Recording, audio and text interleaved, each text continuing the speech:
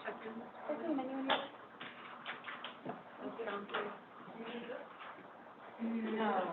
I was gonna provide some reflections, but not a check-in given how much time that takes.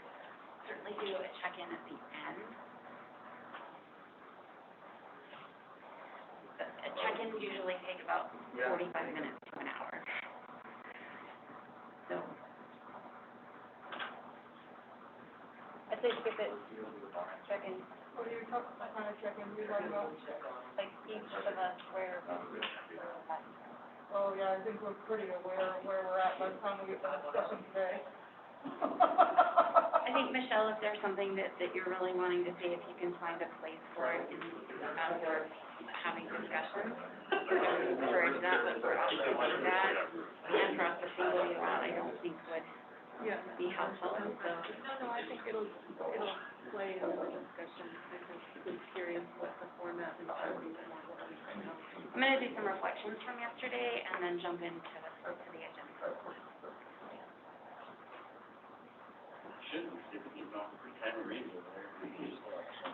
Who are we missing from the room? Because we have gone live, so we'll need to get started. Perhaps I should check on Lauren. And I think he's the one who's. Good morning, Lauren. Great. And then, do we have got Robin and Greg and Aaron? It's hard to see who. We're missing Heath online. Are we missing Heath online? He was trying to log into Zoom. There's a place over here, Lauren. I don't know. I'm on here, Heather. Oh, great. Morning, Heath. Hi, Heath. Morning, Greg. Morning. Morning, Robin. Morning, Aaron. Do we have anyone else that's joining via Zoom, council members, this morning? I know Cameron had to drive back this morning, so he's not able to join us today. And Kristen's not able to join us today, but we've got everyone else in the room. So, good morning, everyone. Good morning, Heather. Well, thanks, Tammy. I think you're at school. We're in school. Welcome to day 2 of Grizzly Bear Advisory Council. Oh, has somebody got an extra audio on?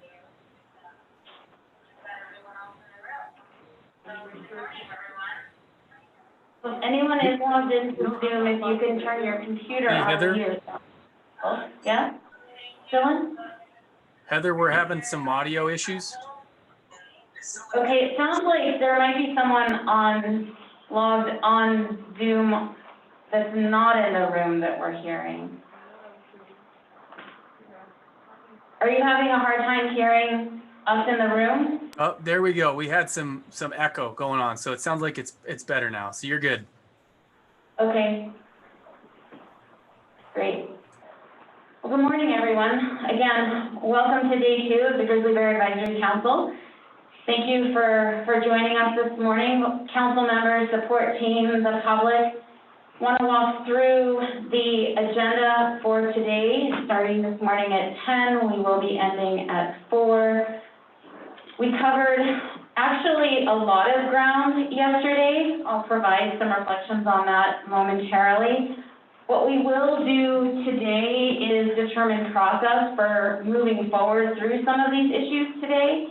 In addition to going back and voting on where the role of hunting goes in the document, wanting to also make sure that we get through the entire draft document dated July 17th. So again, for the public, that is available online on the GBAC website next to the agenda. So if you're just joining us today and didn't join us yesterday, that is how best to follow us through the document.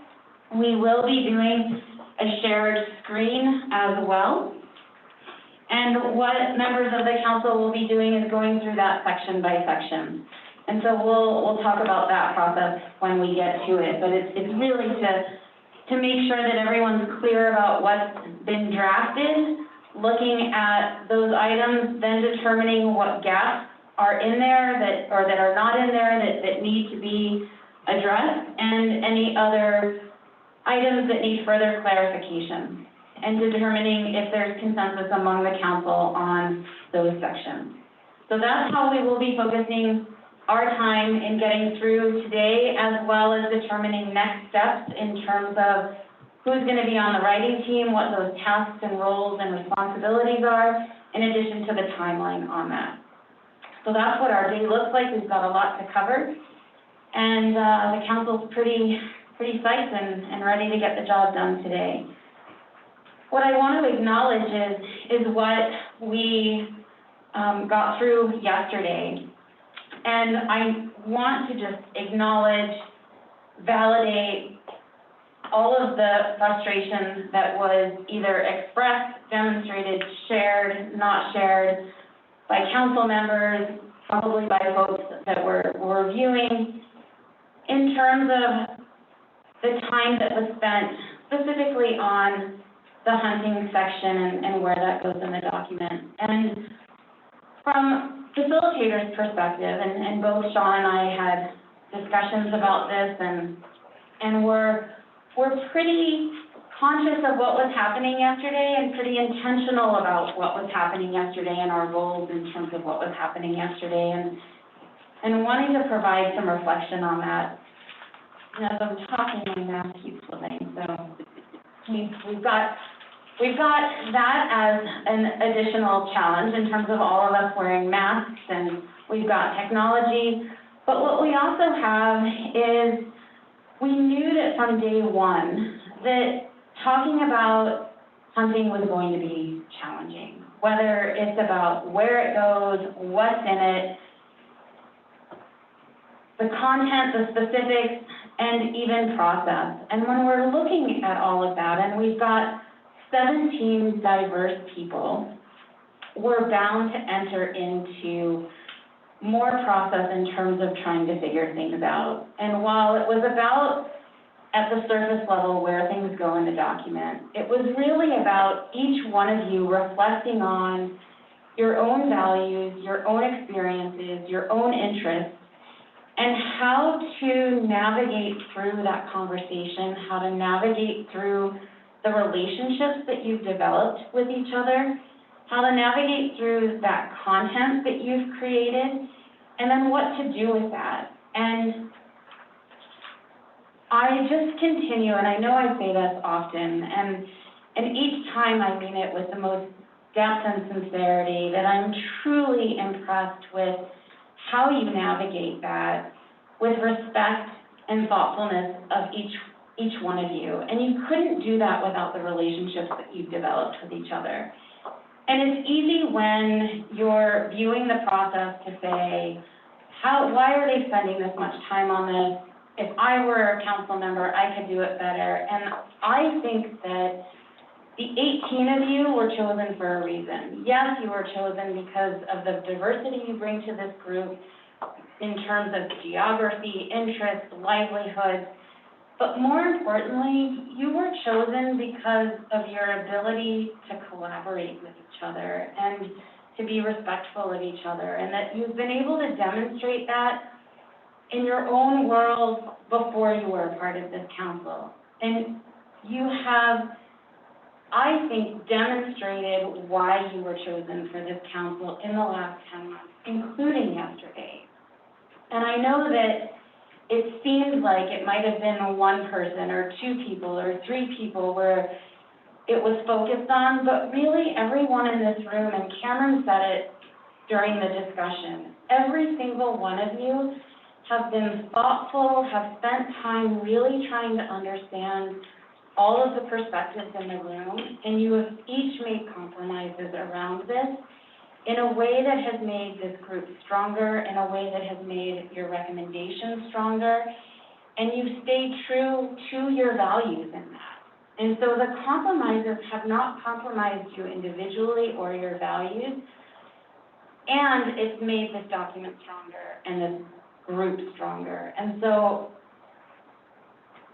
that, I think, is what also happened yesterday, is that because we spent the time in that process, this document's going to be stronger for that, and your relationships are stronger for that, and will demonstrate and model how other Montanans can do that as well. both in this process and beyond, long beyond this process. So I felt it was important to reflect on yesterday, ground you in that this morning, because we still have hard work to do in that, in getting through this document. Sean, did you want to say a few words with that? You're just cutting out a little bit, so I'm gonna switch mics with you. But since I have the mic, no, I just wanna echo what Heather said, and from my perspective, I was reflecting on yesterday and trying to ask, why was that frustrating and what were we dealing with? And it was this intersection of everything that makes these conversations complicated. It's honoring the relationships, it's honoring the process, it's integrating the information.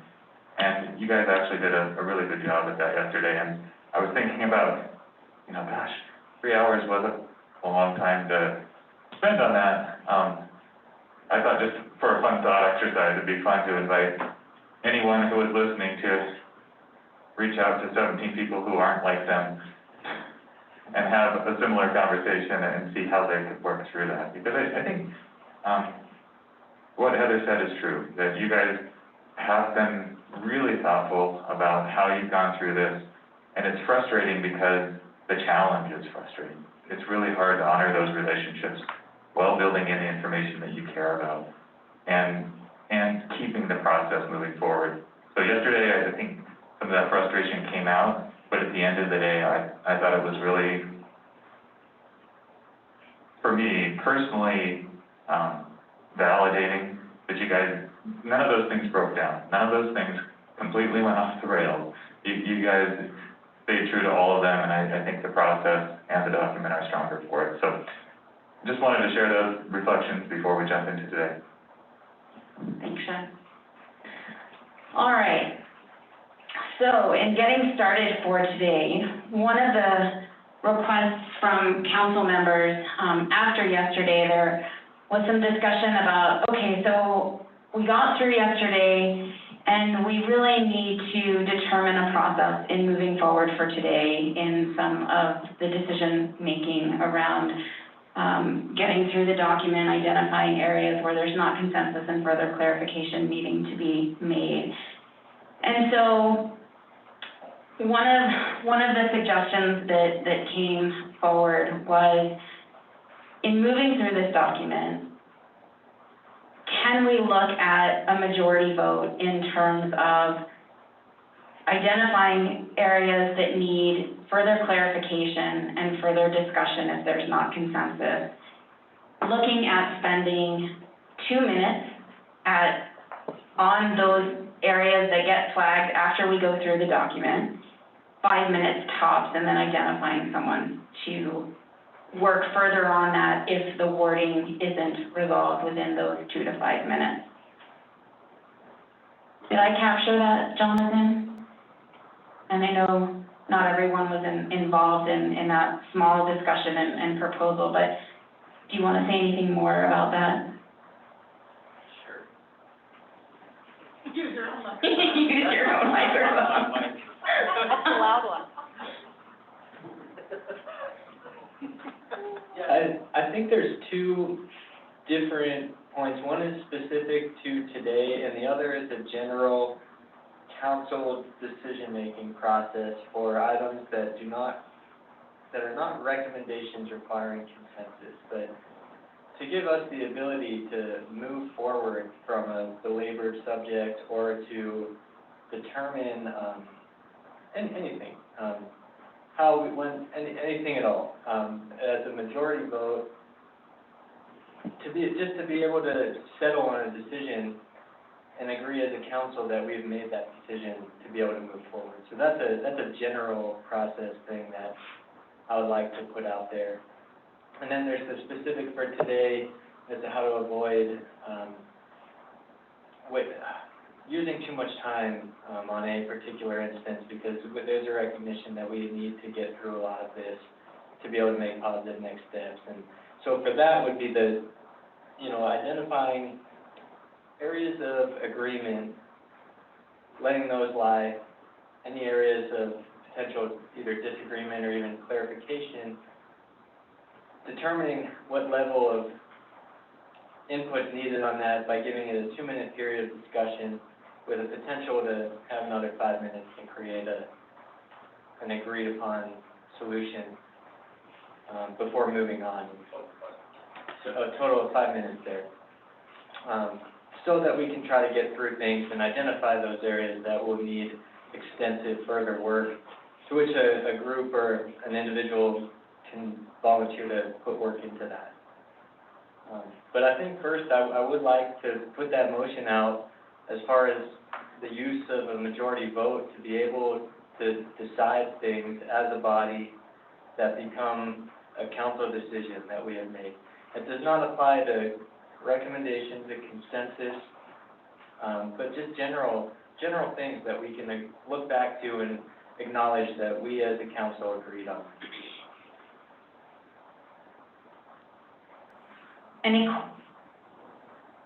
Okay, we've got some thumbs up. I want to check to make sure that that description was clear, and Yeah. Can I just get some clarifying? We're talking about the stuff that's gonna go potentially into input. These would not be around the recommendation. I'm just trying to clarify it from the way you guys two described it. And then also the process if like we need to move on to a different subject or something like that. So I'm just trying to be clear on what we're voting on.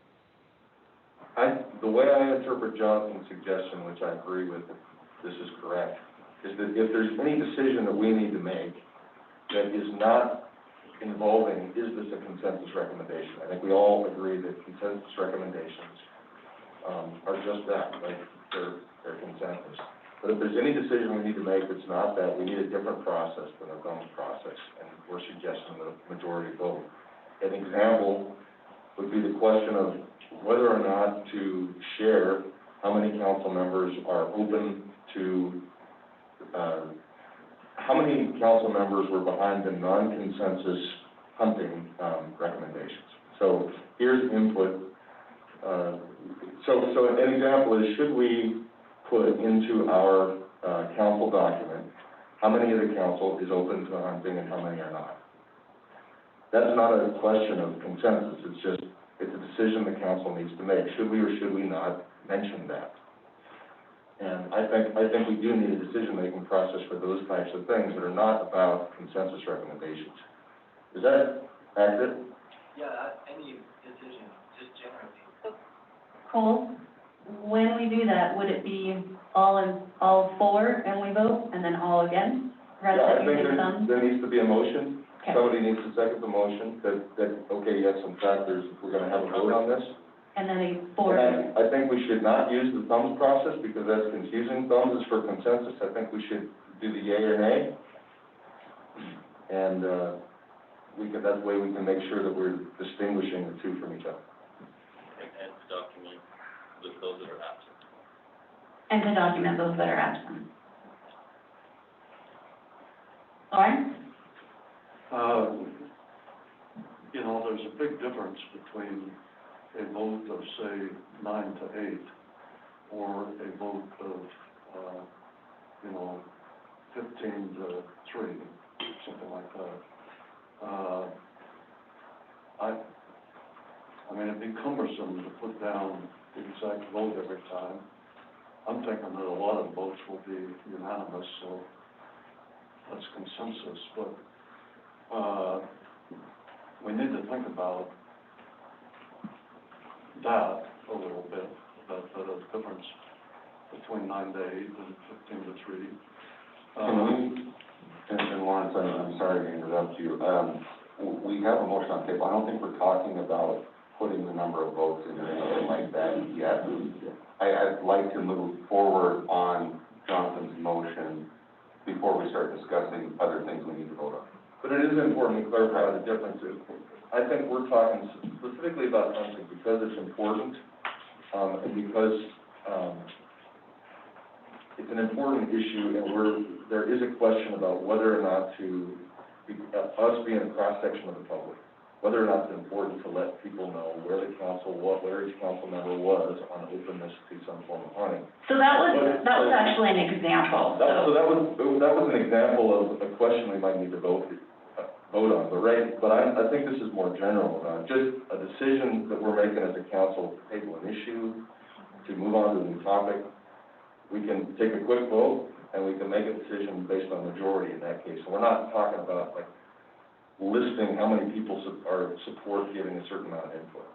Or, I'm sorry, we're not, with every single one of these recommendations saying how many council members support it and how many are against. That's not what's being discussed. It's just how do we make decisions that are not about these consensus recommendations? And is a majority vote, sufficient to make those decisions? I second Jonathan's proposal. Call for the question. Clarification, please. We're talking about a majority vote passing things through. Like, I think we need to separate out, a majority vote to decide whether it's input or non-input, and a majority vote to kind of smooth the process along. I'm all for, a majority vote to smooth the process along, but I think the input should be sectioned out. And the reason I say this is because, and I've said this before, I don't feel that this group truly represents Montana. It represents a group of stakeholders that are involved with grizzly bears and are affected by grizzly bears. But if you really look at the makeup of Montana, the most obvious would be that half of us would be female.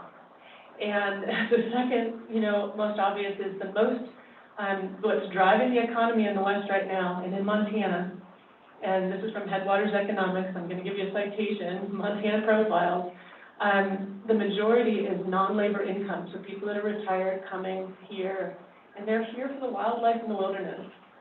And I want to make sure that we are trying to be aware of our limitations as far as representing all of Montana. If you start looking at breakdown demographics, jobs, 3.4% of the jobs in Montana are agriculture. 20%. So Michelle, just because. I know. I'm just gonna stop you right now. I'm just saying, there needs to be some integrity here. And that's, I think, what we're trying to do, is keep the integrity, and this is the council that's been appointed to do these recommendations, and what we're really talking about right now is process.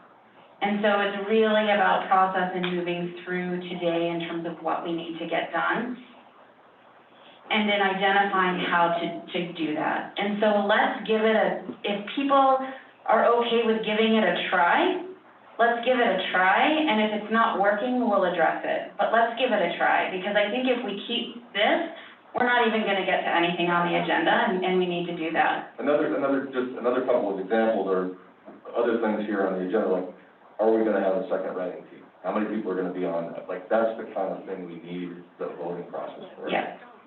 It's Yeah. process. Yes. Great. Greg, did you have a comment or on process and? No, I rethought what I was going to say, and I better be quiet.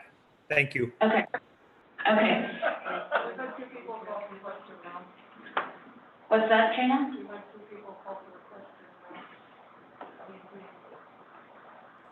All right, so let's try this. Can we vote on the majority in terms of process and moving things through? Folks online, anyone against that? I'm in I can't favor. see. Thanks, Greg. I vote yes. Thanks, Robin. All right, great. Accomplished one thing on our agenda today. Awesome, good move. And who's gonna check it off? Woo! Well done. I'd rather have a check instead of a line. The line. All right. I can't agree to that. That's friendlier. That's gonna take a separate council to discuss. All right, next piece. Where we left off yesterday was a motion, I'm gonna call it a motion, to have all of the content around the role of hunting be at its own section after recommendations, where the title of it was called, was it can you bring it up, Trina? I wanna make sure I get it right. I think it was, Input on the role of something. I think it was guidance.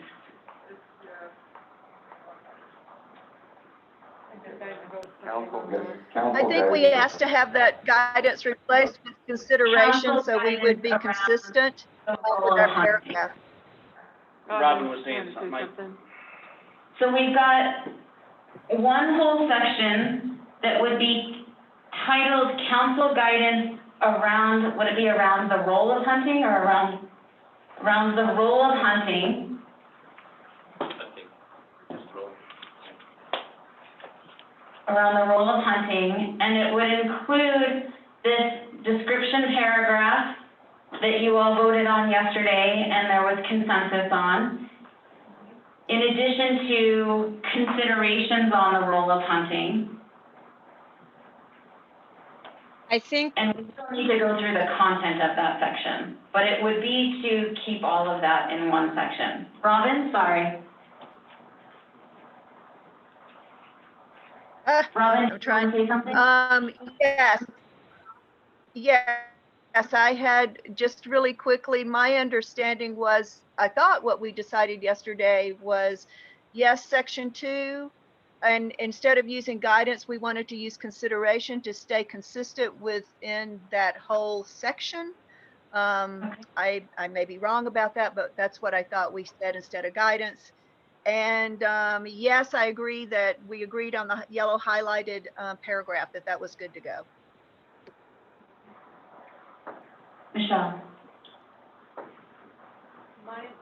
My understanding is we're gonna make it very clear that it wasn't consensus, so considerations around the role of hunting that did not reach consensus with the council. Right, and I think that what we've got up here, and I'm hesitant to call it section 2, we don't know exactly what section that this will be, so I wanted to just say that this would be its own section, around items that did not reach consensus and that there would be a description around that, right? So it will be made clear, I think that this is a piece where when we get to formatting and trying to determine if there's other things in here, or if this is the only item that doesn't reach consensus, but that there will be clear text that describes that this is that. Red, something like that will be there. Yeah. Okay. Yeah. Nick? Can you just scroll down to keep going down? I just had one point on this. I mean, I agree with that format. Right there, number 2. I would just say the council acknowledges that some people hold, that whole sentence, but the second one, while others have equally legitimate, We haven't gotten to the content piece yet. Oh, okay. Yeah. Great, Yeah. stop. So this is just about Where it is. placement. Great. This is just about placement. Okay. And that we're putting it all together in this one section. And making it clear there's not consensus. And making it clear that there's not consensus. Yes. So can we get a vote on this? Thumbs up? We're voting on putting it in the. We're putting it in this section, yes. So everyone in the room is good with that. Robin? That works for me. Yes, I'm good with creating a section as described in this conversation. Great. And Greg, you're good. Keith? Yep. I'm good with that too. And Robin, or Aaron? yep, I did thumbs up. All right, we have consensus. Actually, we have a proxy for Cam on this. And Cameron as well, at the end of the day, said this is where we ended, that he was in favor of that as well. We can check in with He Kristen. said you didn't necessarily need to call it section 2, he said you could call it a subsection. So it's its own section that reflects non-consensus items, and that will be in the description of that section. Jonathan? You kind of answered it, but just as clarification, the section 2 is all input, right? That is gonna, non-consensus recommendations submitted as input will be in section 2. Yes. I think we were calling it guidance, but we'll land on a term. The input guidance, it's non-consensus, yeah. So, in that, Lauren? Hello, I was just looking at, section 2 contains the guidelines that did not reach consensus. It should though say something about that it was approved by the majority. I mean, at least that much it should say. So now we'll get into the content piece of it, because we haven't done that yet. And this first paragraph was consensus by the entire council, and we determined that yesterday. Do you guys want to spend some time looking at, and I'm just standing behind you, Trina, just so that we can look at what's next. So there were 5 items that were put forth. If you can scroll down just a little bit. In terms of wanting to see if there is consensus on these 5 items around if there were to be a hunt, these would be considerations on the role of hunting. No. Yes. Okay, I think we should leave these aside. Yeah, I don't know. That's These, not, yeah, these are what I had proposed. If there was some things that we all could come to consensus on, I don't think they're relevant here now. Okay, So let's leave them aside. great, Did you just remove them? Yeah. okay. Because I think we determined that that's not going to happen yesterday. So we're gonna spike those 5. Those have now been deleted. Robin? Thank you, Jesus. All right. Can I ask just one question? I'm sorry, I don't want to derail us, but that one about the conflict, can it just go under guidelines for if there is a hunt? what number is that, Erin? You just struck it. Still at the end. For whoever ends up working on this section, I would appreciate if that stayed in there. In the first one, hunting will most likely not replace conflict prevention. Oh, that one? And I would agree with Aaron, and I don't think anybody would disagree that on this council that we all know that hunting is not going to replace conflict. So, I don't have a problem with that, but it's not directing anything. No, but I think it's still, I think it's a good messaging. Maybe we can, whoever the writing team is could reframe it so that it's around the messaging about the hunt. Maybe we could combine it with I'll move it back up and we'll do it, we'll rewrite it later. Well, let me check in with people. Is there consensus on that statement?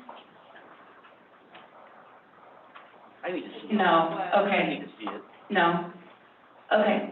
Let me put it back in there. So you can put it under the guidelines.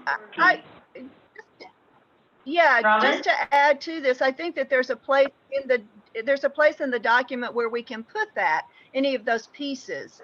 As Cole said, it's not relevant now, but it can, any of those pieces that need to be put in either the bulleted list or the considerations underneath the bulleted list, I think is fine. I think we got a good process here. Okay. Great. So I think Trina's putting it under the guidelines. Oh, right there. Do you see that? I think since there's not consensus, there's a motion to put it under the guidelines.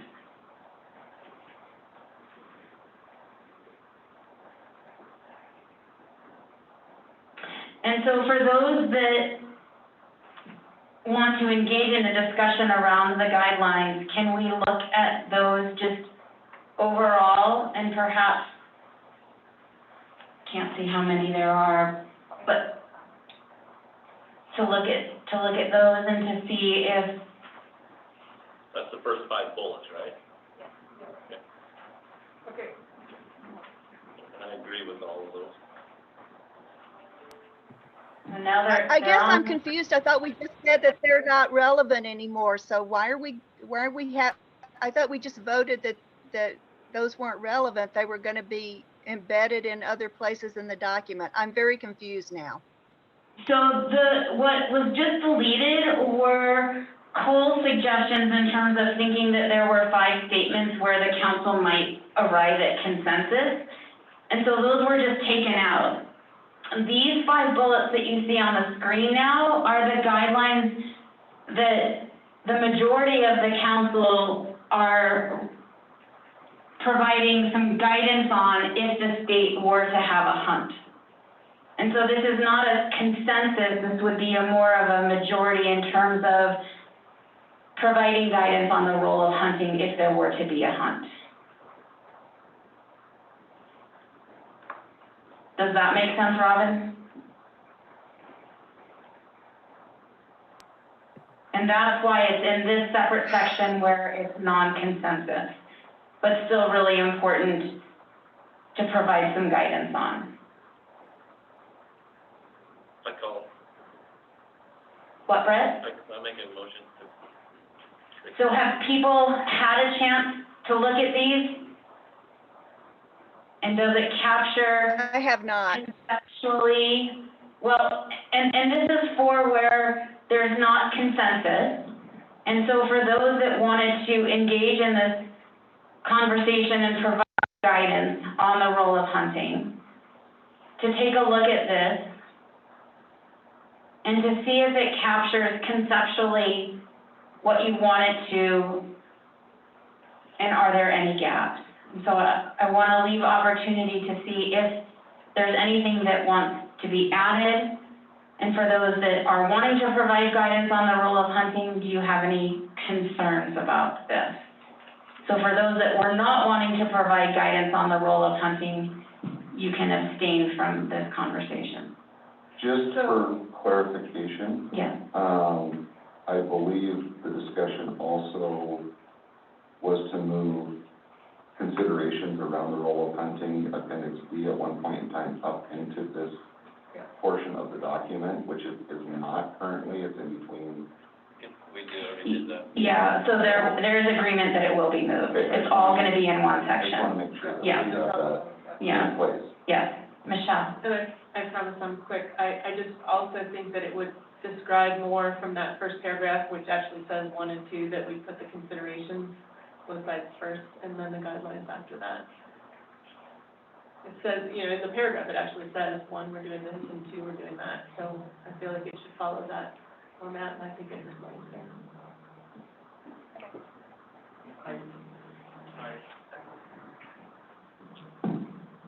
So that paragraph's in section 1, right? We said that yesterday, that the description paragraph. So are you saying those considerations also are in section 1? Or in section 2? No. The whole role of hunting section is its own section. So that paragraph is now within its own, In the paragraph, it says, the conversation on the role of hunting focuses on 2 threads. 1, the consideration of the role in hunting, and 2, beyond the question. Here's my note. Oh, sorry. I'm just going from what the paragraph says, and I'm looking for consistency, but it says, the conversation on the role of hunting focused on 2 threads. 1 was consideration of the role in hunting, and 2, beyond the question of whether there should be a hunt, what is the guidance? So I think it should be in that order. I'm fine with moving that up. You're asking to move up the columns to before the considerations. Is that what you're asking? So, to clarify, what we did yesterday is we approved the wording of that paragraph. And this morning, we just voted to put everything into section 2. The other thing I wanted to point out to all the council members is these, guidelines for a hunting season, have not changed since May, I bet.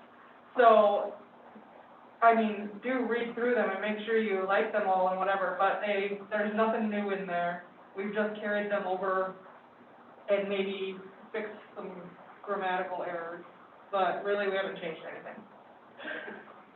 I still call for a vote. so what are you calling for a vote on, Brett? That we approve. Can you use the mic?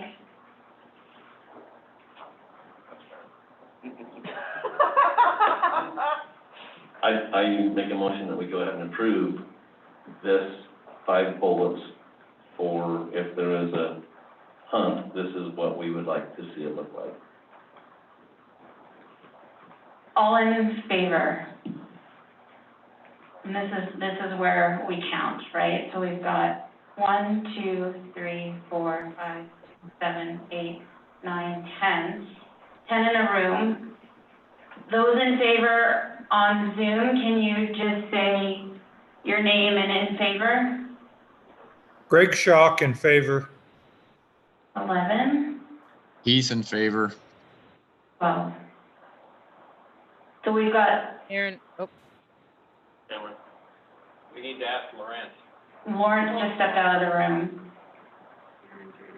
Aaron? Aaron? yeah, 13. Robin?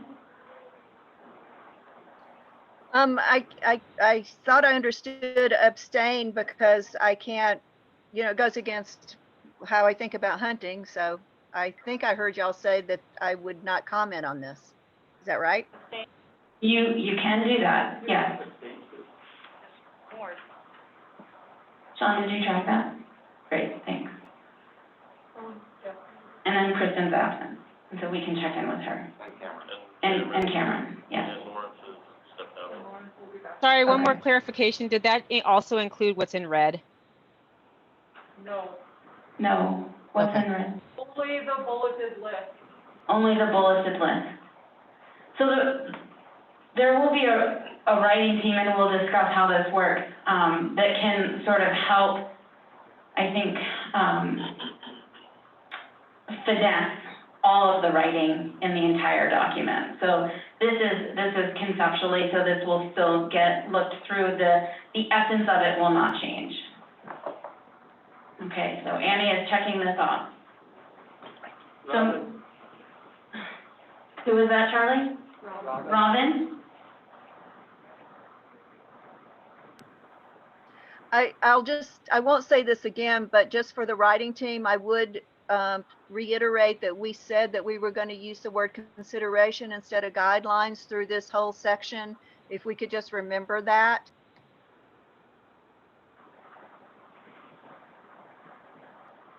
Right. Oh, Aaron got it. Okay. Great. All right. Are you guys, oh, Jonathan. It's next, I'm moving ahead. Okay, me too. Okay. All right, so are you guys ready to move ahead and start to look at the entire document section by section, starting with the preamble? I think we need to look at the bullets. Yes. What bullet? Oh, still the content under the considerations on both sides? Is that what you're wanting to look at? Okay. Oh, yeah, okay, yep, right here. I would like to ask Trina right now, while we're here, to move these bullets from the appendix to where we voted they should go. Um, Thank you. wait, Aaron, are you already doing that, or is that me? Thank you. We should ask Lawrence. Can we ask Lawrence Yeah. about, Lauren, so we just had a vote around the considerations for the role of hunting, the 5 bullet points.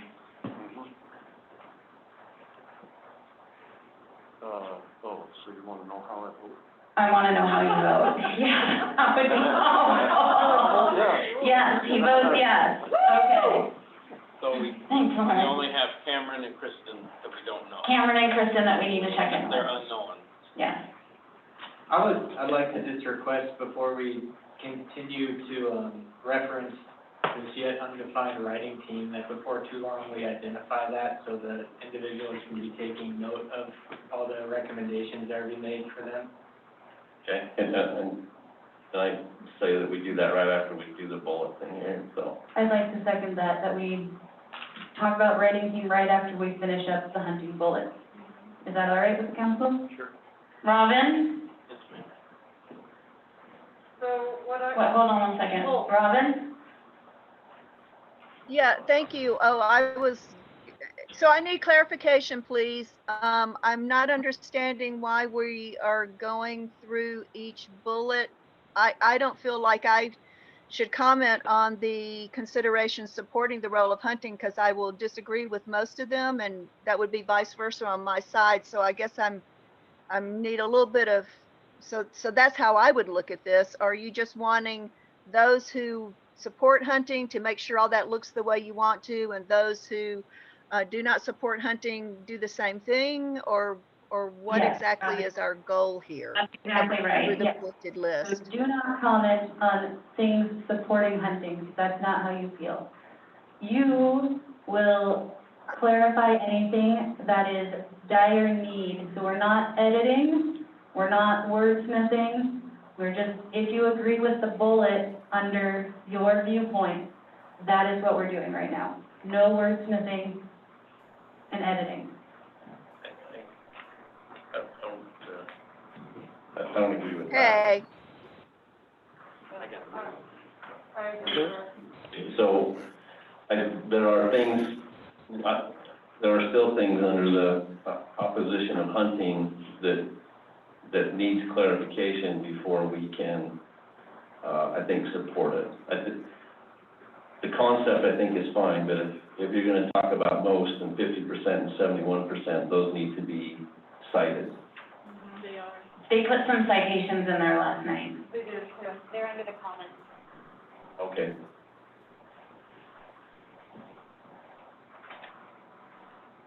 Heather, Yes? Rich Harris. Yes, Rich.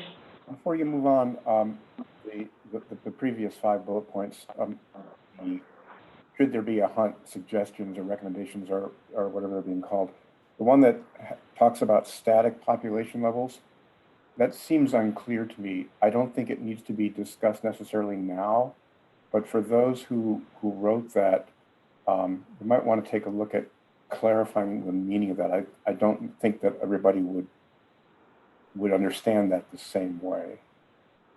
Can you go back? Dynamic season closure one. It's not in here, I think it's in the five. recommendation.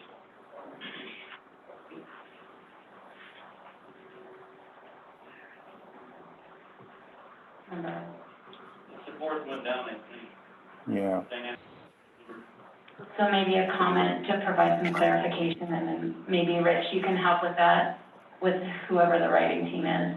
Well, I'd be glad to if there are questions. If the writing team can clarify what they meant by that without my input, all the better. But Great, okay. Thanks for noting that. Chuck? I too have a real problem with that, citing 71% of the U.S. against the idea of hunting. The Elk Foundation has spent a lot of money, and that is absolutely contrary to what we found nationwide. Wait, say that again? And I'm gonna chime in on that as well, because I thoroughly disagree with that number, and as I'm reading through this poll, there's only 1,500 respondents to this poll. So 71% of 1,500 people does not represent the United States average. Unless it was a random survey. You need to use a mic, Michelle. Oftentimes surveys are done in a random way, you know, and they use that. I'm not sure what you're asking here. And I'm also saying, I'm not asking you guys to cite yours, but that is a survey on u.gov. And if it's a random sample, it can be a smaller number. You're welcome to put in the comments that it was a sample of 1,500 people, random sample of 1,500 people in the U.S. So. But I have, and this is where, and this is where I will disagree with you on that, because we could fill this document with data that disputes that, and this says 71% of the U.S. are against the idea of hunting, which is not a correct number. 71% of 1,500 people, even though this is a random survey, are against it. If you took 1,500 people in Montana and did this same survey, you're probably going to get 85% of the people that are in favor of hunting. So I disagree with putting those numbers in here because I do not agree with that survey. Agreed. I looked up the survey, it's on the screen. The the first page, it's at page 90 and 91. Page 90 says moral acceptability of various behaviors, killing animals for their furs. 76% of the people think it's morally wrong.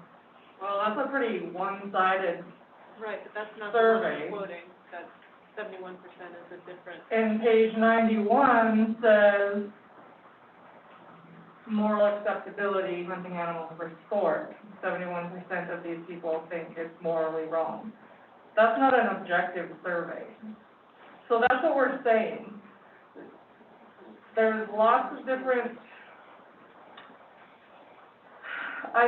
you can always find some survey or some paper that will support whatever you're saying, even if it's not right.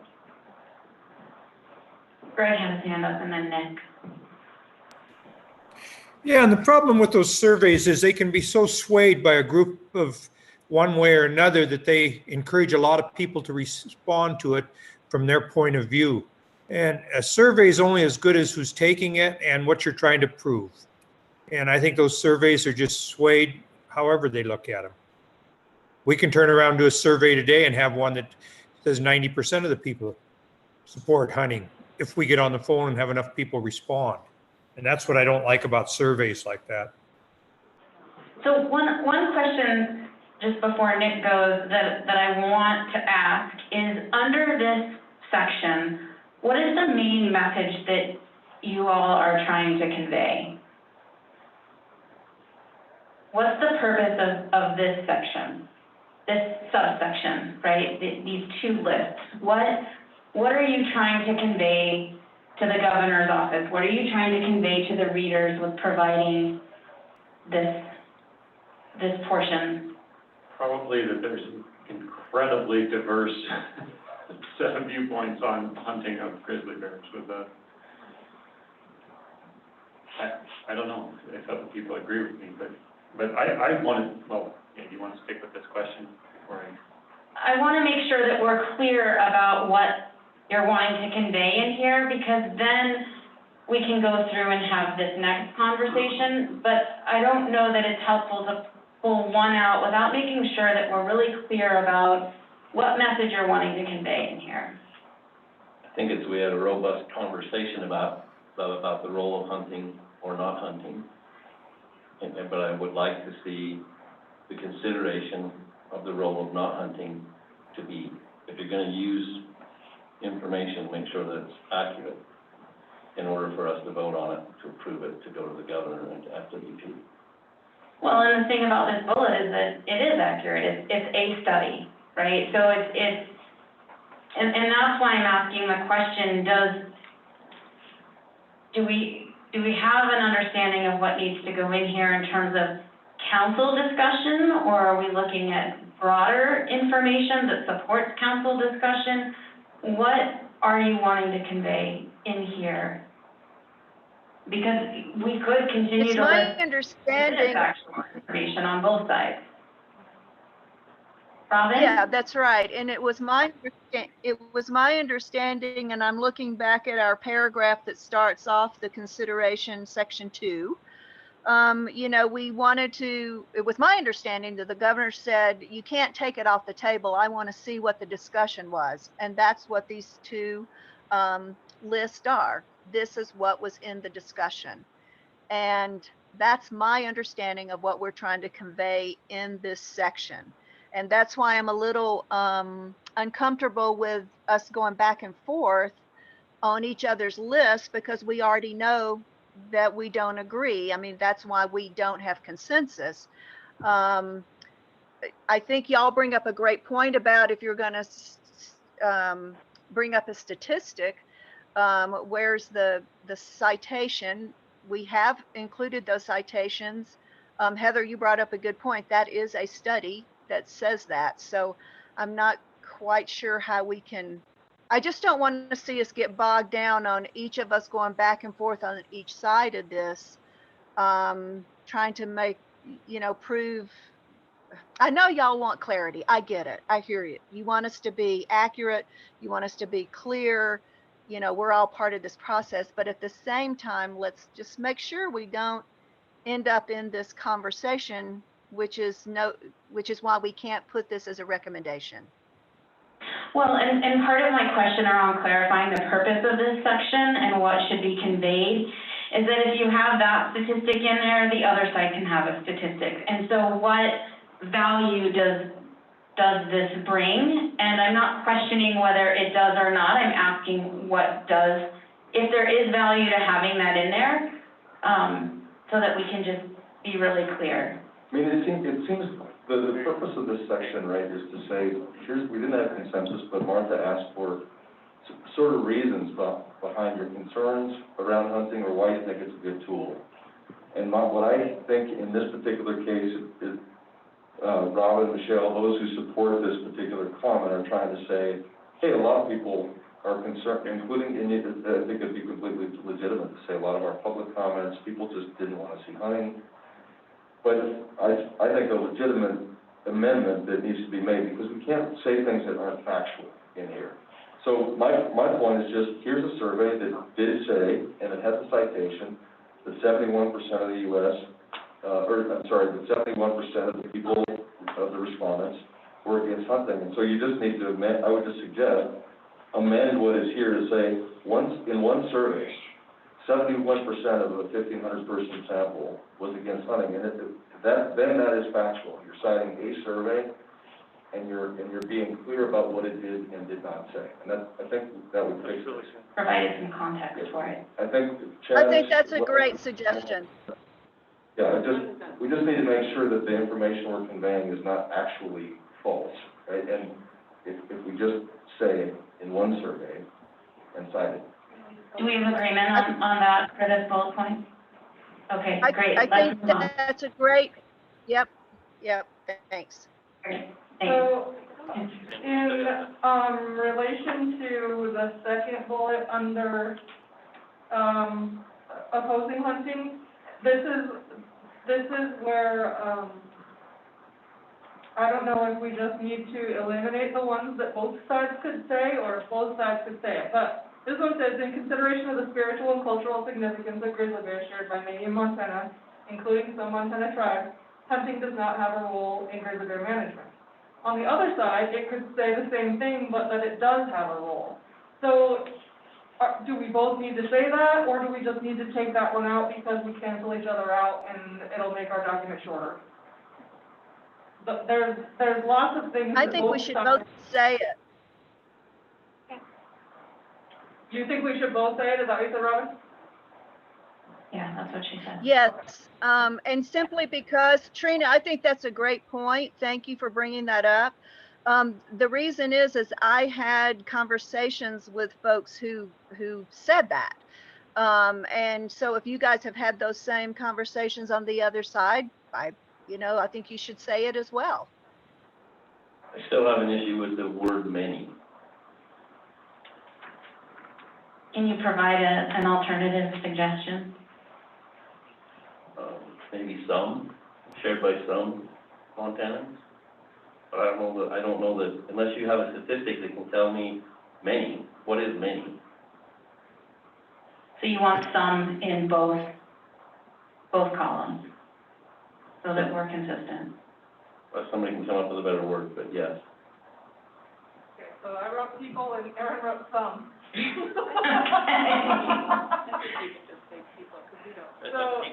I'm fine with people. Let's say people. I'm fine with the word people. Yeah, well, that's fine. That's fine. Okay. Any other bullets that need conversation?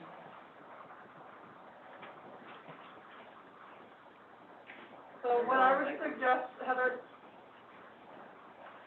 what I would suggest is, before we start approving these two columns, we take some time, over lunch or whatever, just to make sure that we have a yin and yang for everything and whatever, and I think that would be, and then we can make the revisions to the ones that need, citations or whatever, and just get that done with. So instead of going through and, doing them right now, let's just take a few minutes to do that later, and and then we can approve. Chad and then Darren? I just have one more bullet on the opposition side that I think merits some discussion, and that is hunting's an impediment to movement, population linkage, and threatens the distribution, abundance, and social structure of grizzly bear subpopulations. How do we know that? Do we have, I mean, we don't have a hunting season in Montana for grizzly bears yet. How can we make that statement if we don't know what's going on with it? So are you asking for a citation on that? I'm either asking for a citation or I'm asking to remove that bullet point. I would second that. I mean, that's bogus. Yeah, so I think there is, yeah, we can get that for you. I know that was in part of our citation, and so I can't get it for you right now because it would take too much time, but I'm happy to find that, where that came from. Thanks, Robin. Yep, thank you, Trina. I would So say can that you make a the note in the document about that? would prevent that. Okay, too many people are talking at one time. Sorry, Carolyn. Say that again. I would add that, the recommendations around what we have proposed for a potential hunt could preclude that from happening. Yeah, good point. Exactly. Robin, this is Jonathan. I just wanted to say, I know what you're saying there, and the idea, just like Caroline said, that could be maybe adjusted just with a can be an impediment or something like that, but if the hunt that Montana were to prescribe said it was only way out in eastern Montana, for example, that would not be an impediment to movement or those things that it says. So I think that one's pretty easy with just a word change. To add can be. Yeah, it has the potential, depending on the design of the hunt. Chad, and for those of you that brought this one up, would you be okay with that word being added in there? I will compromise. Okay, so what we're. Chad? Can. Did you want to say something? Yes. Yes, I'm fine with that. I think that's a great compromise. Thank you, Jonathan. John? That's bogus, I gotta tell you. There's a couple of studies, like in BC, they move between different areas, but to say that in general, that statement is not correct. Well, Robin would provide a citation. Okay, but we need to say, in this I will instance, provide the this area, citation. I will provide the citation. Robin, I added at the very end of it without the proper precautions.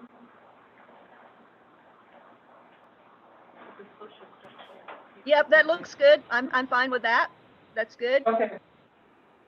So, Can you- yeah, okay, read it yeah, for so for those of you that can't see it, hunting could be an impediment to movement and population linkage and threatens the distribution, abundance, and social structure of grizzly bear subpopulations without the proper precautions in place. And as long as Robin can provide us with a scientific source that says that, I'm cool with leaving it in there. Chuck, are you okay with that? Is that acceptable? that's acceptable, but we need to see it cited. Okay. And what does it need to be in the United States?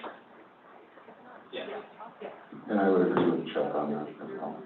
Okay. Yeah. And also, one more thing, sorry, Heather. Yeah. One more thing before we move on, if our FWP scientist could maybe send Charlie a message, or maybe Charlie knows that science, if you have any science to prove or disprove that statement, we would welcome it. Okay, so the call was, I'm gonna call the call on the vote, and that was that we're gonna review this until, during the lunch hour, and then come back to it after lunch to vote it up or down. Okay, so, Meantime, we'll get all the citations. okay, all in favor? All right.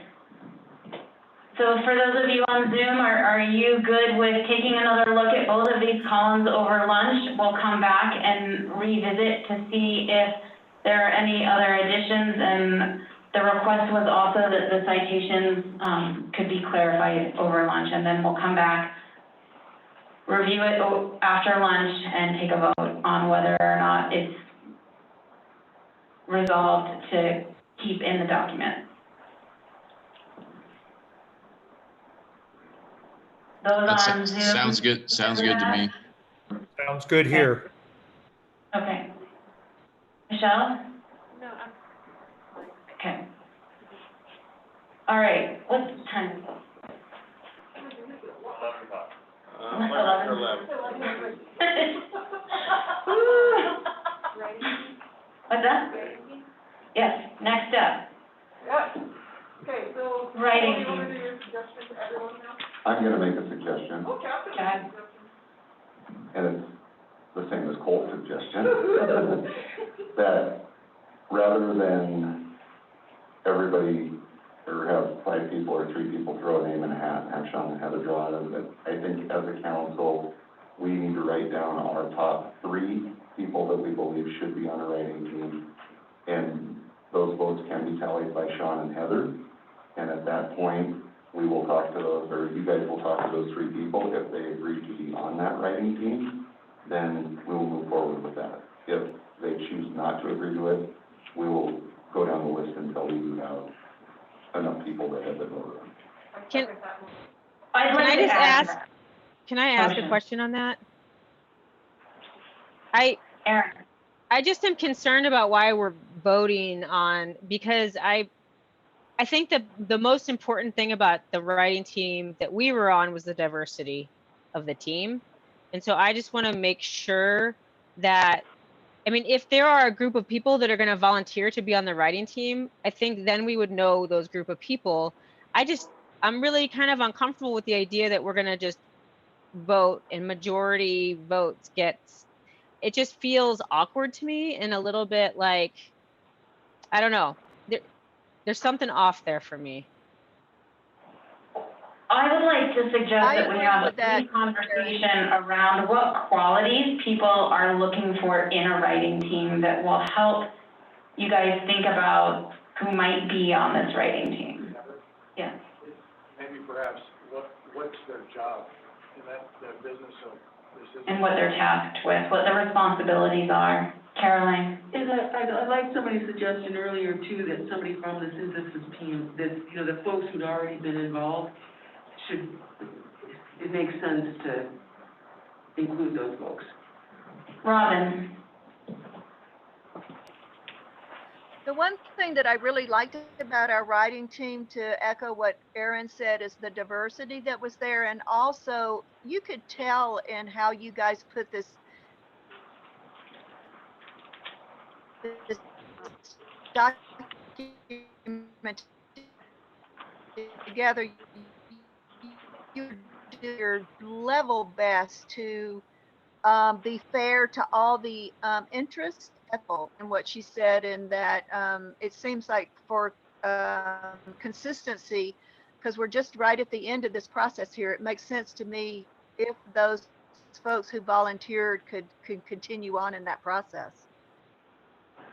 So I'm hearing a couple of things. One is that whoever is on this next phase of the writing team, that there be some diversity on there and there be some accountability to represent the voices amongst the council. And that there be someone from this previous synthesis team to help provide that context of how it got to where it is.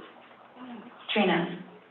I'm going to just reiterate something that I said last night before we left, and that is, if we can't all trust each other by now, but oh shit, Chris is out of paddle. So whomever is on this synthesis team, I would hope that we could trust to keep the integrity of the entire council apparent in our document. So with that, I think we've got some clarity on what we're looking for in a writing team, in addition to keeping in mind what we've heard from people in terms of scheduling and availability and being, it's going to we're in crunch time, so this is going to take, like I said, from the synthesis team between June 8th to now, they've spent over 30 hours, just to give you an idea of the time that it takes to be on such a team. So if you guys want to share some names, I'll walk around. Could I, Heather, also Yeah. make a friendly amendment to my motion? Yes. That the 4 or 5 council members that are joining us send you an email of their top 3. They can't really write it on the board or write it in or send it to Charlie. Can I say something here? I agree with Aaron that we should first see who's willing to be on the writing team, because if you vote for someone, it's a lost vote if they say, I don't want to be on the team. Like, I think that we should go from a smaller group where people say, yes, I can make the commitment to be on the writing team. I actually like that. That'll make Sean and I's job a little bit easier. So who's willing to be on the writing team? I think thanks, Michelle. So we've got Michelle and Jonathan, Trina, Annie, Caroline, Darren. Those of you online, I'm just, Robin, are you willing to be on the writing team? I'm just gonna call each of you out because I can't see you. It's just a yes or a no. All right. It's an abstention. Yes, sure. Happy Yeah. to. Okay, so yes from Robin. Aaron?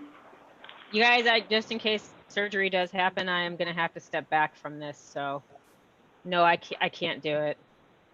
Okay. I like Michelle's suggestion about finding out who's willing, but before you can answer who's willing, we might need to talk about a little bit more about what is the role of this team? Like, what is their job? Is there going to be any surgery? That's in a different sense than Aaron's talking about, that they do to the document? Is there any scalpel here? Or is this all simply wordsmithing? What are we tasking this writing team with? Do they have some, they all know that this has to pass back through everyone, right? So I agree with what Trina said about trusting each other. We know that there's going to be no malintention here, but still, I think, the key part of the writing process is that really you need one author. You really need one writer, and they can work with the team as a sounding board to challenge things, to make sure things are clear, to take suggestions. But at some point, to really have a coherent document, you need a writer with helpers. So it's a good point. There's going to be a few things. So, anyways, my point is, before we identify who's all willing, can we discuss what this writing team's role is? What we're charging them with? Well, there's a few things that still need to happen, and it's a great point, and I think it's kind of the chicken or the egg piece at the moment in terms of part of the suggestion in trying to even see who's able is that you start to track these conversations a little bit differently, and so I appreciate why there were several of you that wanted to put some names forward and identify who that is.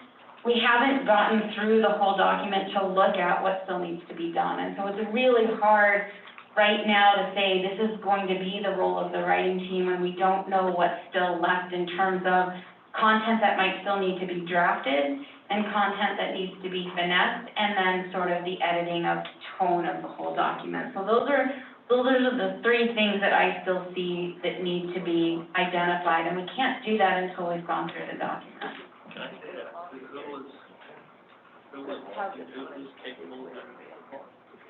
Well, we didn't get to everyone online, so I don't have a complete answer for you at this point.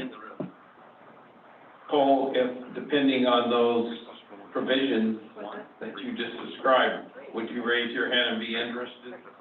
Yeah, I mean, I'm potentially willing to be a candidate to be on the writing team, but only if I think that the writing team has been given a clear task and clear sidebars for what are its authorities. So I think it's a little bit difficult to, without further clarity from here, I'd probably just say no thanks.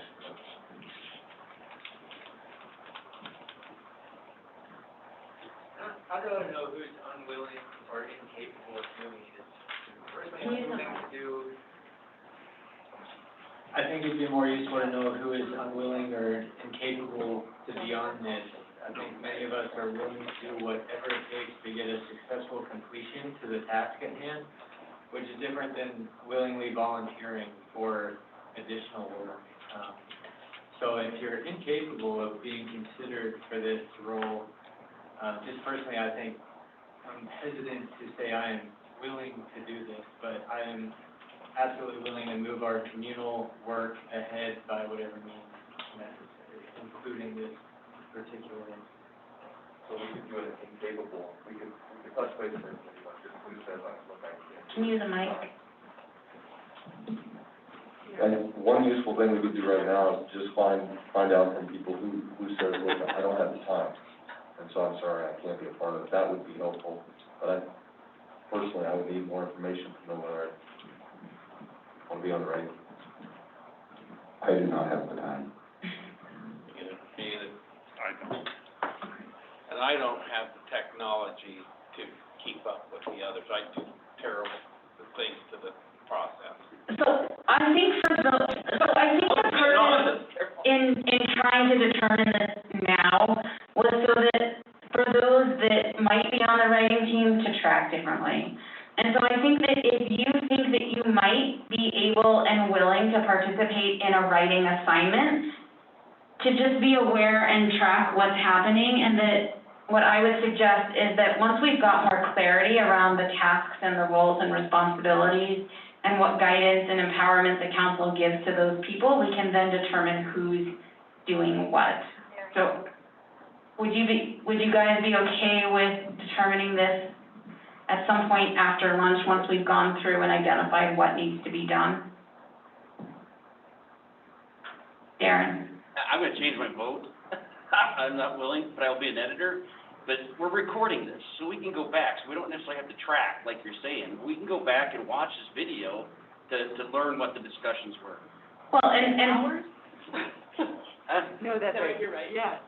And we are tracking in some different ways, but I think that was why there were some folks that wanted to determine that sooner rather than later.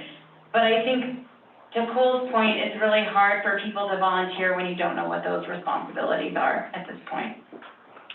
So we don't have clarity on that yet, and we can't get there until we go through the document and determine what's still needed. Okay? What'd you say? You want? Trina, you're my watch. What? 11:16. We have lunch at noon. Can I give you a 5-minute break? Sure. 5 minutes. So we come back at 11:21. I can't sit here and be working on a board. I just can't keep up with it. I might need to talk to people, see people, just, you know. I'm best, but I just can't do it. It's like, no, you can't. If I had I'd throw Jonathan onto his seat if I could. No, it's hard, I'm standing over Trina, because I can't See, wear I glasses can't and keep a up mask with it, and, so. yeah. Don't think I'm failing. No, maybe if you ask him and let him know, maybe. I'm fine standing over there, it's good for me to do that, but when we got two directions going and I need to see people, Oh, yeah. I don't always hear them, so. Totally.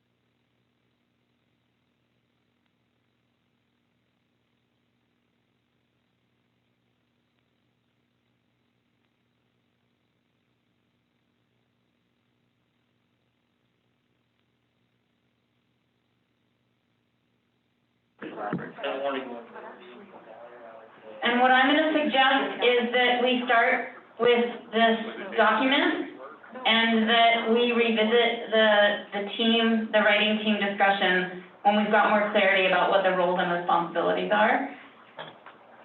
So I'm going to assume everyone online is back, and what I'm hoping we can do is get through the preamble before lunch. So what I'm gonna ask everyone to do is that you should have the July 17th draft in front of you. Again, you can find it online on the GBAC website. And for those of you in the room, does everyone have a copy of it in front of you where you can take 3 minutes to read it? And what we're determining, again, we're not wordsmithing, but we want to know if overall the essence of what you want included in a preamble is captured, if there are any gaps or any major concerns that you are not willing to have in here. Caroline? Shouldn't people have already done that? Yes, Okay, so why are we, okay. because not everyone has inserted comments, and this is the one last opportunity to identify if there is anything that people cannot move forward with in this preamble. Robin?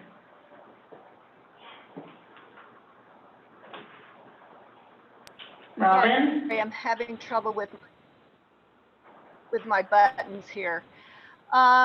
I just wanted a clarifying question. I added some more comments, but they're not really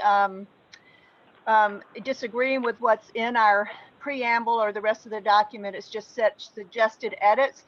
And I don't know that I really need to talk about that in this conversation. You're just asking if there's something we can't agree with, right? That's right. We're not looking at wordsmithing. The writing team, whoever that is, will take those comments into consideration.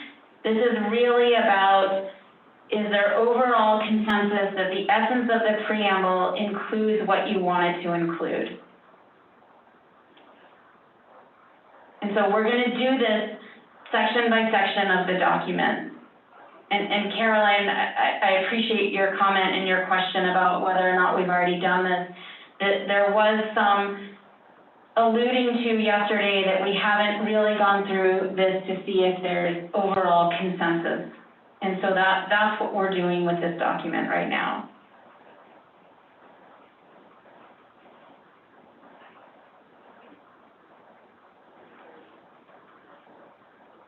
I'm giving people 2 more minutes to read through it.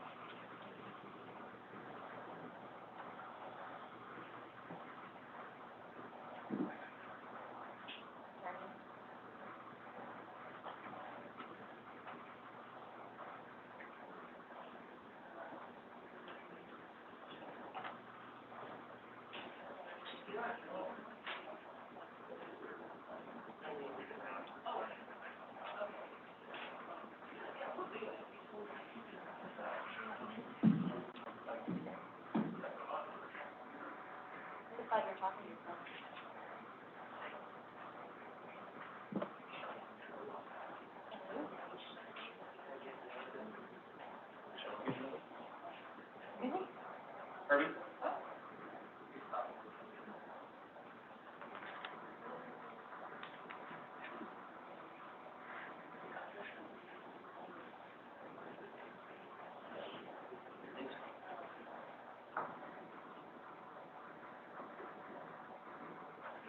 All right. 2 minutes is up.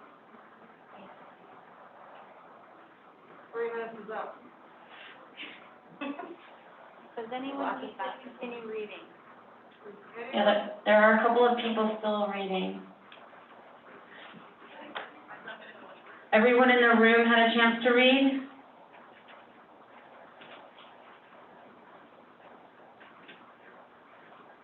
All right.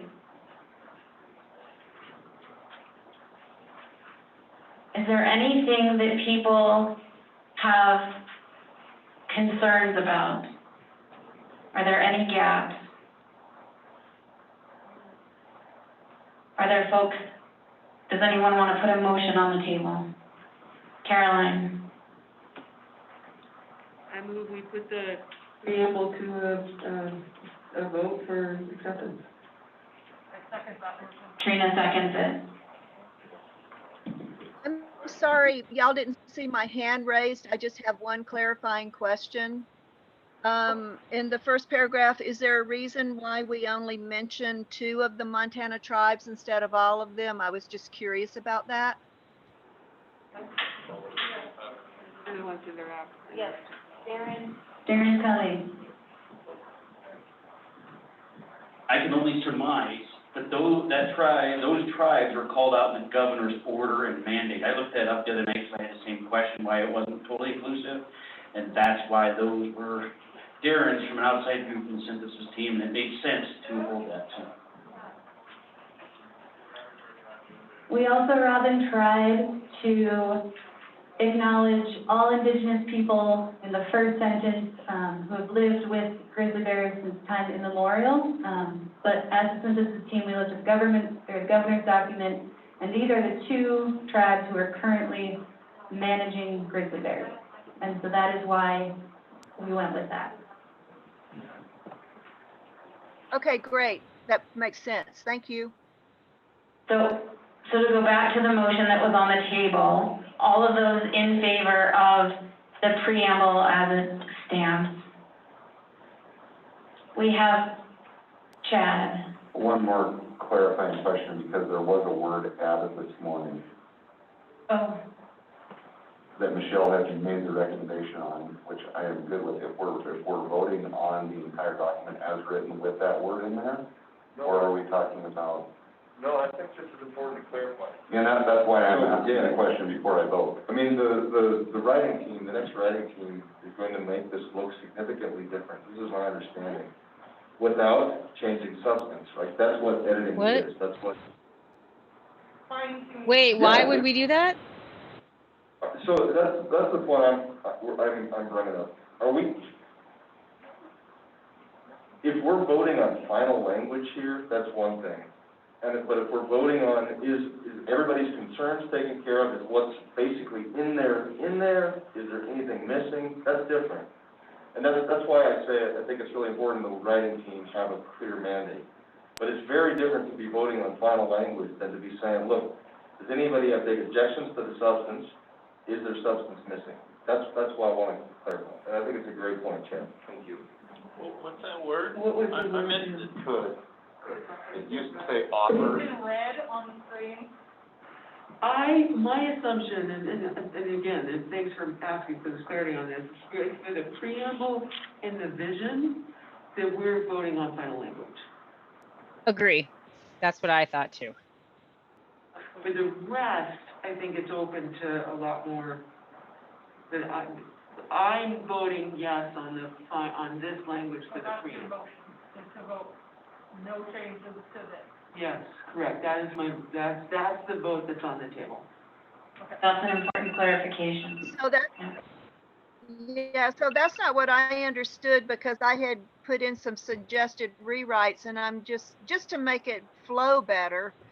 And does that mean the writing team will not consider any of those now going forward? Not if we approve Caroline's motion. Right, so I guess, so I heard 2 things. I heard Heather, I think it was, Let's vote on Caroline's motion and then move on. Or are we asking for an amendment that there might be some slight tweaking of language for clarification, but not any change in substance? Would that amendment work? Strictly wordsmithing. Strictly, yeah, I mean, Yeah. I think it reads, I think it's beautiful, but, We've spent 30 hours on this. yeah, but if, like you say, Robin, you had some suggestions, and the next writing team or the next writer thinks that is little, you know, that there is some slight tweaking of language, I would add that as a friendly amendment to my motion. So can you Okay, repeat your yeah, motion? that works for me. Thank you, Caroline. So just Yeah, repeat thank it you, for Caroline, and then, Sorry, Robin, go ahead. I'm gonna restate my motion. That we're approving the language of the preamble with a friendly amendment that there might be some slight tweaking of language to make it read better, but without changing any of the substance or meaning. Second. Brett seconds that. All those in favor? Chad? Yeah. Okay, we have unanimous in the room. Can I get? Yes. Yes. Oh, sorry, Cole. Side thumb is still yes. Cole is a side thumb. Chad's aside too. Chad's a side as well. And I'll get back to those two. Robin?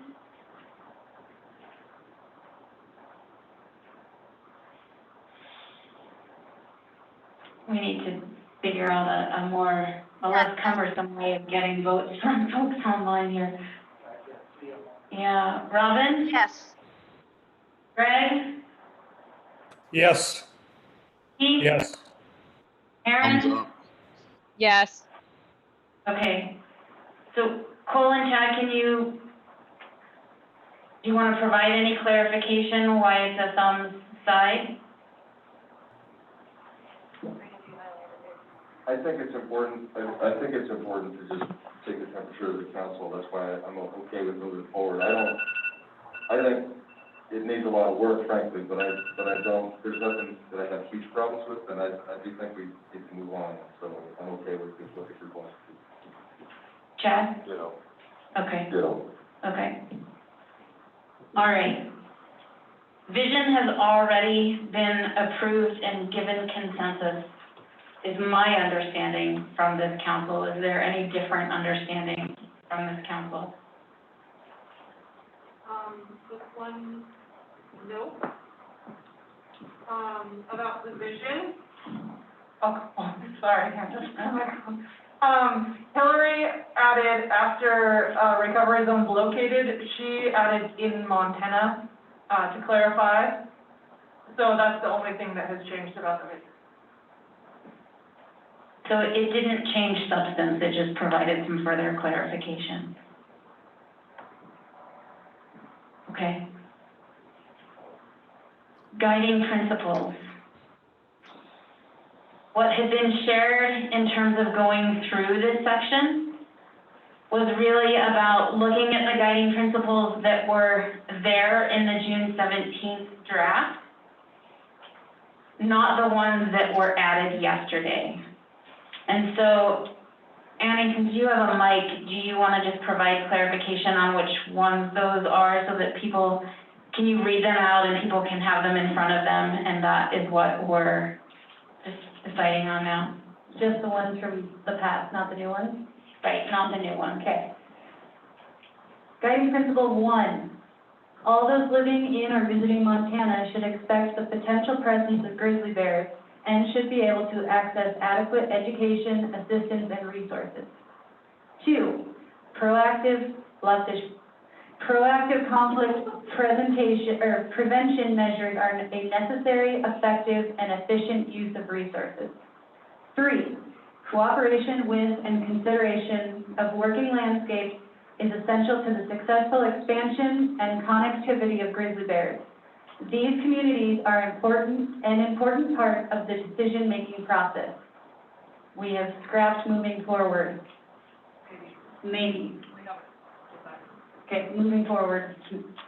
4, addressing the challenges to working landscapes, recreationists, and local communities on both public and private lands will require an inclusive and proactive effort.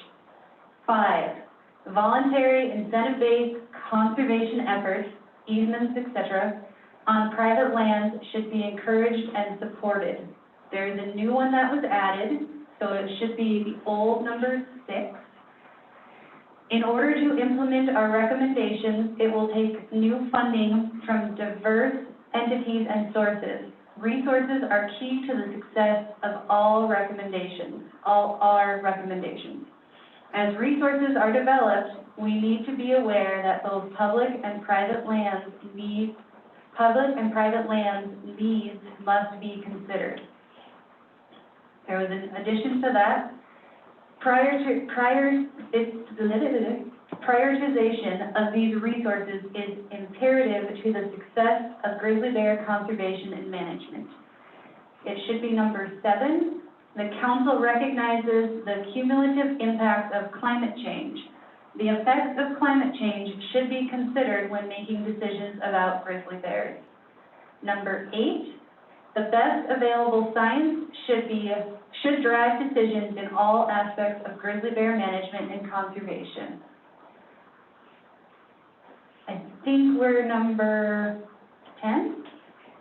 Grizzly bear management requires communication, coordination, and timely consultation among governmental agencies, tribal entities, and the public.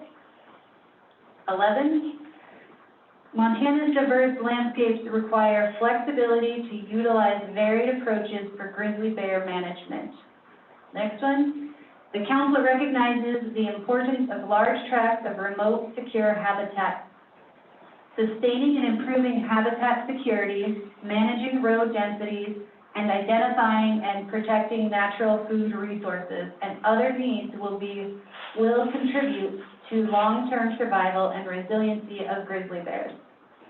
The next, connectivity is important to the long-term sustainability, persistence, and resiliency of grizzly bears. Connectivity areas will exist in diverse social and environmental settings. Not all of these settings are conducive to permanent habitation, but should be managed to promote genetic and demographic connectivity in biologically suitable and acceptable habitat, being mindful that biologically suitable does not always mean appropriate. The last one, grizzly bear conservation is a shared responsibility. Those were as of yesterday, the recommendations we had without the new 3 put in. Thanks, Annie. So just a reminder of our process for this. What we're doing here with these principles is identifying if there are any where there needs further clarification or there's not consensus. So if you disagree with one of these or it needs further clarification, we're not engaging in discussion around that. We're pulling those out and we're flagging them, and I'll write them on the board. And then once we've gone through the whole document and determined what needs further discussion, we'll prioritize those discussions. Chad? The only one I have a question of right now is number 1, and I just want a definition of what is adequate.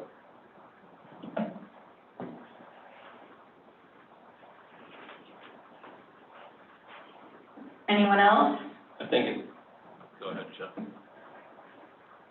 I didn't think we were gonna go into them, but the old number 8 and the new number 9. Oh, can we just stick with the old numbers? That's what you have. Okay, so number 8. It reads the best available science. Everybody with me?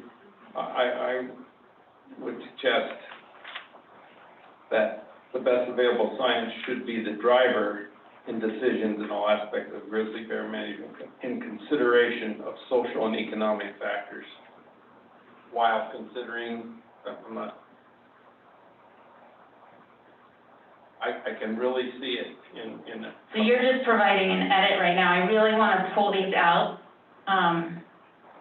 just for the sake of knowing which ones we need to come back to. Right, at this point, I want to come back to it. Yeah, thanks. Aaron? 1 and 7.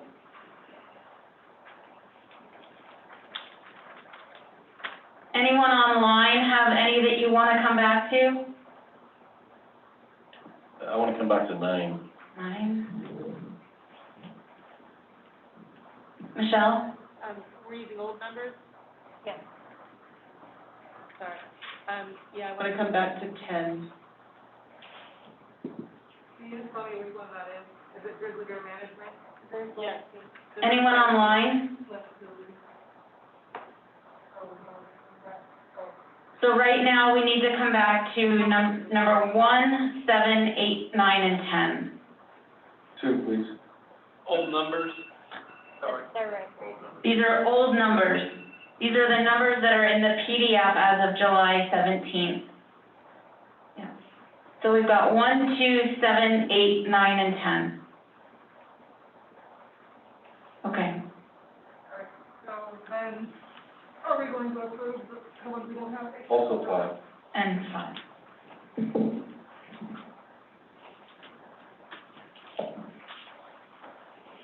Does that mean that there is consensus with the others? So,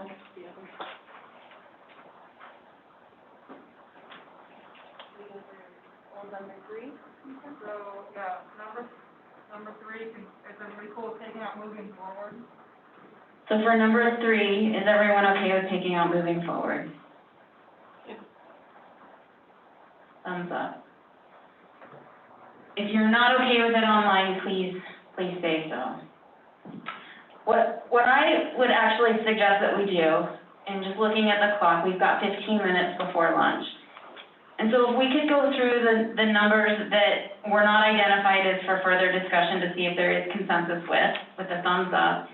And if we get through that really quick, if we can start with identifying what those concerns are, as opposed to going to recommendations, and then we can start with recommendations when we get back from lunch. Okay. So we've got consensus on number 3. How about number 4? Can we just? Or can we just put all of them in? Give us all the numbers. So, I mean, Would you just? so, I don't have it in. I will. 3, 4, 6, 11, 12, 13. VR, I put a motion, is that how you do this? Yeah. Okay, I put a motion that we will be voting to consensus on number 3, 4,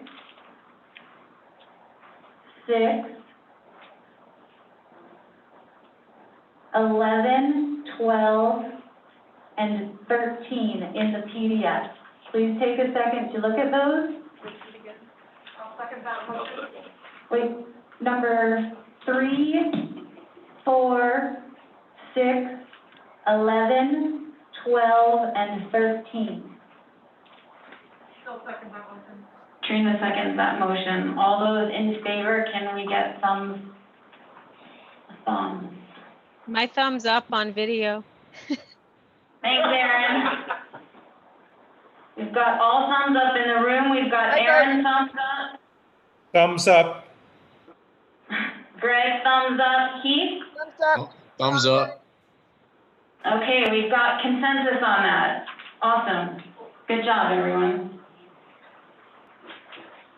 Can we go back to number 1? Put a timer, that's. Chad, you said definition of adequate. Yeah, I mean, Can you use a mic? yeah, sorry. Yes, my question is, it should be able to access adequate education assistance and resources. What is that definition? Who decides what is adequate information for somebody to access? I think my simple fix is should be able to access education assistance and resources. So remove the word adequate. I'm okay with that. I know Darren wants to comment on that as well. Okay. Yeah, I'm good with taking adequate out. I would, at the end of it, I think we need to be focused, and I would put at the very end of resources about coexisting with grizzly bears. Because that's what we want the focus about, and that's what we're talking about, is related to grizzly bears. So it's just a clarification word is all, a couple words at the end is all I'm looking for also. How about getting bold? I don't care how it's wordsmith, but I think that's important. Everyone? I'm good. Michelle? Yeah, I agree, we're not wordsmithing. We're not wordsmithing. Okay. All those in favor? Yes. Yes. Thumbs up. Robin? Robin. Yes. All right, so we've got 1. How about number 2? Yeah, I think, for the writing team, I think it's unfair to simply state that proactive conflict prevention measures are effective and efficient. I think it's fine to say that they're to be encouraged, but they're often, very limited in their effectiveness, and it hugely varies. And so I think it's fine to say, again, I'm not wordsmithing, I'm just trying to express the spirit of this. It's fine to say that it's a good policy to implement proactive conflict prevention measures wherever possible. But you can't, stating something doesn't make it true.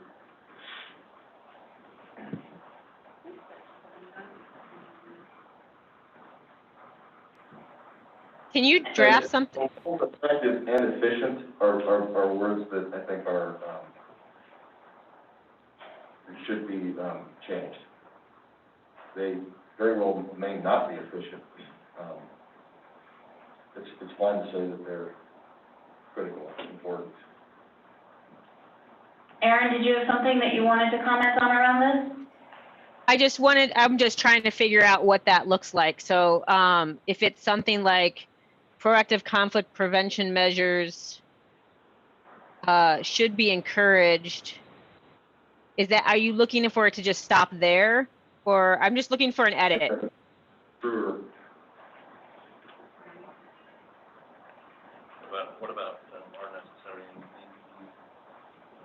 What about are necessary and need to be, whatever it was you just said? I don't think we're wordsmithing, I think I'm just expressing, for the writing team. So I think what you're doing is totally changing that principle. Yeah. So perhaps what I might recommend, based on some of what we had talked about earlier, is that if the intention of this principle is to be changed, that perhaps, Cole, you could come up with some suggested language around a revision, and then that gets voted on the next time that we revisit any of the changes that are made today. And Cole, I guess I would disagree with you in the sense that when you look at expenditures for compensating people for lost livestock, for staff time and efforts on dealing with problem bears after the fact, I think prevention is efficient in terms of bang for the buck, in terms of what you spent and what you saved. Yeah, some forms of prevention are pretty darn efficient, typically electric fencing, especially around small properties, taking certain precautions, whether you're talking about flattery or whether you're just talking about resistant containers, those things can be, you could certainly call them usually effective and often efficient, but there's plenty of inefficiency, and there's plenty of mixed results if you're talking about reducing conflict with grizzly bears in big country on wildlands. I mean, it's very disputable, for example, whether you would spend less money range riding, for example, than you would compensating people. So it's just not accurate to say that it's always efficient. I think it's very accurate to say that conflict prevention measures are to be encouraged, and can be, that might be one way to remedy this, they can be effective, and they can be an efficient use of resources. But this is it's just inaccurate, guys. I think, if I can speak for the writing team real quick, the way that we worded this was because, it really isn't inaccurate. It just depends on the situation. So, I think the point behind this principle was just to say resources need to be allocated for prevention, is the point that we were trying to make. Not that conflict prevention is obviously not 100%, because otherwise we wouldn't be here. But the point of it was to say that it does need an allocation of resources. I So think what that Cole, speaks through to the process that we agreed upon in going through this document, is that we have an understanding of the concern, we have an understanding of different perspectives, and that Cole has agreed to write out an alternative that we can then discuss later. So to really keep moving through this, I want to honor the process that was agreed upon. Okay? Jonathan, were you? Okay. Aaron? nope, that's what I'd like to see, is the draft. Okay. Let's go to number 5.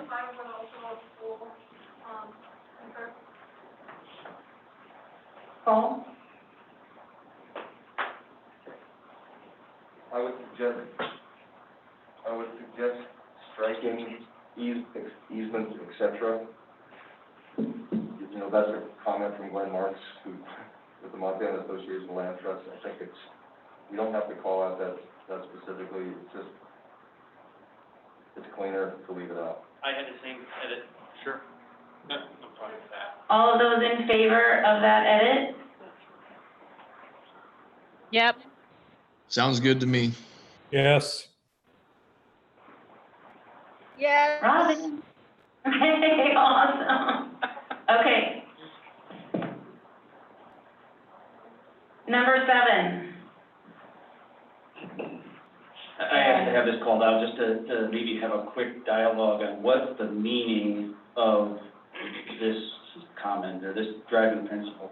If it's about that we need to be monitoring food sources and changes, I'm afraid we're getting into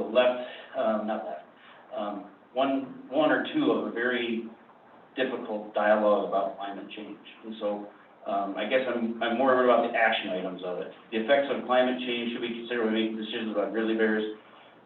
Is this about food sources, distribution, range? What exactly is and I just need some clarification on why that was explicitly pulled out. I agree with you, Darren. That was, something that the writing team has carried over from a long ago recommendation, but I absolutely don't think it's valuable to have it. I'll try to answer the question posed.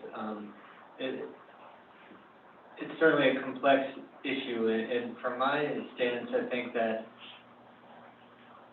climate change presents uncertainty in trends that we have seen in historic data. And so to me, as simply as that, the trends that we have known should not be given full confidence in decisions moving forward. So perhaps with a little bit of that description, would that be helpful to those of you that were questioning? If that's not an agreed upon thing, I'm fine with that too. That's my attempt to give a simple explanation of the importance of that in my mind. I just wanted to say something in support of what Jonathan said. I think it's a very consistent, you know, our state has a task force on this. It's a real long-term uncertainty. This statement is not making a claim about the cause of it. It's simply saying that uncertainty ought to be considered, basically in every factor of grizzly bear management. That seems pretty uncontroversial to me. The sentence before it, the council recognizes the cumulative impacts. I don't see the value of that sentence. I think you could strike it and you'd have the essence. I would, second what Cole just said, that I would be okay striking the first sentence. Regardless of belief in climate change or not, there is a trend that is positive with the warming, and I think it's just something to keep in mind, and echoing Jonathan and Cole. And so if we strike the first sentence, I'd like to re-vote on that second sentence. Would that be okay, Aaron? I mean, if we're gonna talk about resident available science, guys, it'll ring pretty hollow. Not to say we think that effects of climate change have to be considered. Michelle? Yeah, I think most agencies are asked to consider the cumulative effects of climate change. That's kind of like to get the cumulative effects of climate change should be considered. I don't know if that, I think that's been asked of most agencies at this point. Darren, Trina? So I just edited it, so now it says the cumulative effects of climate change should be considered when making decisions about grizzly bears. And I'm okay with that. Aaron? I live with it. A vote on this suggested revision that's on the screen? All those in favor? Yep. Yes. Sorry, I raised my hand. Yes. Yes for me. It looked like I wasn't sure if it was the thumbs or a hand. Did you get all those guys? Yeah, all online are okay. Cool? Trina, you were sideways, or? I was sideways. I just think we ought to hold ourselves accountable to these words a little bit better, guys. How would we possibly know what the cumulative effects of climate change are? We're talking about all of the effects. It's just, I get it. there's no way to know the cumulative effects of climate change in order to consider them. We simply know that there are many effects, and that those should be considered, the ones we know about. So should we take out cumulative? Yeah. Just say effects?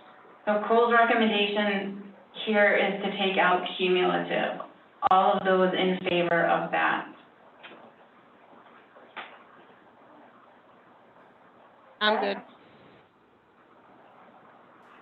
Michelle's a sideways.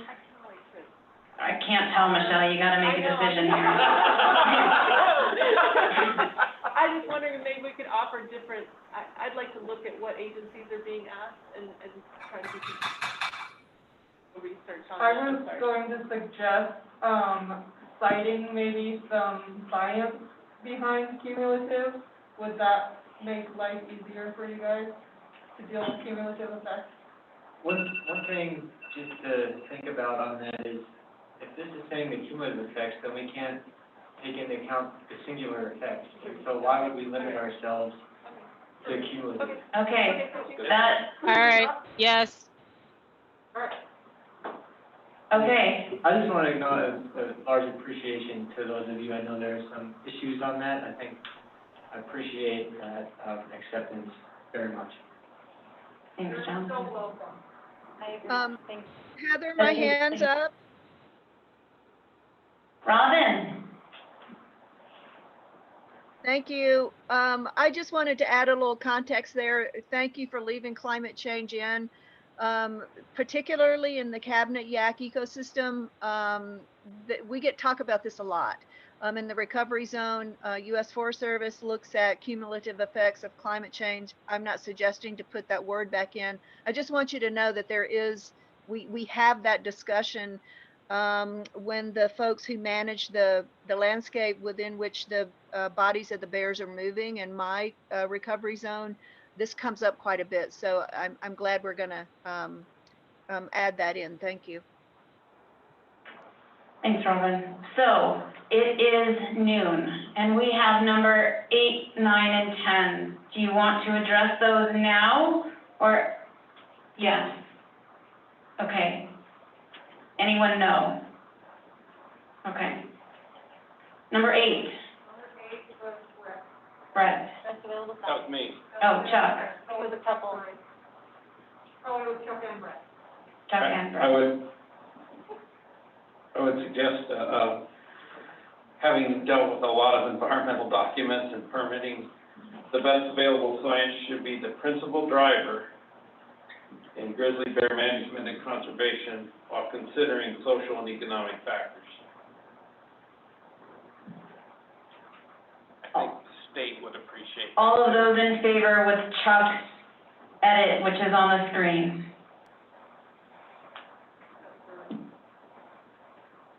Can you read it again one more time? Chuck, can I make a suggestion? What do you think about also changing the word drive to inform?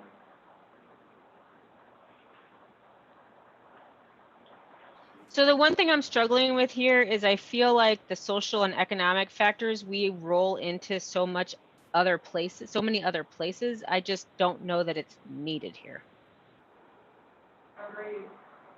But that's also why the word inform might help here. I think we're trying to say a statement about the best available science is important, And as long as it is informing rather than driving everything, then Chuck's concerns can be taken care of in those other places that Aaron references. But I think driver is also, I mean, I think that was an important piece if we're gonna keep that in. And I'll just add too, we pulled this out as a guiding principle because we had it in so many of our recommendations. Yep. We said, let's put it in as a guiding principle so that we don't need to keep adding it into every other recommendation. So while I appreciate your point, Chuck, and I also agree with Aaron that this was really to call out that best available science part, and that we should make sure that the social and economic impacts are also included. But I don't know if it's the same guiding principle, just so that we can capture that best available science.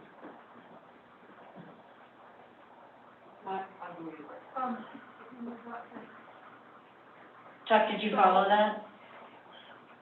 I think so. I just want to reread it now that it's been rewritten 29 times. So here it is. The best available science should be the principal driver while making decisions in all aspects of grizzly bear management and conservation, period.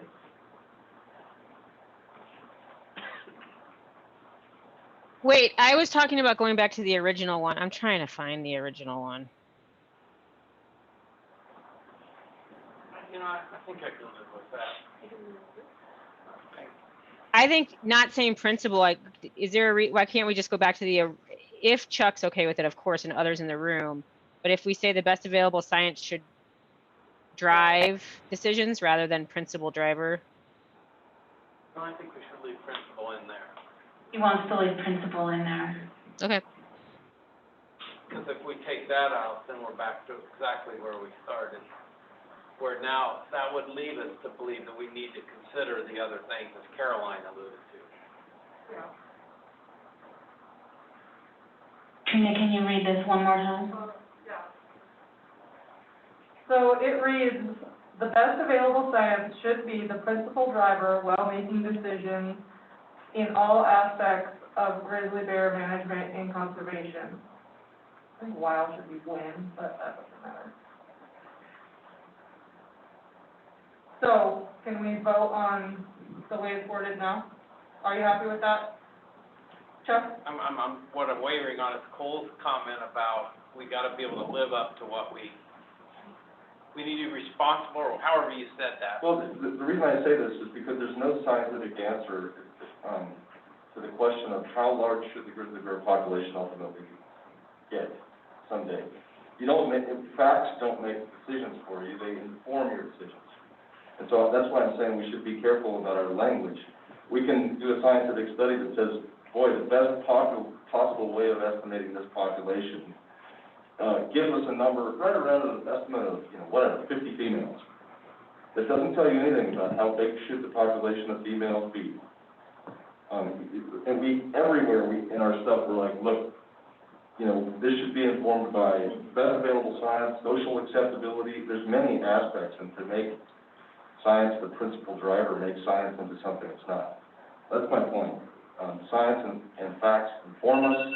They can't make decisions. I am going to respectfully disagree with Cole because science is truth. And I think the best available science could tell us how many females there should be because that's the research that they're doing. So I would say the best available science versus emotion or versus the majority of people that don't live here or whatever. Well, I see we need to be careful there, right there. That's a concern for me because I think Cole's right on that there is, when decisions are made, there are a lot of factors at play. Even in our document, we have done that. So I think I think we're close, Brett. Yeah. I think inform, yeah. Jonathan, go ahead. I feel like we understand each other, where there needs to be some wordsmithing. It is true that data are not capable of making decisions. They are useful in the decision-making process. I think that's kind of where we're stuck right now, is in that, and maybe I'm wrong about that, but, you know, we are over the time there. Obviously, it needs more discussion. I think we should come back to it. So I think there should be some suggested rewrite to it. I think there's some clarity around where the differences are, and so maybe we could have a volunteer to do a suggested rewrite. Do we have a volunteer that would do a suggested rewrite? Like to get us a rewrite in form. If anybody else has better ideas, that would be great. Maybe Cole and Chuck should just have a conversation on the side. Okay. Chuck was okay with both. I would agree with working with him, yes, ma'am. Okay, so I'll just make a note that you guys are gonna work on it and Well, Cole's suggestion was to change it to inform. And if we can, I can if we live. can vote on that, I can live with it right now. okay. But I understand what he's saying, and Aaron. Can you live with it being informed though, instead of? So can you read the sentence now with that edit? the best Without available a principle. Yeah. What, Aaron? I think I would just say inform rather than principal informer. That sounds like a new superhero. Good. Okay, hold on a second. Informed decision. You can cut a bunch of words out. There you go, Nick. Best available science should inform decisions. The best available science should inform decisions in all aspects of grizzly bear management and conservation. I can live with. Jonathan, are you wanting a little more time with this? Is that what I just heard? I mean, since our buzzer went off, I would make the motion that we table this, I mean, it's obvious we're getting there, but if we just throw together something. I think we just have it Well, let's- say, yeah, I can live with that. Let's So is just there a vote and see. Is there a vote for this? That reads simple and clean.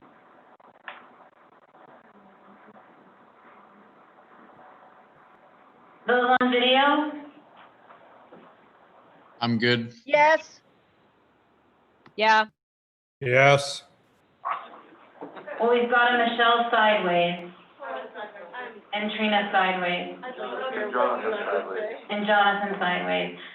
All right, what I'm gonna suggest is we've got lunch here, and I don't want it to get cold, because it's not wrapped. And so, why don't we stop this discussion, do lunch, and we're gonna come back to this so that we'll respect people needing to sit with this edit for a couple of minutes. What's that? Our homework during lunch was to look at those bulleted points. Thank you, Annie. Homework during lunch is to look at the bulleted points under consideration of hunting on both sides. And we'll come back to that as well after lunch. So, Michelle? Yeah? Our only last guiding principle that we have is the one that you had a concern about, so if you can come up with your argument. We have two, we have 9 and 10. Yeah, we have 9 and 10. So we will come back at 1 o'clock, from lunch. See you guys in 50 minutes.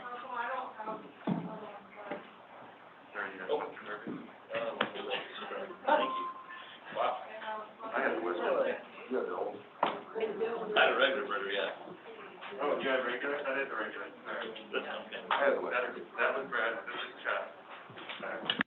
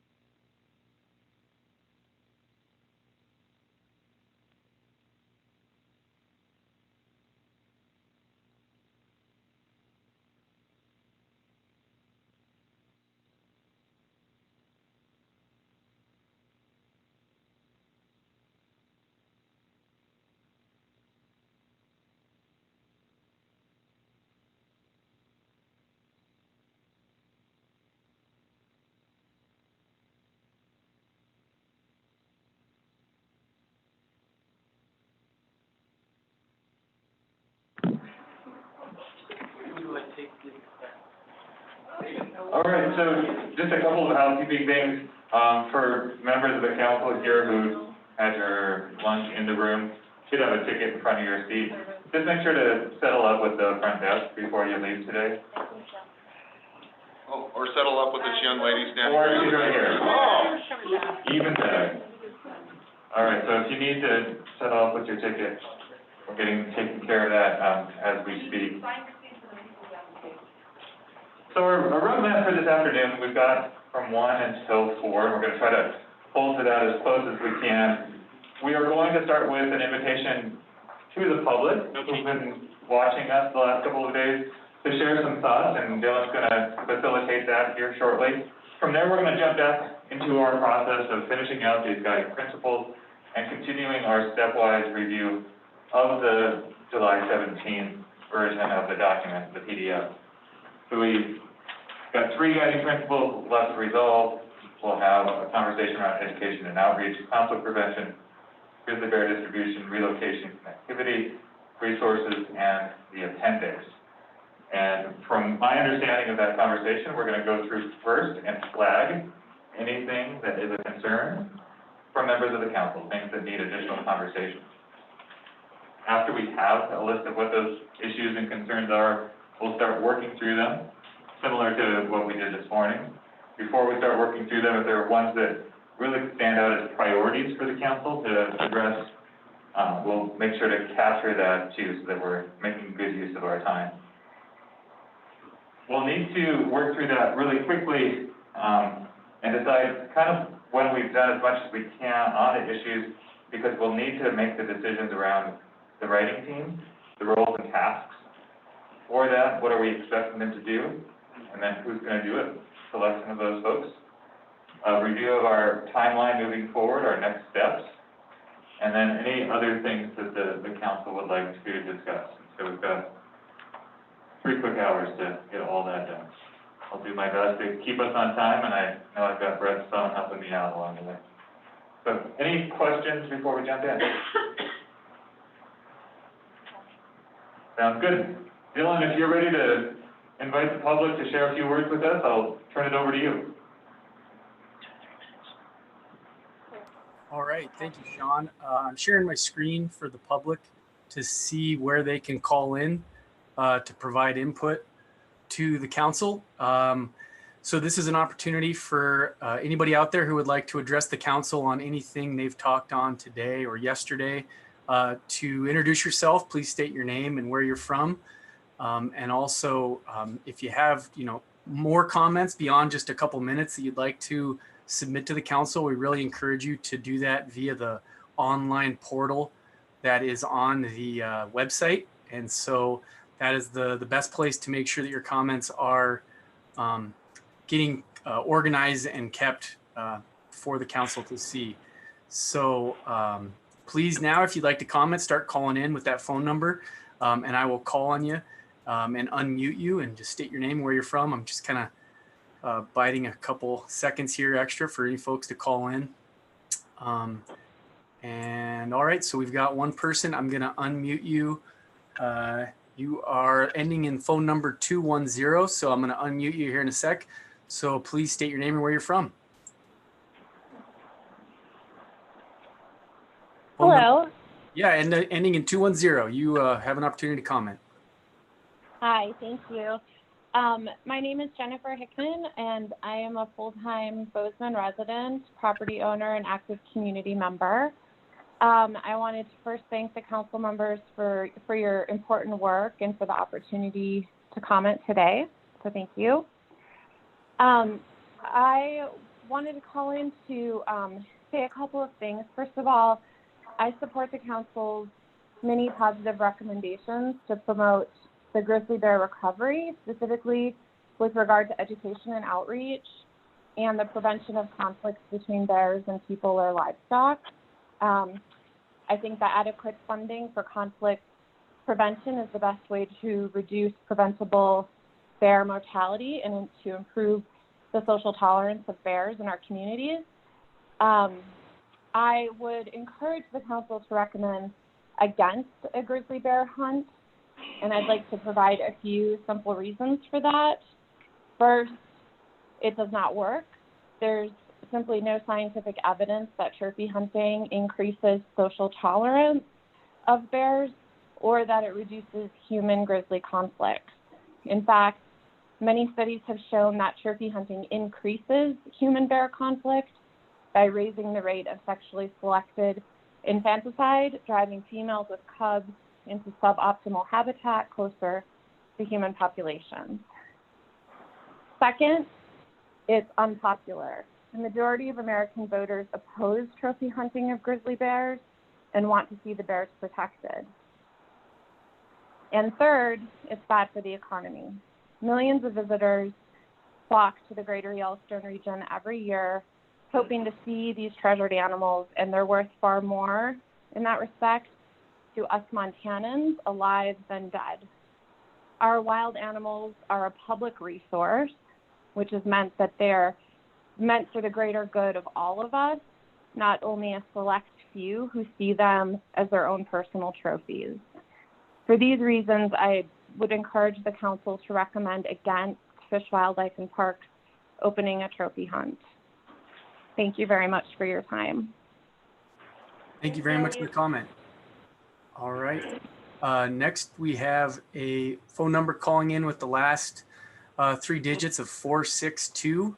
So I'm going to mute you or unmute you, and please state your name and where you're from, ending in 462. Yes, good afternoon. My name is Keith Kabista from Stevensville, Montana. I've been following the process of the council for some time now, and I've given you some comments, and I think that some of them have actually been helpful and meaningful, because I think as the progression of the council's work goes on, I see some things in there that were part of what I commented on, or potentially what others did as well. So to be brief, I wanted to comment on the role of hunting considerations that I believe you're going to be deliberating very shortly with regard to the support and opposition. And I wanted to refresh the council's memory on one of the very important and compelling duties that the governor's executive order specified. And that is that the council should recognize grizzly bear management objectives and any existing intra-agency as well as interagency commitments that are already in place. So therefore, I'd like you to consider one addition to the hunting position for supporting the role of hunting. And that is that the IGBC statement, which supports hunting of grizzly bears, should be included in those considerations supporting the role of hunting. The IGBC is referenced many times throughout your current draft document, as well as the other components of the past work that you've done. And the grizzly bear hunting position statement essentially says that in recovered and delisted grizzly bear populations, the Interagency Grizzly Bear Committee supports the use of regulated hunting following the principles of the North American Model of Wildlife Conservation, reference Valerius Geist, 2001, as one approach to help manage numbers and distribution of bears to promote coexistence and help minimize conflict. And although the specifics regarding the hunting of a recovered grizzly bear population will be unique to the ecosystem and legal jurisdictions involved, the IGBC supports hunting regulations that reflect the best available science and are adaptable to changing factors, are established in a public process, and are consistent with standards in the ecosystem-specific conservation strategies. And as I said, these comments have been made in the past, but I wanted to refresh the council's memory as you approach the finalization of these consideration areas. And I thank you for considering this input, as well as all of your work and commitments, passions, and discussions that have gone on throughout the months that you've convened. Thank you very much. Thank you. Thank you. Thank you, Keith.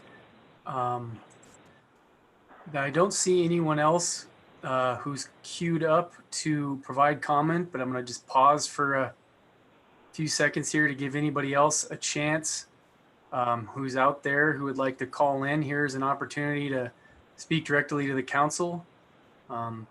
Please follow the instructions on the screen if you'd like to call in.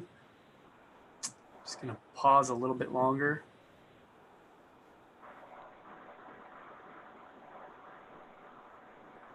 Dylan, this is Yeah. Trina. I have a public comment in my text. Okay. It says,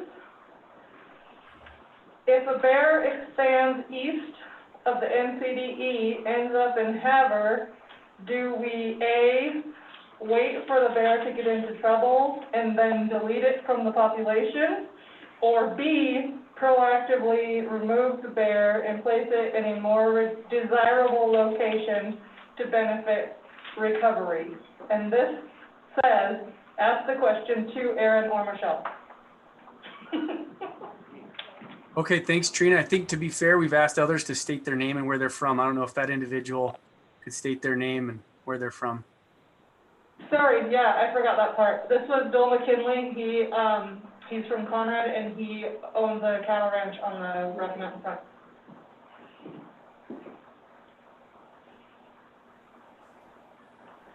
Well, I don't see any other comments calling in right now. We can pause a little bit longer or move on.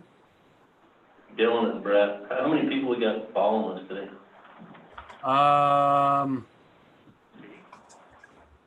Let me look. We have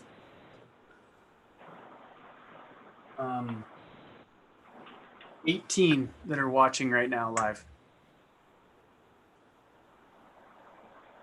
And we had 32 yesterday, Dylan? The high at one point, I did see 32 at one point, yes. And then overall views, it showed about 117. I don't know how YouTube's analytics work, if that's, yeah. Well, good. Well, thank you, Dylan, for connecting us to members of the public. That's always a great thing to be able to offer. Thanks to those who shared their thoughts and comments. We really do appreciate them. And we also appreciate the extra little bit of time you're giving us just now. I think we can use every minute of it today as we're trying to work through the document as quickly as possible. One other comment that came through to me over the lunch hour that I wanted to share with council was just around audio, that it is hard for some people to hear everyone. So if you are talking, please speak up, please speak into the microphone consistently so that everyone can follow along. Jumping back into the content, where we left things off. So we left things off on guiding principle 8, which was around the role of science. We were getting really close, it seemed like, to some sort of resolution there, with some conversation around, are we there, are we close enough? Do we want to assign someone to, or do we want to assign someone to continue working on this? So, Trina, do you mind continuing to steer for us and share your screen so that we can follow along?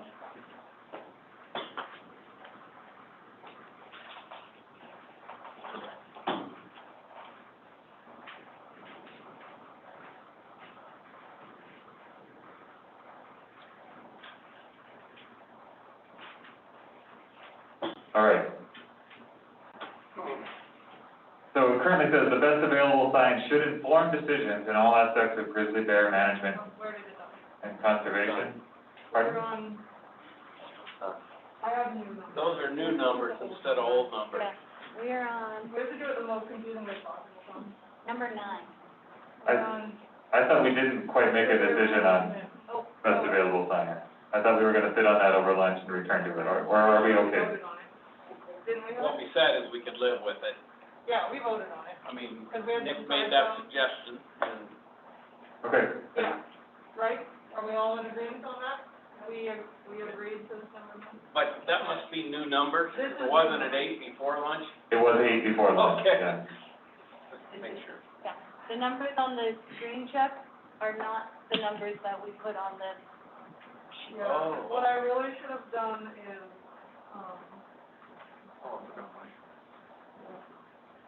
Okay, so I just wanted to check in, because I think there was consensus, there were 3 sideways thumbs on that one, if I remember correctly, and then a little bit of conversation. As we were breaking for lunch, just to address those three sideways thumbs to see if there was anything else that we wanted to add. Is there anything else? Are people okay moving on? Charlie added some context of how the state regards it during Right. lunchtime, which kind of put it over the hump. Okay. So now we are on, Grizzly Bear Management, right? PDF number 9.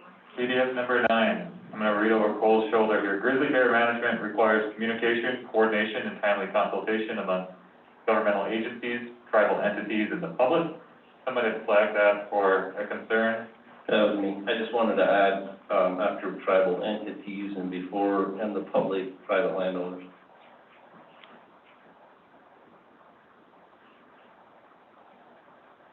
Thank you, Brett. Any conversation, considerations around that? I agree. I put that in one of my comments one time.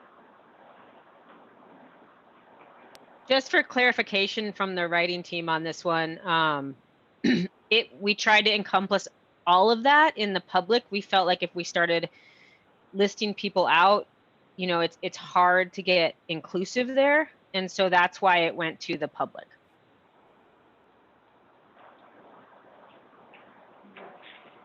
Aaron, I'll comment on why I agree with Brett.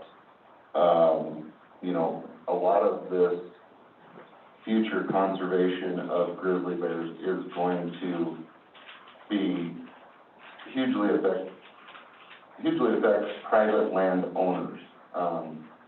You know, do you make it large landowners or just private landowners? And I think acknowledging private landowners in this conversation kind of adds context to this as opposed to just saying, and the public. Because the public could be anybody that's out there where we know that for future grizzly habitat and connectivity, we have to look at these private lands to make that happen. All right. Thank you, Brett, for the conversation. Aaron, for the response from the writing team, Chad, for the clarification. Let's try it with private landowners and do the thumbs process and see where people are. So the addition of private landowners, thumbs up, thumbs down, thumbs sideways. In the room, we have thumbs up. Online, Thumbs up Yeah. for me. Yes. Thumbs up. all right.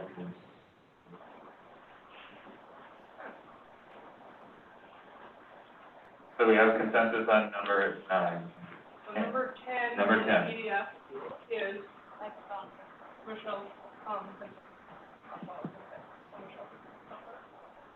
Yeah, I had written a possible one for this. I still would very much like to have a bear management specialist more involved in deciding about approaching grizzly bear conflict resolution or management. I think right now they have a good position in the driver's seat with the protocols as written and the flexibility written within. I feel like when the protocol is the 3-strike rule, what they have with flexibility, and say a bear manager works with a local landowner, and the specialist is like, yeah, this bear, you know, this one needs to go, you know, and so then the landowner is saying, yeah, thank goodness, thanks for siding with me, and you're building that trust. If you have a varied approach or a blanket approach that it's going to be remove or you know, legally remove, then when the bear specialist feels like, no, I don't think this is the one, or, boy, all that dog food was out there right by the riparian area, and, you know, gosh, I feel bad about putting down this bear, and he says that, you know, that we're going to give this bear another chance, then it puts him in a difficult position if he wants to make that decision. So I guess I feel like I would like to see flexibility for sure be in there, and maybe look at a recommendation that speaks to this, where you say the bear management specialist should review and discuss protocols and look at that flexibility. and make decisions based on that. So the guys on the ground are deciding. So, I'm confused because it sounds like you're arguing for this guiding principle. Thank you. Let me clarify. Arguing for flexibility, but not for blanket varied approaches. That's my concern is the blanket varied approaches. Like this area, we're gonna do it this way, this area, we're gonna do it that way.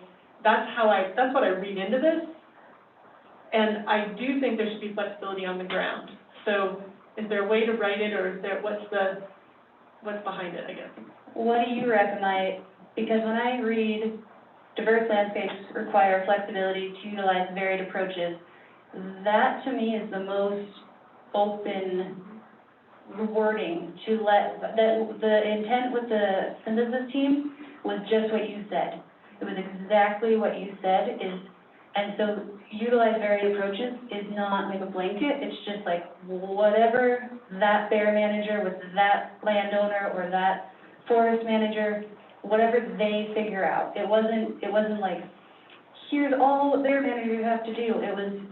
It was exactly what you wanted, or what you just said, and that's what we came up with. And so if you can recommend something else besides utilize varied, but the idea was, we have the same idea. Oh, good, okay, because if that's the idea behind it, then I guess I would want to be more clear, because to me, I read varied approaches as blanket approaches, and I don't want to tie anybody's hands. So I would recommend Montana's diverse landscapes, and I had added in conflict circumstances, being that every conflict is different as well, require flexibility in grizzly bear management. Remove the varied approaches Flexibility. in grizzly bear management. Or in grizzly bear management decisions, if you want to get more specific. So, Cole, it looks like you want to weigh in. I just want to say, I think that's a great way of saying it. I think it's a cleaner way of saying it. Another way to say it would be one size fits all management, won't work on diverse landscapes. But I think your way of framing it is great, so. And clear. Yep, Trina's gonna read it out loud, and then let's do thumbs. Montana's diverse landscapes and complex circumstances require flexibility for grizzly bear management decisions. Yeah, What works better? To me, it makes more sense for 4, but. Or with flexibility with grizzly, or in, no in. In, I think. Okay. In grizzly bear management decisions. All right, Yep. thumbs in the room are all up. Aaron, a yes. Robin? Yes. Thumbs up. Greg, he's awesome. All right, so that's all the existing, those are all the old, right? Correct. Where there was any additional need for discussion? Correct. And my recollection from this morning is that the other ones we would table until the end of the document. Is that correct? Or do you want to do the rest of the new ones now? Move on? Oh, wait. We still have number 2, the one that Cole was working on. Oh, yeah, he was gonna come back with. Yeah. Were you gonna do that? I can do it right now if you want. Okay.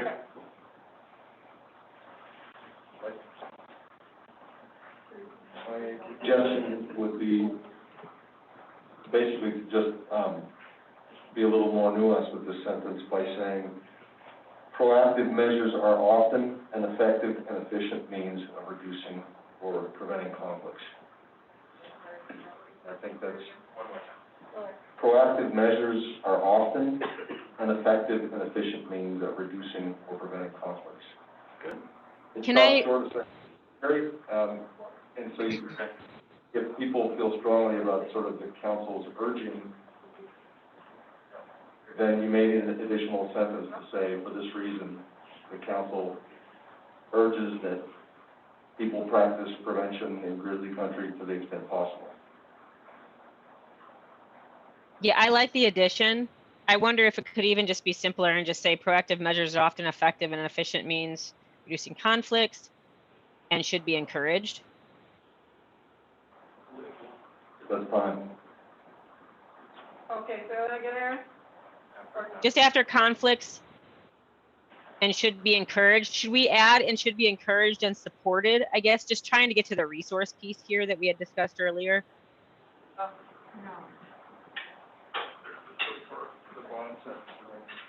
Okay, so the, Darren, Okay, so then take out the last one. microphone please. This was and should be encouraged. Got that, but then take out one of the. Yeah. I'm good with where we're going on this. It almost seems like we took a guiding principle and added a recommendation at the very end. And so Okay. I'm not so sure that we don't have a guiding principle, proactive measures, and then a recommendation. You know, the sentence you just deleted, I think it was. Okay. Was, you know, does that make sense where I'm going on? I'm good with that. I'm good with that. That's a good point. I think we do have, a recommendation that says something about supporting and encouraging conflict prevention. I'm fairly sure, but when you had both those up to the encourage part. Right, so I think we could just end at conflicts with this one. Proactive measures are often an effective and efficient means of preventing or reducing conflict, period. Number 5? I'm not sure where it is. The last few words of number 5? I know.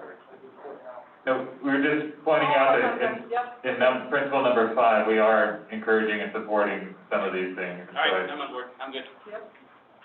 We could also change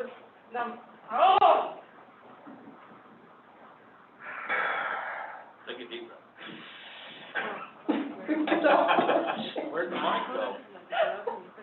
We could also change number 5 to say voluntary incentive-based conservation efforts on private lands are effective, or whatever, instead of saying we encourage them, and then we're consistent in not putting recommendations in our guiding principles. Yeah, my suggestion is I think to include the directional language in there. It's not specific enough in my mind to be a recommendation. You're just saying that this should be supported and encouraged. So we are voting on proactive measures are often an effective and efficient means of preventing or reducing conflicts and should be encouraged and supported. Correct. Can we see thumbs on that? Michelle's still reading. I can't read it. Moving target. Yeah, it is. All right, so proactive measures are often an effective and efficient means of preventing or reducing conflict and should be encouraged and supported. And again, there might be some more spending done, but are we good on what's here? I'm good, I would say Yeah. and instead. Yeah, Aaron, you're good. Robin, Greg, Heath? Yeah. Thumbs up. Yes. Cool. All right. Nice work, guys. Okay, now we got it. So moving on, the next section, I believe, is the first of the section 1 sections. So these are the formal recommendations by consensus. And let's do what we did this morning, which was take a minute to read through the entirety of the education and outreach recommendations, and let me know if you have a concern or want to make a comment on any of those, and I'll capture the numbers over here on the board, and then we'll work through them. Or, sorry, we won't work through them, we'll work through the next section until we capture all of them.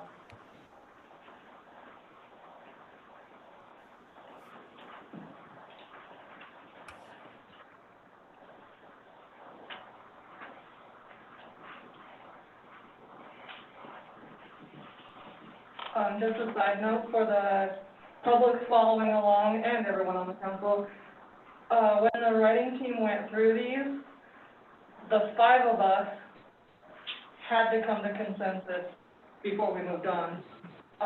So they should represent everyone's views, I hope.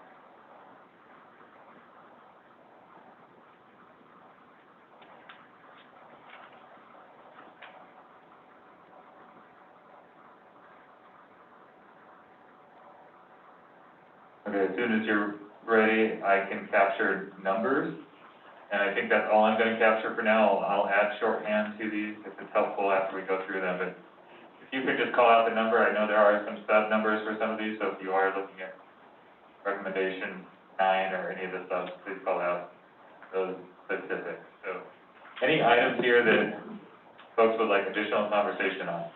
7. 7. Oh. 7. Yeah. 1 and sub 6. 11 sub 6. And you can put a note on there that I can help explain the process of that when we get there. Which one did you say, Michelle? 1 and 11 sub 6.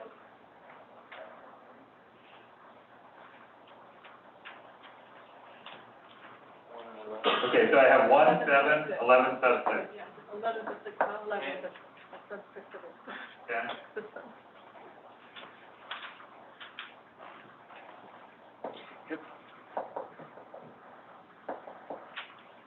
We should reach out to people online too.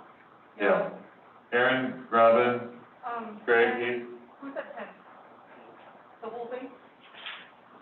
I guess 10 too, I got hung up for a minute. You guys can keep going though. I'll catch up. Thank you. Anyone else online? Greg, Robin, Aaron, any of these? 12. I'm still reading, hang on. Yeah, no worries. And we're just capturing the numbers right now, so if there's something that stands out to you as needing conversation, meaning it's either confusing or there's not agreement around it, we want to have those conversations.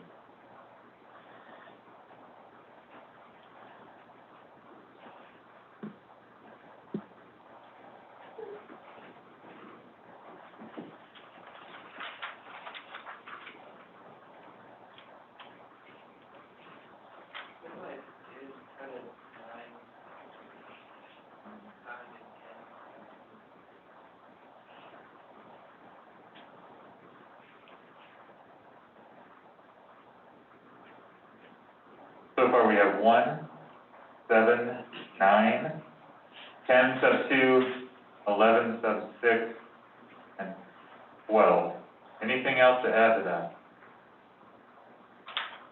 Were you 9, Ron? Yeah. Yeah, kind of. At number 10, just the whole thing, which could be just, yeah. Okay, is anyone still reading? Why don't you put down 13? Which one? 13.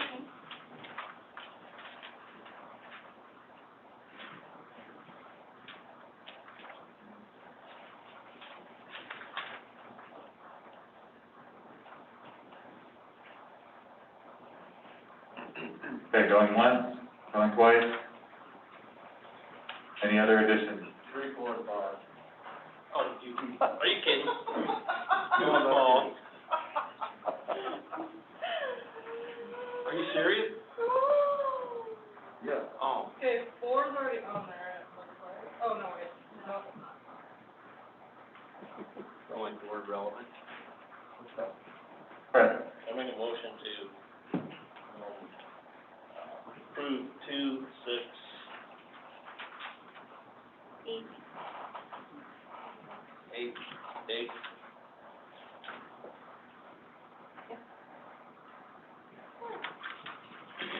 All right, there's a motion to do thumbs on 2, 6, and 8. Can I see thumbs on that? You have agreement? Yep. Yes. In the room, all the way around, thank you. Robin, yes. Aaron, yes. Greg? Yes. Thank Yes. you. Oh, Heath, you're still there, great. Okay, so we've reached consensus on those, the rest are flagged for conversation. Heather just let me know that 2 additional people called in and want to share some quick comments with us. So before we go to the next section, I'm going to hand it back over to Dylan and just thank those folks for calling in with your comments, and just a request to keep those brief, maybe a couple of quick highlights that you want to share with the council, and if you've got longer comments, we'd love to see those, but please submit those via the online portal. Thank you. Dylan. All right, yeah, thank you, Sean. We had a few folks come in here a little bit late, but we want to give them an opportunity if we can. So the first number I'm going to call on is ending in 857. Number ending in 857. I'm going to unmute you if you could please state your name and where you're from. Hi, everyone, and thank you for the opportunity to comment. This is Bonnie Rice, and I'm with the Sierra Club based in Bozeman, and I'm speaking today on behalf of over 2,600 of our active members in Montana and over 3 million supporters across the country. So I first want to thank all the council members and the facilitators in FWP for all the time and hard work and emotional energy that you put into this process over the past year. It's been a really significant effort, and we appreciate all your time and investment in that. And thanks for the opportunity to comment today, and also for the opportunity for the public to comment on the final draft recommendations after this meeting. So as the council is well aware, Montana plays a pivotal role in the conservation recovery of grizzly bears throughout the lower 48 states, and in many ways it's really up to Montana to ensure the long-term future of grizzly bears and that isolated populations are connected, and that also we're able to restore grizzly bears to the Bitterroot. Overall, there's many excellent recommendations we feel in the draft to date, in the July 17th draft, that we believe, if implemented, will really significantly contribute to grizzly bear recovery in Montana, particularly in the areas of conflict prevention, outreach and education, and resources. We do have some concerns and suggestions for additional recommendations that we outlined in detail in the comments that we submitted to the council earlier this week. We'll likely submit some additional comments if there's changes based on your discussions this week at the meeting. But I just wanted to highlight a few of the points from the comments that we have sent in today in our limited time. So first, we'd like to stress how important it is that the council's vision and recommendations more fully address the need for both demographic and genetic connectivity. We urge the council to strengthen the document in this regard. In order to reach real long-term recovery, and if bears are ever to be delisted, establishing both genetic and demographic connectivity between populations is critical. Genetic connectivity alone is not enough to ensure a viable grizzly bear metapopulation over the long term, or to bolster small populations or bring bears back to the Bitterroot. And as one of the council members pointed out yesterday, the recent Ninth Circuit ruling upholding endangered species protections for the Yellowstone population additionally illustrates the importance of connectivity, with its ruling that the Fish and Wildlife Service acted arbitrarily and capriciously in its argument that the geographic isolation of the Yellowstone population was not a threat to its long-term viability. So we urge the council to also include a recommendation to allow the grizzly bear population to grow and expand in range in order to aid grizzly bears in connecting with other populations and to recolonize historic habitat in the Bitterroot recovery area. Second, in regard to conflict prevention, we urge the council to consider the recommendations of the IGBST and include those in your recommendations, particularly in regard to hunting. The draft to date is very light on prevention of hunting-related conflicts, which are a significant source of grizzly bear and human injuries every year. Third, in regard to hunting, we understand the difficult deliberations and the lack of consensus within the council on this topic, but we urge the council to reject hunting of grizzly bears. In its preamble, the council has stated the importance of indigenous expertise, knowledge, and perspective. And to honor that, the council should give significant weight to the opposition of many tribal nations to any hunting of grizzly bears. And the council should consider the widespread national opposition by the general public. And as many have stated, hunting does not reduce conflicts or build public tolerance, and it can actually work against achieving connectivity. Last, we believe it's critical that the public comments that have been submitted to date be analyzed and synthesized. Without such analysis, it is difficult to see how the council could have a clear understanding of public input and desires on major themes of grizzly bear recovery and management. It's unreasonable to expect members of the council to distill this voluminous information on their own. In closing, as the council knows by now, grizzly bears today occupy only about 3% of their historic range in the lower 48. We have eradicated them from everywhere else. We are still responsible for more than 85% of their deaths. By and large, places still wild enough and large enough to support grizzly bears do not exist anymore. We have a choice and a significant responsibility to grizzly bears, the natural world, and to future generations to make room for them, to manage with compassion, and to find more ways to coexist. What we save and what we make room for, especially as more and more species are driven to extinction and more habitat is lost every day, says much about who we are as people, so fortunate to live in this special place. Thank you. Thank you. Thank you for your comment, Bonnie. So we have one other caller, and I'll give them an opportunity to talk, and then we'll be done with comments. Phone number ending in 829. I'm going to unmute you. Please state your name and where you're from, and please try to keep your comments brief if you can. Thank you. Hello there. My name is Nikos Pastos. I'm in the middle of the Flathead Indian Reservation, Cabo, Montana. And I guess I don't have any great prepared comments. I've been trying to keep up with you guys through the virus, and I don't envy the work you're doing, but I do appreciate all the different perspectives and the sincerity of which everybody's, I mean, I've learned so much just, since December about grizzly bears, and I wanted to compliment everybody who can hear me or that's involved. I think the governor did a great thing by pulling this council together, and,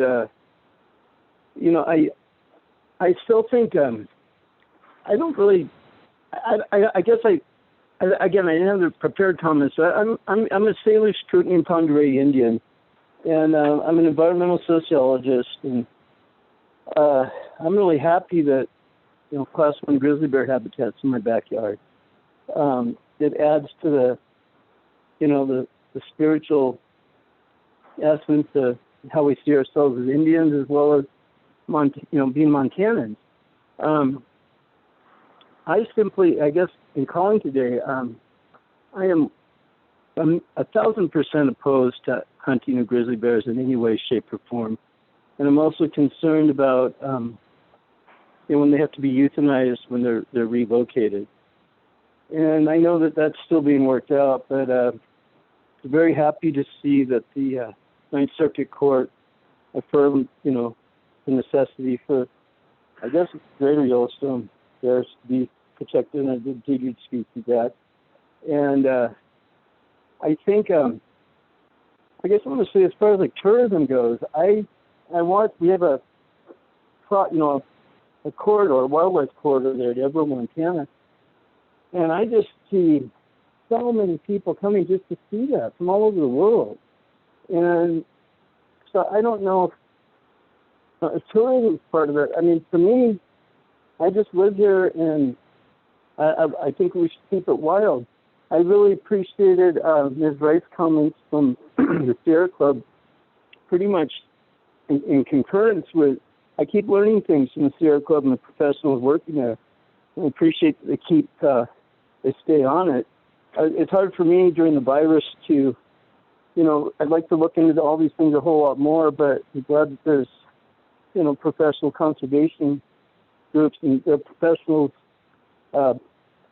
bringing these things up. As far as, the International Grizzly Bear Treaty, over 100 different tribes signed onto it, including my tribe. I think, because you get to talk about grizzly bears all day long or all year long, it's still pretty special to have bears in as many wild places as we do in Montana. And so, yeah, I'm really interested to hear more about that the genetic continuity of the grizzly bears, as well as keeping wildlife corridors open. I don't really think that I don't see. I understand people have property and animals and concerns, about their property, but I don't really think that there's a bear conflict. I think it's just so many people, and the bears are just trying to live, and they live because we put the endangered species act together, and 3 generations of people, at least in western Montana, tried really hard to, create, keep a vibrant, healthy landscape. So in conclusion, I think we ought to. I'm not sure if I've read everything you folks have put together, but historically, there were lots of farmers, ranchers, conservationists, environmentalists, business people that I'm aware of in my lifetime that worked together, to make these wildlife refuges for, migratory birds, grizzly bears, bull trout, and I'd like to see more of a kind of like a historical perspective in the work you're doing. Anyway, like I said, I didn't have all my thoughts prepared, but I will be sending in some comments, and I hope that they are easy to access as far as your synthesis or abstract. And I thank you very much for the effort you're putting in. This is the best place to be, and grizzly bears are a huge, great part of Montana. Thank you for your time. Thank you for the comment. All right, with that, I'll hand it back to you guys. Thank you. Thanks, Dylan. Yeah, thank you, Dylan, and thanks to those members of the public for weighing in. It was really helpful feedback to the council and just a reflection of the overall process and time that's gone into this. So thank you for following along and for those contributions and your additional contributions that are coming through online. So we did take a break as we were transitioning from education and outreach into the next section, which is going to be the conflict prevention section. Just before flipping through that, Brett did make a motion for consensus on the 3 items where there was not a request for additional conversation. We ready to jump in? Into the education, into number 1? I guess my assumption was that we would go through all of the sections first and flag where we will launch conversation and then go back to the top of the document. Does that work for everyone? Yeah. So we're at conflict prevention. So now we're in the conflict prevention section. So same thing, take 5 minutes to read through this. And as soon as you see one that you'd like to flag, I'll grab the number and we'll tally both. Can you grab 14, sorry, these numbers, 14I1, just because that's something we do need to still clarify. Got it. Thank you, Erin.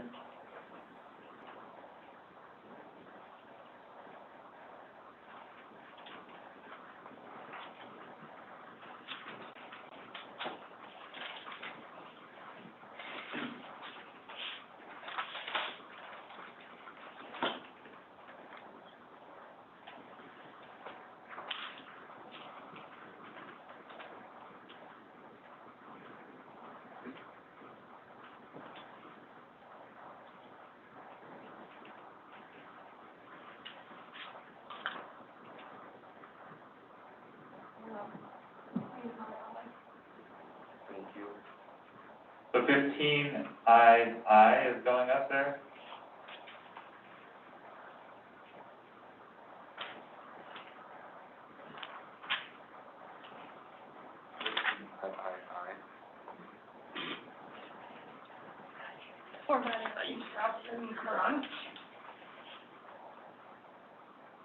I is going up there too? That's kind of fun to say.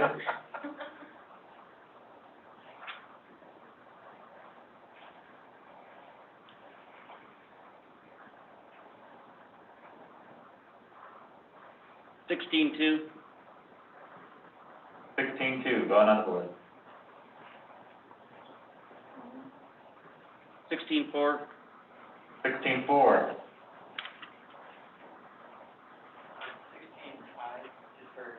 Language clarification. 16I.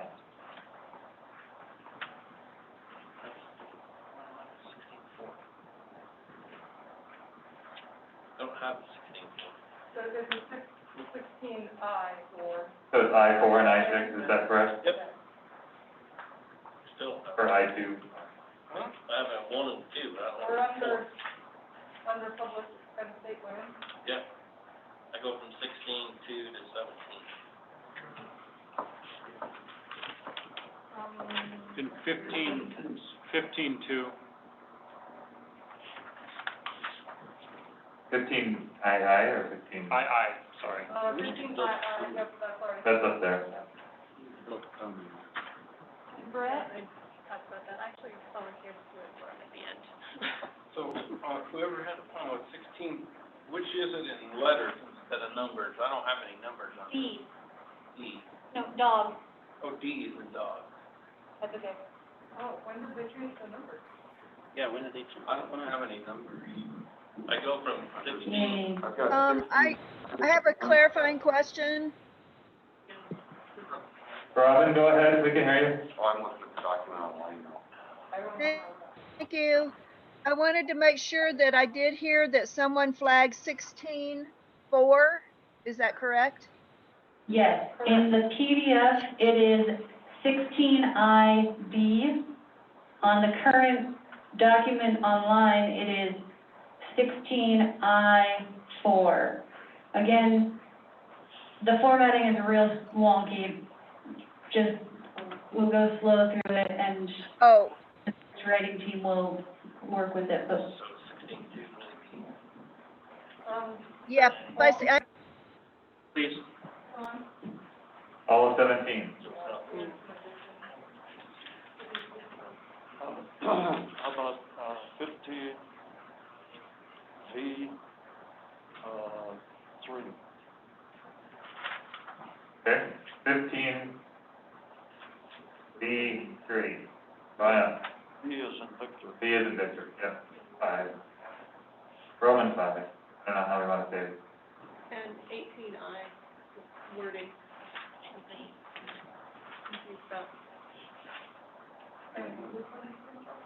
18I is going on the board, so just to, Over there, my question on it. I just noted that there's some grammar weirdness there, but I didn't, that's also a writing team thing. I'd like to talk a little bit about it too. Oh, yeah. yeah, so I think we can flag things for edits, but I think what we want to make sure is that we're focusing on where we need conversation. Yeah. So, So this is conversation. it is conversation, okay, so that's 18I. Yes. So I've got 14I1,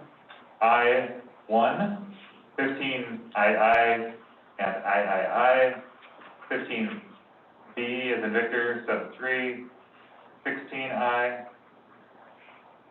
16I sub 2, and sub 4, or sub B and D, depending on the lettering.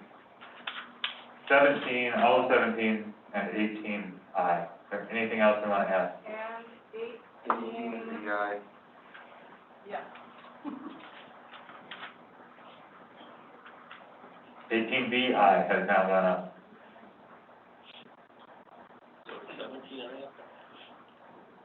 17, what? The whole section. So all of 17 is flagged. I'd like to talk a little bit about 18, just that line. All of 18? No, just 18.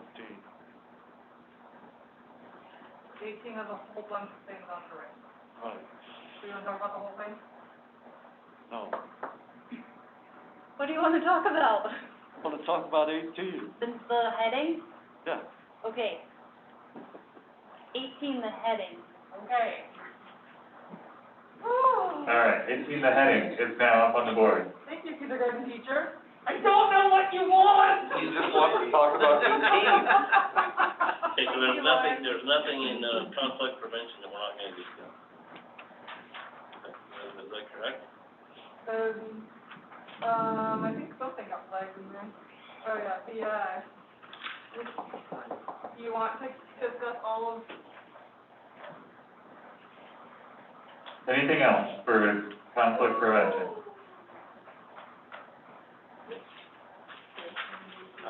Pretty good list here. So there's nothing to approve to move forward because we're talking about everything. Okay. That was my question.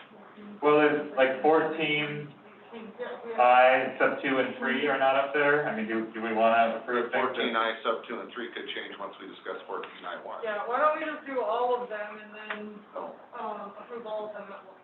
Yeah. I agree. Okay, Start to the end. so conflict prevention, we're just gonna flag them for now and not move forward on consensus because there could be some interdependency among the different elements. Okay. So, Aaron, do you want to talk about number 1? Thought we were. Oh, we're just, Oh, sorry. we're gonna continue through the whole document first, sorry. Never mind, Aaron. I'll be on the same page here. Hey. You know what? We're doing good though, guys, we're moving through these quickly, we're identifying them, and then Exactly. as soon as we have these all identified, Brett's gonna get his phone out, we're gonna move through them 2 minutes at a time. Grizzly bear distribution, relocation, and The next section, grizzly bear distribution, relocation, and connectivity.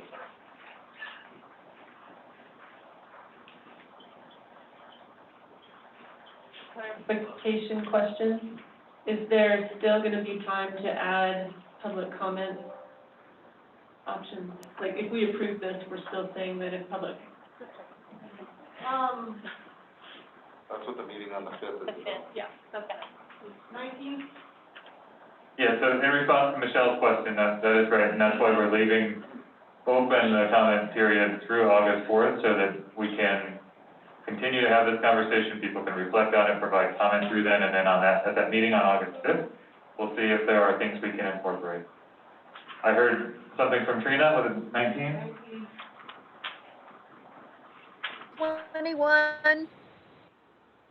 21, Robin? Yes. Got it. Michelle has a note on 20, so I'm guessing, hang on a second, I'm looking for it. Yeah, that, I guess, I'm not sure where to put that note, but yeah, somewhere around there, so I guess 20. 20? Yeah, Okay. okay, well, yeah.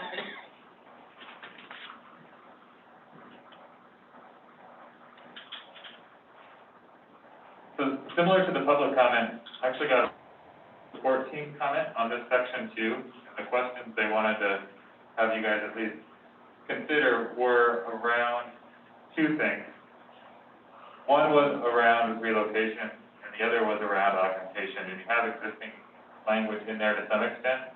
But the question was, in looking at your vision, which you talked about fully recovered populations in the 4 recovery areas, and then looking at those landscapes and the areas in between, they just said as much guidance as you could provide in terms of how you want to achieve that vision through these recommendations would be helpful.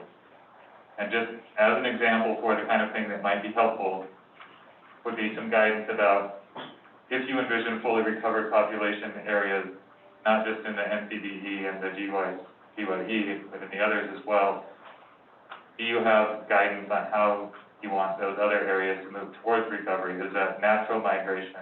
Could that include augmentation? Or is that process guidance that you'd like the agencies to make the best decisions based on science? But they just said, you know, any additional guidance could be really helpful as you move towards that vision.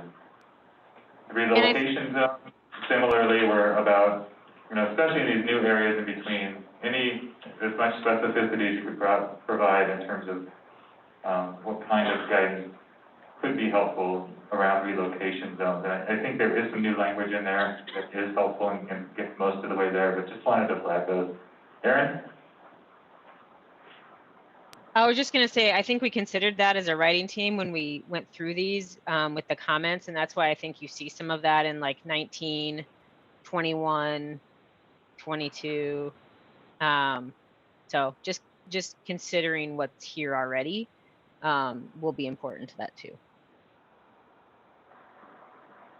Yeah, thank you for that, Erin. You're right, it did come in time for consideration, and there is some new language in here to help address that. Wanted to make sure that got offered up. it doesn't have a number, it's just an addition I'd like to discuss, so I don't know what to call it. Roadless quality, maybe? Question mark. you say? 23, please. Roadless quality? Yeah, it's just my ambition, and I know. Oh. I know.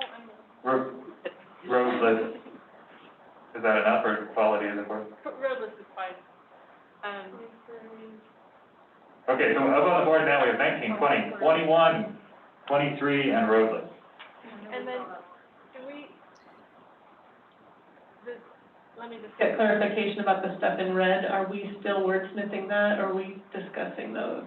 The stuff in red.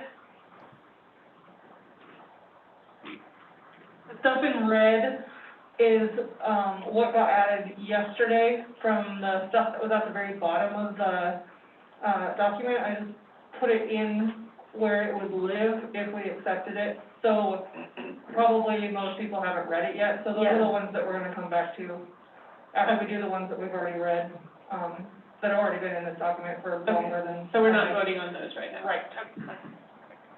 Thanks for the clarification, Tina. I have the same question. So anything in red right now, we're gonna address at the very end of the document and not consider it. Robin, you had your hand up. I think it may already be in here somewhere, and the writing team can inform me about this, but since we had a member of the public specifically just comment about adding demographic and genetic connectivity as part of a recommendation, if we don't have it in our recommendations, I think it might be going the red of something to consider, because we just heard that public comment. It's in one of the guiding principles, I believe. It is, but. So the question is, do we want to add it here?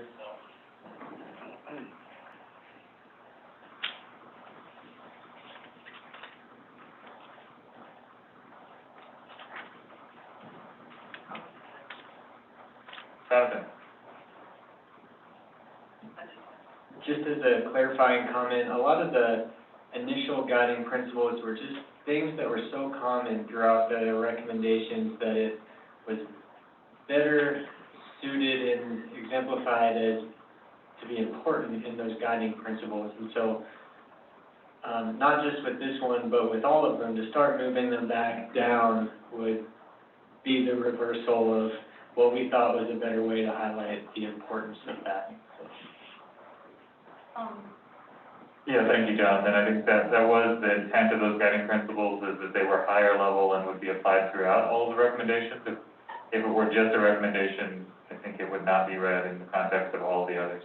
Right. Sabrina? So to continue Jonathan's point, when we had things that fell under a lot of different headings in our document, those were the things that became guiding principles. Instead of listing them over and over again, we just put them in those principles because they apply to so many different areas of visitor management and conservation.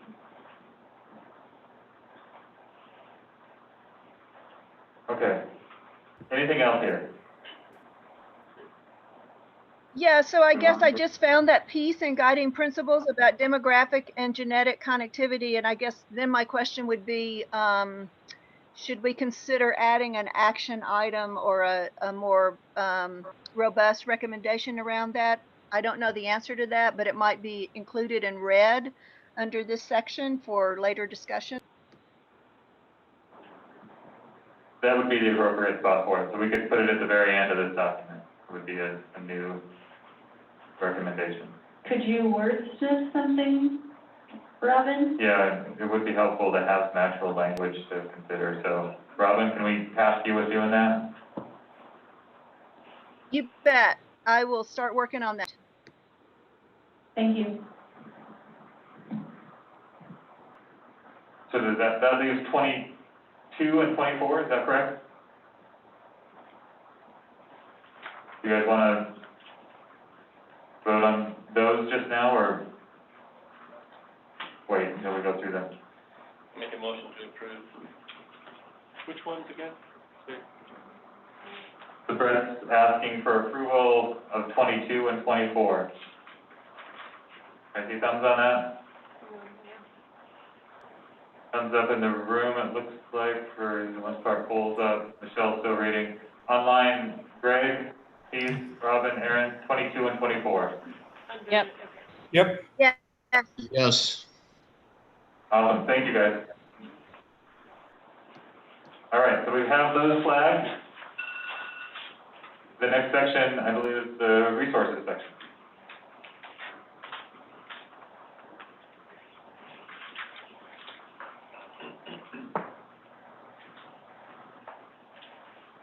So maybe we could start with approving the 2 paragraphs at the beginning. Or content, not exact wording. I did hear that, yeah, so there's, sorry, it was a little bit out of sequence for the process that was in my mind, so it took me a little bit just to catch up to you. So Trina's offering that the first 2 paragraphs providing context, you'd like to ask for approval on those. Again, wordsmithing is still in order, but is the spirit and content here correct? You're asking for thumbs, Trina? So can we see? Have people had a chance to read those? Do we need a minute? All right, let's take a minute and read through those. Close.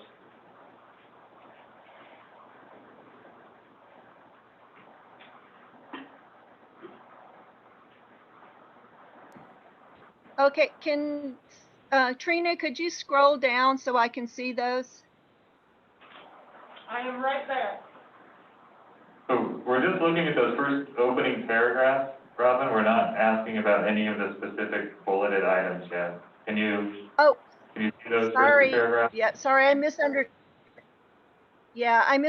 the instructions. Begging forgiveness. Hey, no worries. We need to get Trina a microphone, I think. It's right there between. Oh, she has one. She's got one. Are you implying that I should use it? Yeah. You're the only person who has their own one. I'm sharing it with Carolyn. She's been busy using it. Is anyone still reading? I'll second her. Read it. You don't read good. I don't read good and I don't read fast. So Brett's ready. So I'll that's, second Trina's motion. okay, so we've got a request in the room for thumbs on the first 2 paragraphs, not of the specific bulleted items. Got 1 thumbs down in the room.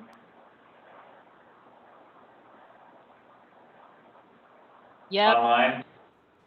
Aaron's okay, Yes. Greg? Yes. Keith? Yes. Robin? Darren, it sounds like What's your issue? we gotta fix something here. Sees how sustainable is used in so many different manners. I think a better terminology would be long-lasting or something like that, because sustainable gets lost in minutia for that word. First paragraph, addressing the resource challenges require a multi-pronged and sustainable approach. I think long-lasting or, something versus the word sustainable, because it just gets lost in that sustainable word vacuum. Yeah, as long as Fine. something regarding that stays in there, I think that's a really important point. So long lasting works. So you're happy with long lasting, Karen? I'm good. If you're good with long lasting, do it. Huh? We found your trigger. Okay, No. so since that was the only thumbs down, I think we can go ahead and call that consensus. Okay. Thank you, Darren. Thank you, Darren. All right, so then moving on to the full review of this section of resources. Anything you want to flag, please let me know. B, and it's just a clarifying question, but. B.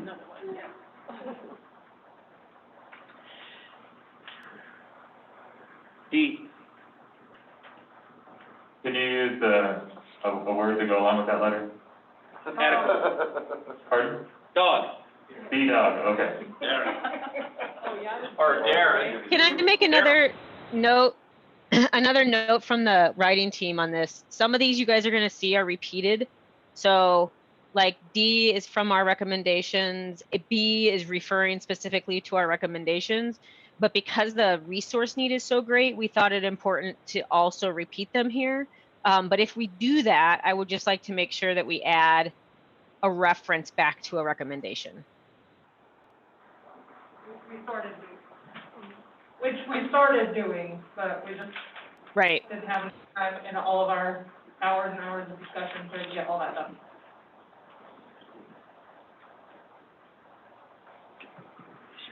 All right, can we flag that in the document? I put it up here on the flip chart, but just say something about add cross-references when appropriate to recommendation. My D is very quick. I just want consistency among that. We said fully fund the livestock loss board earlier. That's all I need in that number D is I want consistency with how we said it earlier and also in resources. I'm fine.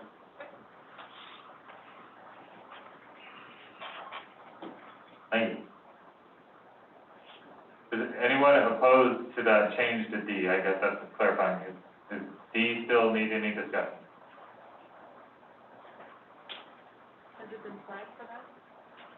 It was flagged for Darren. Okay. But if we're all good with saying, Dylan, saying full funding, then we're fine with D. are you referring to when we talked about full funding for the, trust fund? Yeah. Full has a meaning there because the trust fund cap is 5 million, like, fill it up, but I think it may not work so good in this situation, because there's no, what is fully funded, and I think the problem with adequate is that, you know, some may think it's adequate now, and I think it's pretty clear, certainly the working group that has been meeting on this topic, that Rich Harris has helped us with and put out his paper, the need is increasing, and we currently don't have enough. So I think that a specific recommendation should be, increased funding, for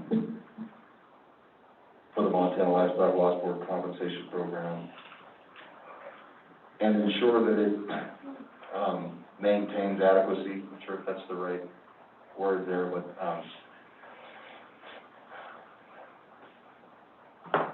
So, I see what Cole, you're just to getting. clarify, Both of you. we but just, that, I'm saying that just for the writing team, I think that, and we just need to make sure it's framed in the context of a need here, not a recommendation, right? So, just flag that the language is around a need. Yeah, this section is a little bit differently, just because we tried to, or the writing team tried to highlight in this section, what were those critical needs that came up time and time again throughout your conversations, and how could we highlight those? And then instead of offering, you know, a litany of recommendations, we said, and we can offer some recommendations to help address these needs, but we didn't want to say that those were the only ways to reach those needs. Cole, what did you say? Sorry, and ensure. So we have B as in boy, D as in dog, F as in Frank or frog. Anything else to add under the resources section? Any of the numbers? Wait, the numbers as well, or just the needs? So just the needs, the letters, A through F. Oh, we're not doing, okay, just the needs right now. So I move that we approve A, C, and E. How about G and H? G and H.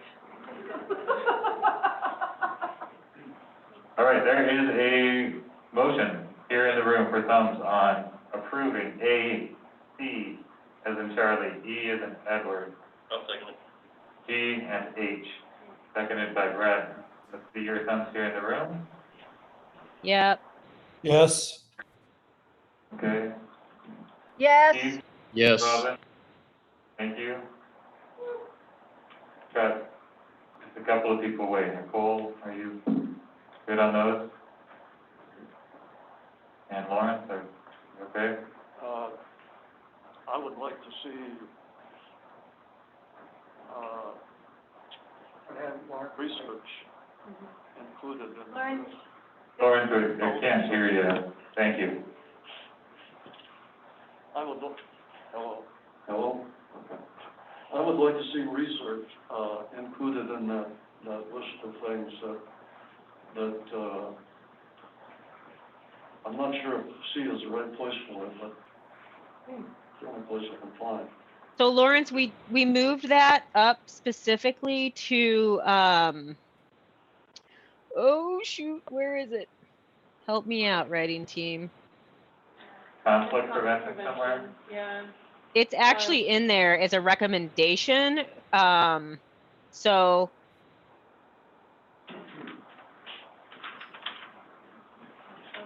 dude, I'm sorry, I can't find, I'm looking for it. Well, if it's in conflict prevention, then I'm fine with it being there, yeah. Yeah, so it's 14, I.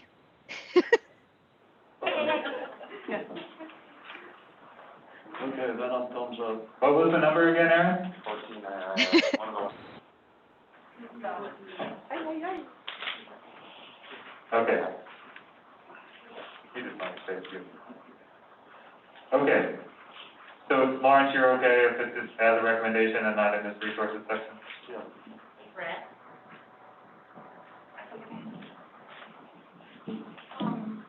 Okay, so that was the needs section. Now we're gonna go into the recommendations, right, the numbers? So now there's a paragraph again, and then the numbers of the recommendations. So I don't care how we do it, if you want to do the paragraph first and then, or do it all.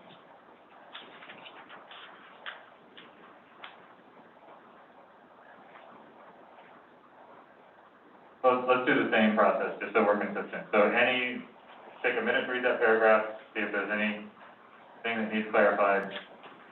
Take thumbs on the paragraph, and then we'll ask for any conversation on the numbered items.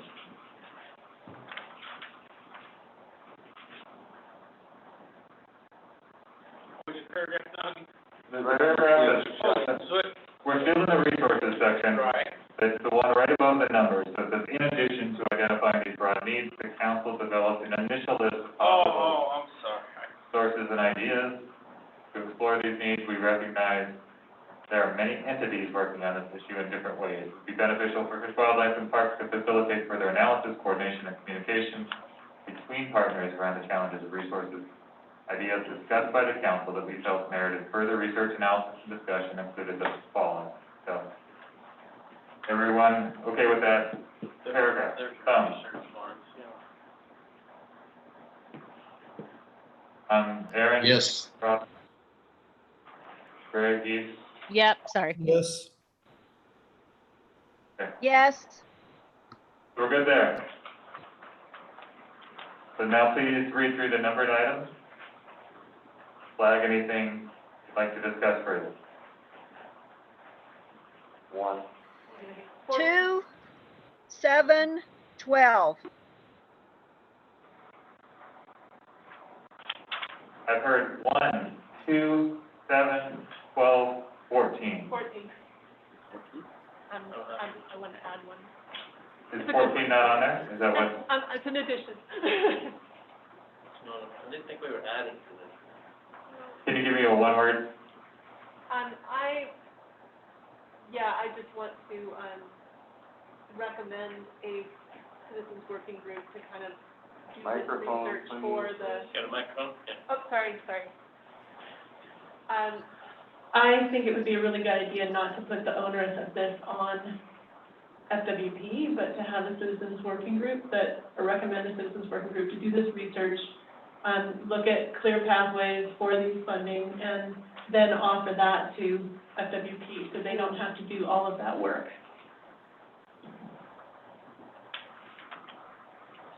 Thank you. Number 4. 4? Michelle, can you wordsmith that? Yeah. Where do you want it? At the very end? It's the new 14 in red. Okay, oh, you've got it, okay. All right, again, I have 1, 2, 4, 7, 12, and a new calling 14 on the citizens working group. Anything else you want to flag?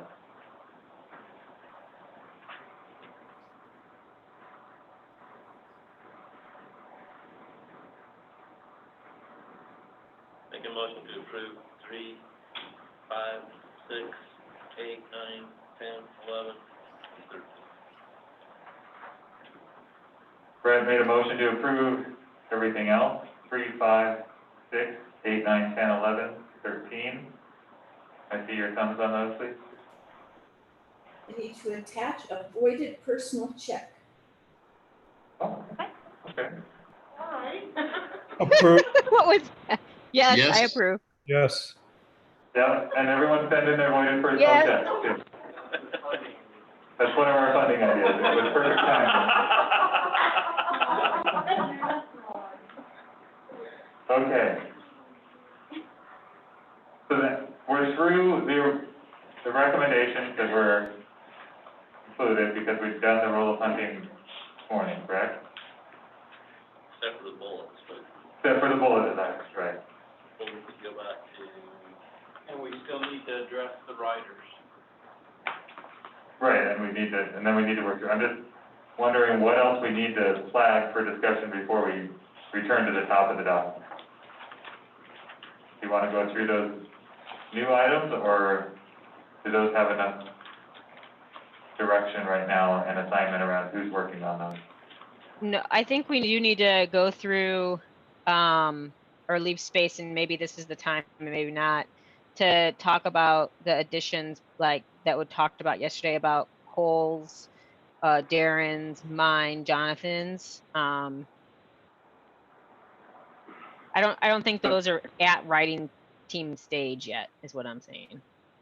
Yeah, because my question is, those are flagged already. Do we want to address those now, or do we want to just add them to the list at the bottom? Let's do them. Yeah, do so. Okay.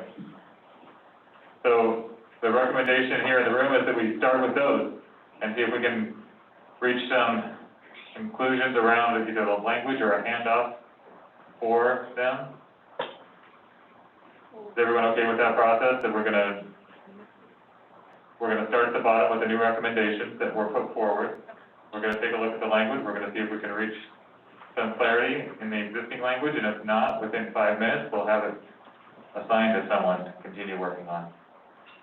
Good? Anyone opposed? Yep. Okay. So the first one. Oh, Oh, and just real quickly, I just want us to flag and make sure that we're working on these at the bottom of the document, because sometimes they reappear in other parts of the document. So I just want to make sure we don't have them in two places, edit one and then, so. good point, Just a Aaron. flag. If these exist in other places in the document right now, we will refer back to the language at the bottom. So just make sure that we make that note now. That's another difference between a PDF and a Word? Yes. Okay. So where are we in the second? This is, As Chuck was saying, these were added yesterday by the council members. They are not in the PDF. To follow along, please look at Trina's screen. Exactly. So these were new based on yesterday's conversation, and it was really started around the conversation, Chuck, that you and Lawrence brought forward around these areas and how can we find some language to go into those. And so there's a proposed recommendation that Cole put forward. I'll just read it here. In its comprehensive grizzly management plan, the council urges Fish, Wildlife, and Parks and all relevant agencies to clearly define how it will distinguish landscapes in between that are considered important for connectivity from other landscapes. The distinction is critical for prioritizing management resources and clarifying the overall goals of grizzly bear management in Montana.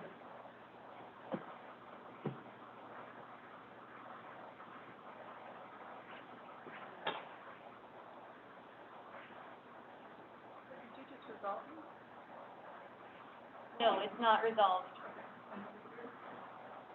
So the question here is there anything here that is concerning for people or any clarification that can be provided? If so, we'll try to resolve it quickly. If we cannot resolve it quickly, we'll take those concerns and assign them to a writing team or working group. Michelle? I had a possible rewrite and it has disappeared, so, and I don't have any other copy of it, so. That was me, because whole thing was a suggested edit, so I clicked yes, add it, and your comment went away. Gotcha. I think I can rewrite it, hold on a second. Can you go up to edit and do an undo? I can try, but usually when I undo, the comments don't come back. Oh, it did. Look at you, Heather. Okay, I'll copy and paste it, I'll copy it right now, and then you can get rid of it again. How's that sound? Okay, okay, no, I have to edit it first, so hang on a second, give me a second. Oh, I'm Okay. glad that somebody else did it. Okay. Chuck, we're gonna have you do the Google Doc part next time for the Zoom meeting. Great idea. Okay, you can get rid of that now. Okay, so Michelle's grabbed it, she's gonna copy and paste, are you gonna paste it into the document? I'm gonna put it as a suggestion once she gets rid of that one. Okay, gotcha. Okay. Okay, perfect, thank you. Are we talking about Cole's piece now, or? Yes. Okay, I guess one thing I would suggest is that from other landscapes seems implied. So I would just suggest putting a period at connectivity on that one.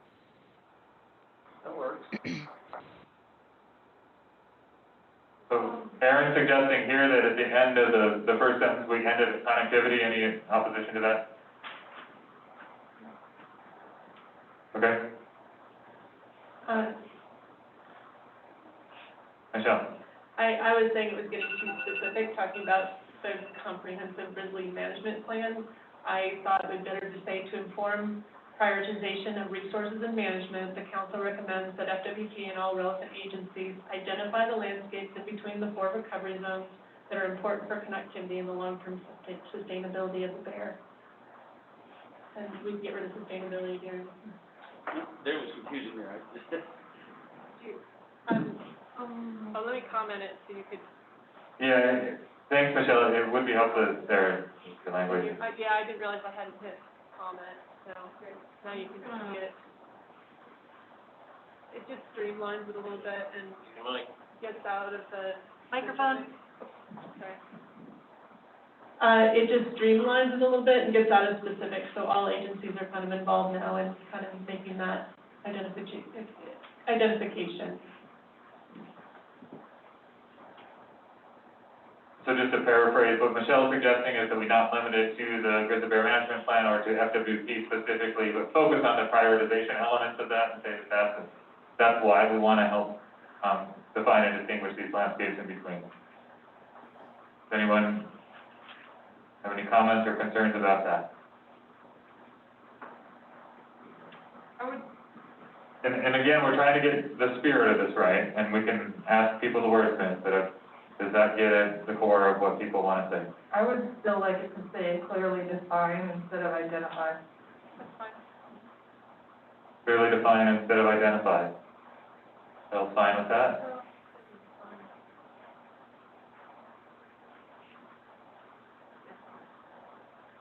Okay. So, the new language is below now that we're working from. To inform prioritization of resources and management, Thank you for longevity.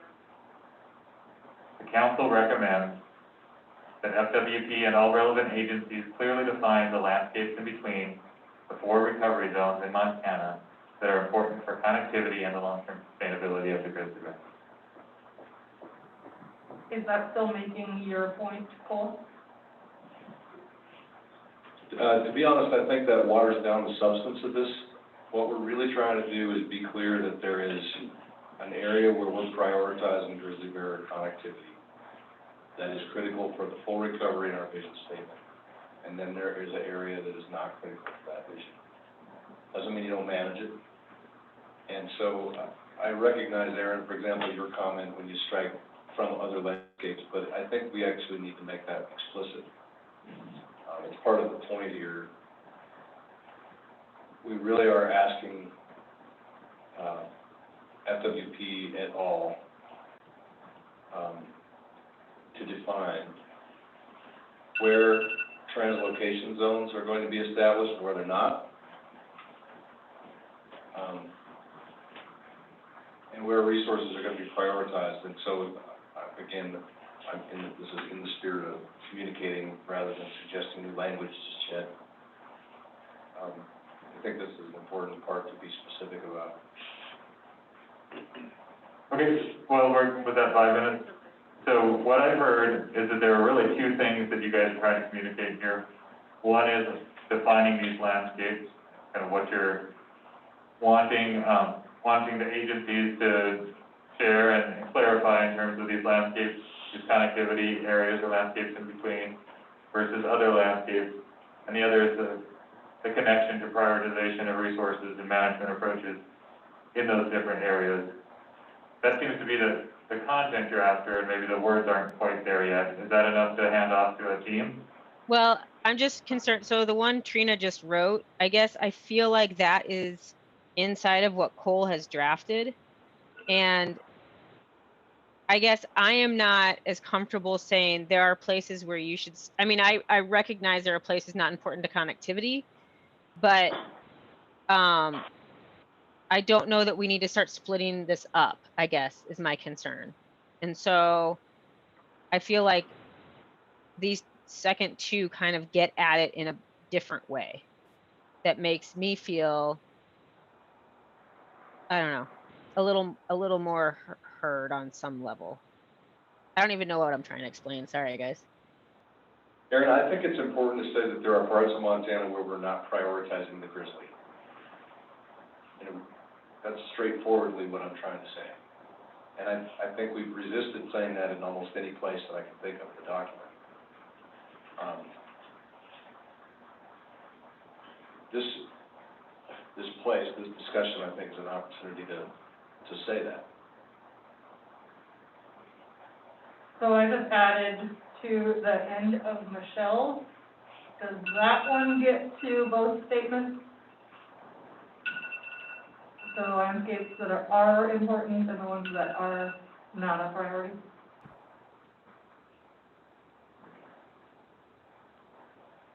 So there, Trina, are you suggesting that maybe we look at that, see if we have consensus, and if not, we see if anything's missing in terms of content? So yeah, read all of Michelle, including what I just added, and see if that gets to all our points. All right, everyone take a careful look at that. So to inform prioritization of resources and management, Council recommends that Fish, Wildlife, and Parks and all relevant agencies clearly define the landscapes in between the 4 recovery zones in Montana that are important for connectivity and the long-term sustainability of the grizzly bear, as well as those areas that are not a priority for grizzly bear connectivity. That's a big sentence that might need some wordsmithing, but are the ideas close? I think that's pretty close for me, Trina. Yeah, it's not really smoothly worded, but. It needs a little work. It's a mouthful, it's a long sentence, yeah. Yeah, Michelle, I can think you get on it's board with pretty that? close. Yeah, I think we're close. I do think that you identified the ones that are a priority. You're kind of already identifying those that aren't. Yeah. So yeah, I have an issue with saying there are areas that are not a priority to connectivity. I guess because if bears can live there, they're probably a good place for bears to be, but that's not in the eastern front though.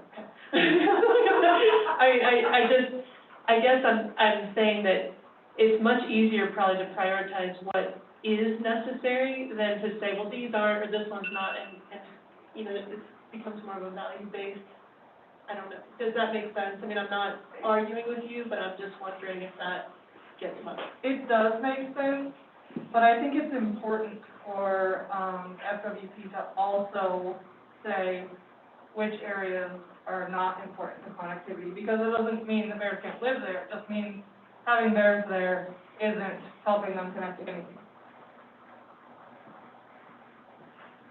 Yeah, I think connectivity is the critical word here. We're not saying that these couldn't be expansion zones or that they couldn't have other opportunities for management prioritization, but that they are different than the landscapes in between, and it's important to identify and define what those are. How I'm reading.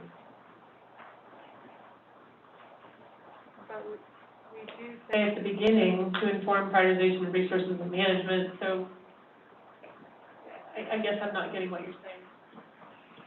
That's 10 minutes. Oops, Yeah, no, I don't know that I was saying anything differently than what's there, so.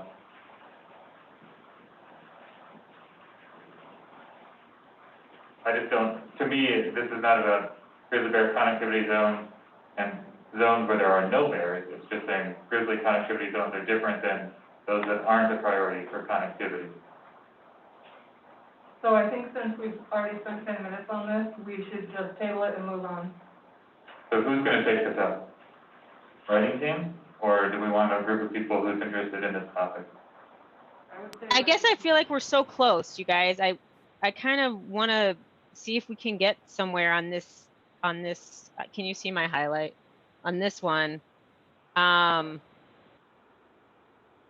Because this is an important topic for all of us. And I mean, I think what you said, Sean, I think it does get to that.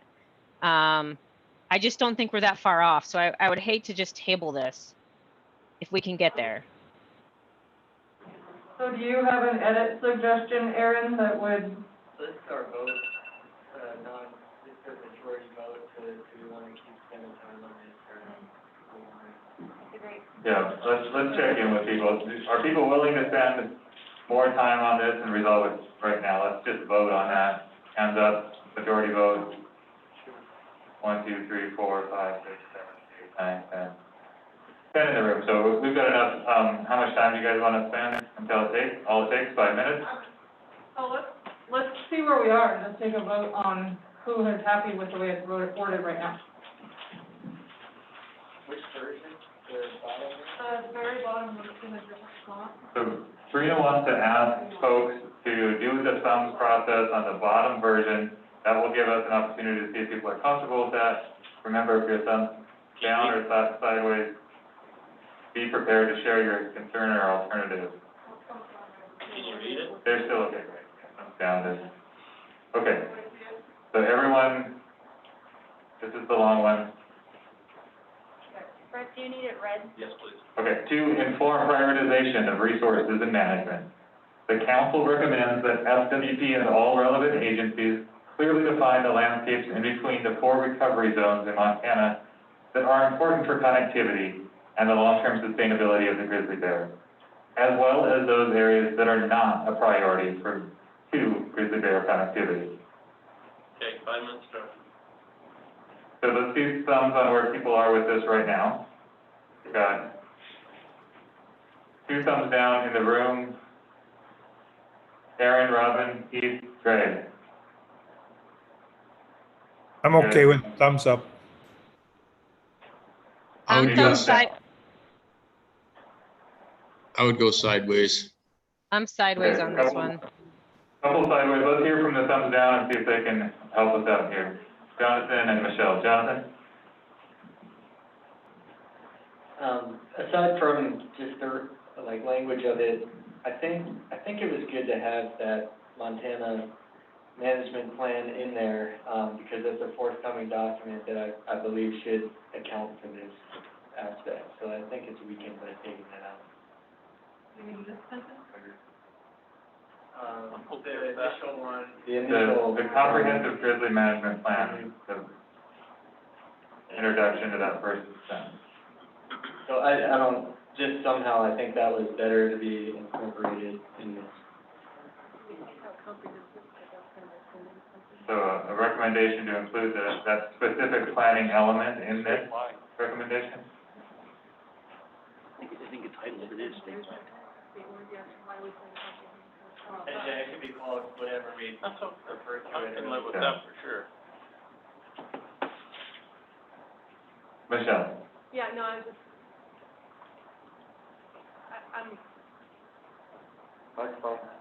I'm a little befuddled with the comprehensive, and I'm not,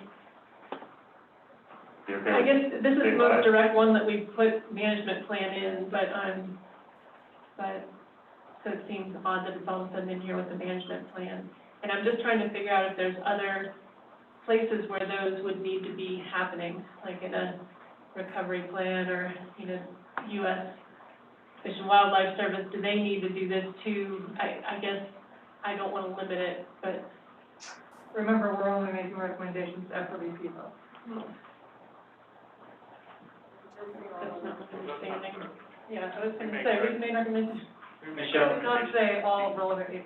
can I just respond? I mean, I agree with you, and we have made recommendations to other agencies, and I think other relevant agencies play a part here, but for a Montana management plan, and it doesn't have to say comprehensive, whatever we refer to it as earlier in the document, I think this information would be extremely valuable and be the appropriate place for that. And it should certainly be with all those other guiding principles, consultation with, you know, tribes, other agencies, the public, and everyone. But I would think if that information exists and if we recommend its existence and it doesn't go into that management plan, it seems like a missed opportunity to me.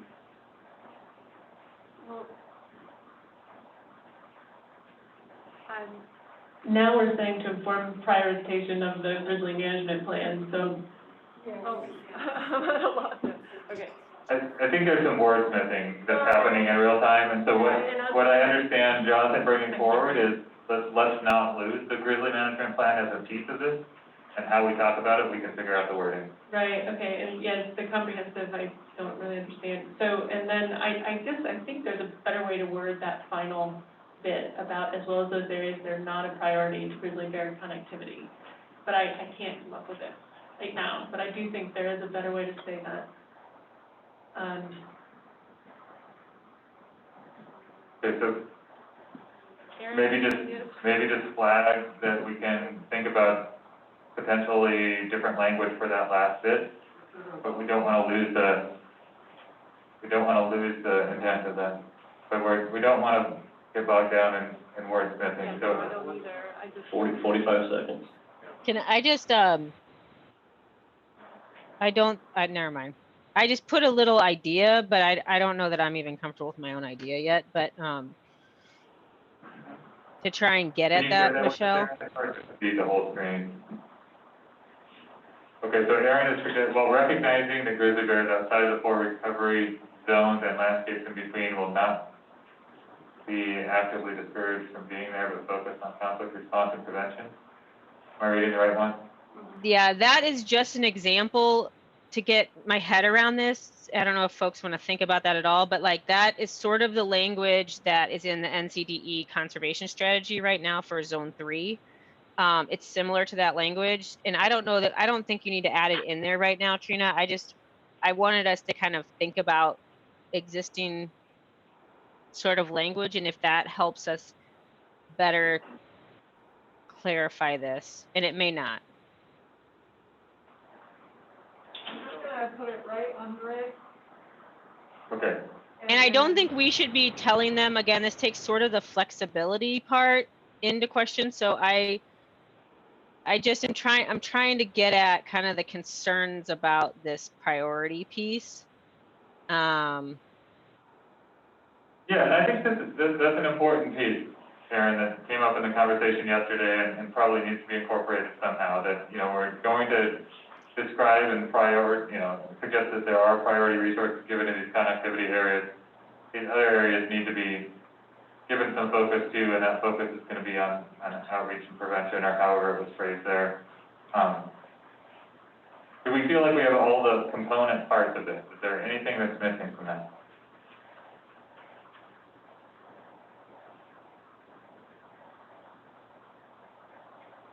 Can we have a thumbs on content, spirit of this recommendation? Anyone opposed? Let's see thumbs. We okay on content? I'm good. Good. I'm good.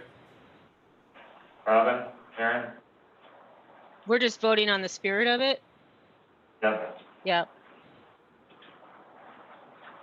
Yes. So just looking at the time and how many things there are in front of us, I'm going to suggest that this is a writing exercise for this writing team to take up. The ones below that, I guess, I think are similar, so maybe consider input to that writing team, but the highlighted area will be the core of that recommendation moving forward. I would like to echo what Sean just said, and though what we just did was really important, it took quite a bit of time to work through these new ideas, and I think we should table the rest for the new writing team to look at a little bit more. And I think we should go back to the list that we need to talk more about of our recommendations. I agree. So everyone seems to be in agreement with that. Anyone opposed? We have got votes around the room. Okay. And all of those other new ideas were on the same topic, right? So we're asking the writing team if there's anything there that supports the core content that's been highlighted to take that into account. It was all really simultaneously addressed the same issue. I think that's the best version of it. And Jonathan, there is a microphone to your left. Oh, that was boy. Oh, he's becoming a conflict student. All right. Welcome to the team. So we have a lot to look at here. It is 2:50. We want to be done in an hour. We need to assign a writing team. Let's get through as many as we can. Then we do need to do it right. So looking to you guys for guidance. I'm happy to just start ticking through these. If you think you're at a point now where it'd be helpful to assign that writing team so they have a sense of who they are and what they're doing, Jonathan.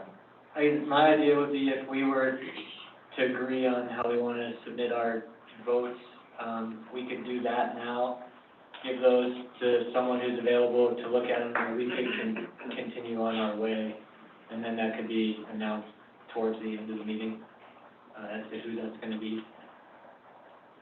That sounds good. And just looking at the time and thinking that we've got more to do than we do time to do it, I want to offer maybe a pathway forward now, and that's for the ones that we've flagged, but we don't get to today, can we take that into an online format and have people continue the same thing? So anything that's been flagged, whoever flagged it can offer new language that we will look at and consider. If the writing team feels like they can resolve it, great. If it doesn't feel like it can be resolved, we'll pick it up at the August 5th meeting. So move. Will you give us that list? The list of all these? Yep. Yeah. Does that work for people, just so we don't lose momentum on this? Okay. So Jonathan suggested that we are at a point where we should submit our names for the writing team. We want to take a vote on that, are we good? Do we have a list? What's the list of eligible people? Right. Jonathan, do you want to restate that, or did I misquote you? No, I think that was good, but I also, I hate to take some time up for it, but what the structure or role of that team might be, I think that there's a lot of comments and ideas about that, that like Cole said, does kind of change the function and, purpose that, for that team, and maybe we should get a shared understanding of what that is. I think that is helpful. That team does need a clear charge from the rest of the council. I would suggest that those in the current census writing team kind of share your thoughts on what you think is needed from the council in terms of that scope. What are you asking for? Is it more flexibility to think about tone and consistent language and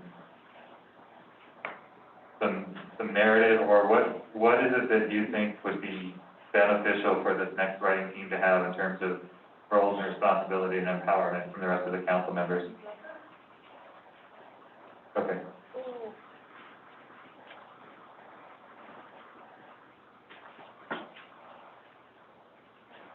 I think, one thing I think would be good that we tried to do as the synthesis team was have a unanimous voice for the 18 Montanans in this room and not present today, and the state of Montana, and we tried to do that. But continuing the one voice of the council throughout this document, I think is something important. Okay. something we talked about as a synthesis team, and I can't remember if we talked about it as a council, was potentially doing a small overview of each of these categories: education, outreach, conflict prevention, to give a little bit of voice to the dialogue that we've had. I don't know if anyone would agree that that's an important thing moving forward for the writing team to be able to do. Those are two that I have been thinking a little bit about.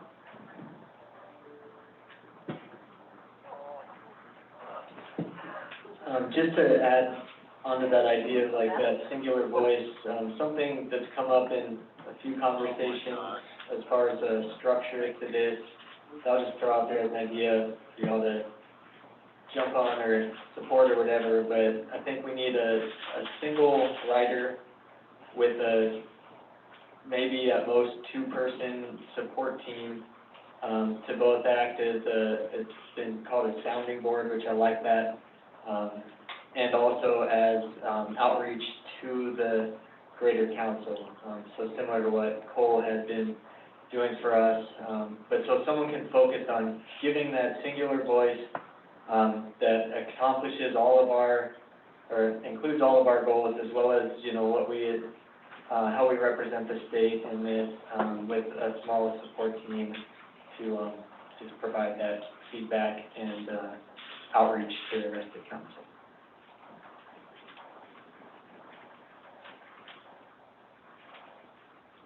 Everybody voted? Anyone else in the room have? Sorry, I've been sitting on this for 2 hours. And then for those online, if you could just email me, that would be great.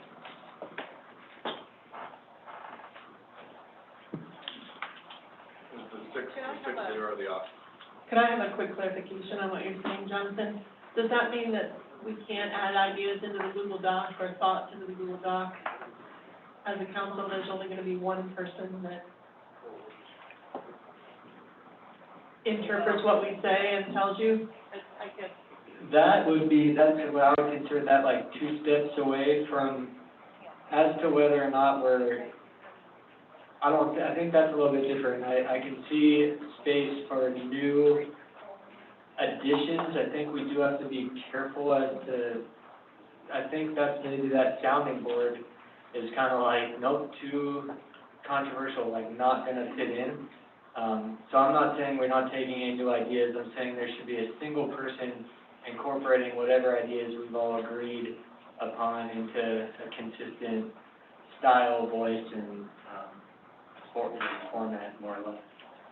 Yeah, I see what you're saying, and I'm not saying new ideas, I'm just saying suggestions for wording, those kind of thoughts. I mean, does that count? Yeah, I wanted to just share a general structure that had been discussed with a few people and out there. I just have a sneaking suspicion that I might be a part of this, and I would welcome suggestions. If I were to be in that role, I'd welcome suggestions. It's not, and that's why I want to put it out, because it's not meant to be an exclusive thing, and this is something I've heard many people say would be a functional direction, but, you know, it should be supported by everyone, so it's just one potential. Yeah, I agree that suggestions on the doc would be great, but it would also, when we're voting, we're putting our faith into a writing team to do what they deem best for the document, for the state of Montana, and for bears. And so if your comment, your suggestions don't get put in there, we have to be okay with that. So I guess, yes, put them, because it'd be helpful. If I was on the synthesis, or the new writing team, I would like to see them. But if I wasn't, I would trust the writing team to do what they want with my comments. Does that make sense? Yeah, I think I've been pretty amenable to that, yeah. Yeah, then I just get one, I'm just an editor, it's hard for me to not. Yeah, so this is real good, Jonathan, thank you for raising it. I think most people have shared their vote. I did want to capture some of these key responsibilities and roles as I heard them, because I think this is important. We're not just voting on a team, but what we're asking them to do. We're trying to look for a singular voice, so it has the same style and tone and voice throughout. We're looking for perhaps some additional descriptive text for each heading to really clarify what it is that we mean for our recommendations and how we're thinking about the broader context of maybe education and outreach before we get to some of the specific recommendations, and giving them the flexibility to decide how best to describe that. This probably means, in terms of structure, 1 or 2 key writers, with others maybe serving as more of a liaison or sounding board function. And then Aaron's point, I think, is really apropos of this last exchange around what is it that we're really aiming for, is to give them the ability to try to strive for that shared voice, that common ground that has been central to the conversations from the beginning.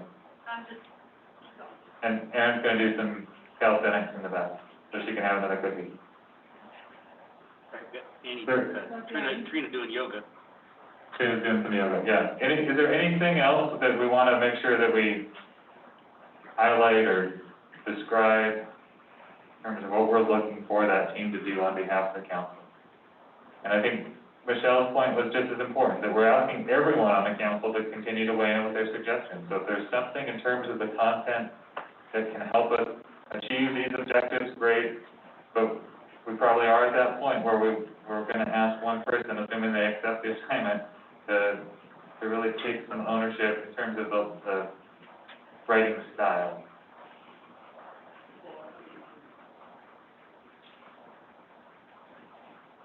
Okay. Has everyone voted? Am I the one that's behind the time? Kelly? Sure, sure. So I was just waiting for, Greg, Aaron, and Robin. I do have Heath's vote, and with that, the top, 3 are Jonathan, Annie, and Trina.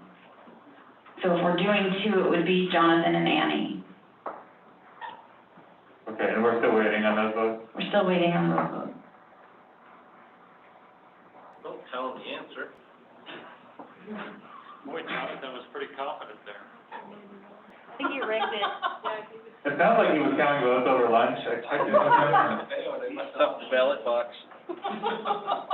Butte style voting, vote early and vote often. Ran down to the bar, got the buddy. All right, we were waiting on. Aaron, Robin, and Greg have not submitted. All right, are you guys able to send Heather a quick email with your top 3 choices for writing team?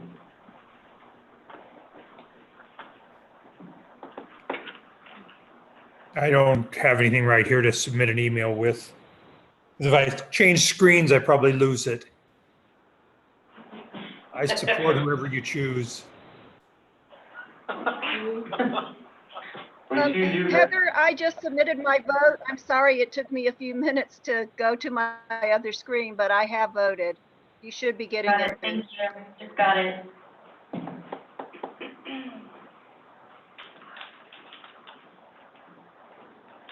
Does not change the outcome so far.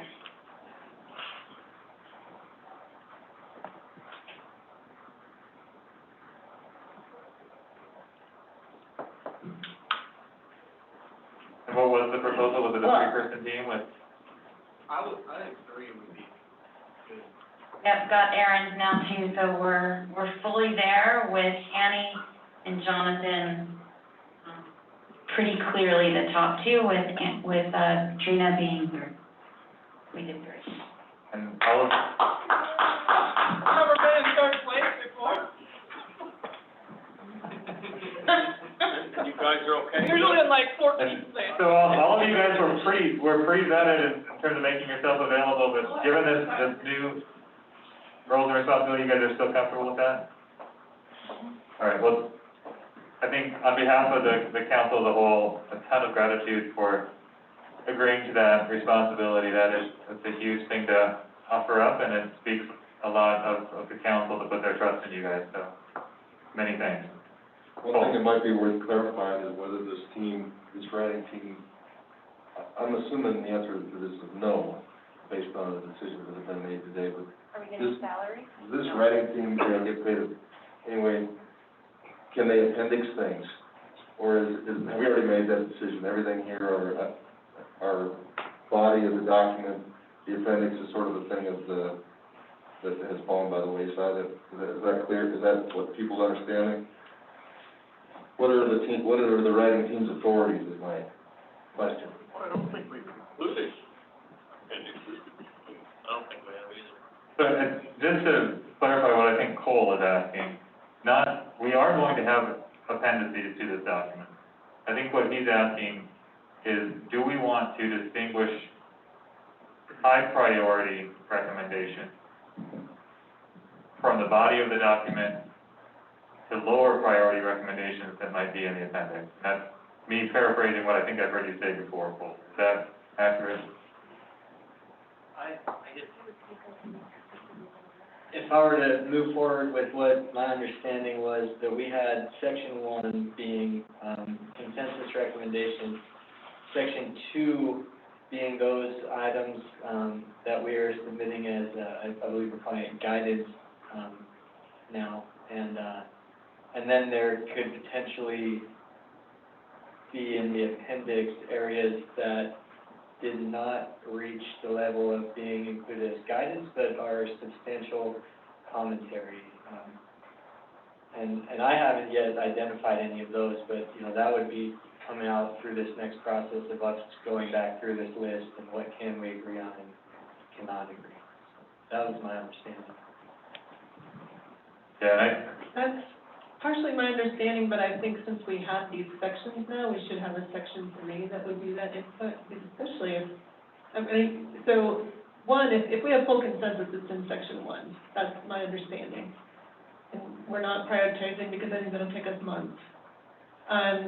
But input that we could reach consensus on, seems to me to toss it into the appendix, to create like a section 3 that's just input or areas where we couldn't quite reach consensus, but still had whatever, a certain amount. And I don't know if anything's gonna go in there at this point, but. I just want to make sure that we're clear on our communication. My understanding of what Cole was recommending was, even if we have consensus on some recommendations, they may not feel like high priority areas. And so now I'm hearing you say, Michelle, well, prioritization is an additional exercise that would take us more time and effort. I think everyone would agree to that. So I think Cole is just clarifying that that's where we are in the process, that we could take that step, but it would require us taking more time. And so he's asking, are we indeed making that decision as a council now that what's in there is in there, and we're not going to do that prioritization exercise? Is that? Exactly right. Okay. I, as a newly nominated person to the writing, do not want to have the responsibility of prioritizing these. That was not what we signed up for, and I cannot, no, I do not want to. What's here, I don't want to try and pick apart and put into the appendix no. Okay. I would agree with that. I think a prioritization conversation needs to be between all of us, because what is my priority isn't Annie's priority, isn't Michelle's priority. So it would be too objective. Okay, so just wanted to make sure that everyone's on the same page with that, right? So we're going to move forward with anything. We're going to have these categories of anything that has full consensus will be included in the recommendation. Anything short of that will be a separate section and include the role of lending. Okay. Moving on, yes. Are we starting with number 6? So, Where are we? Where are we? Say again? I thought we completed all the guiding principles. I think we're at, I'm at education and outreach. education. and Yeah. outreach. There's some work thing going on, I think. Oh, those were the ones. Because we tabled those, right? Right, yep, you're right. So can we just pull those out? So we're gonna go into kind of a speed round here and do as many of these as we can. I'm gonna ask Brett to help with the timing, and I think let's hear the concerns, let's see if we can address them quickly. If we can't, let's resolve what the process step will be moving forward. So, education and outreach number 1 was flagged. Yes, that was me.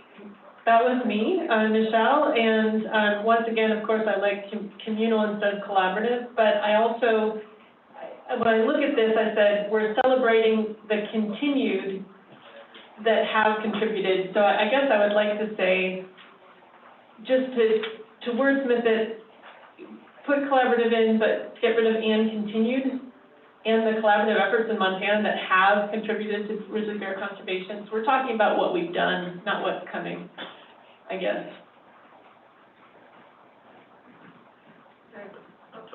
Hello?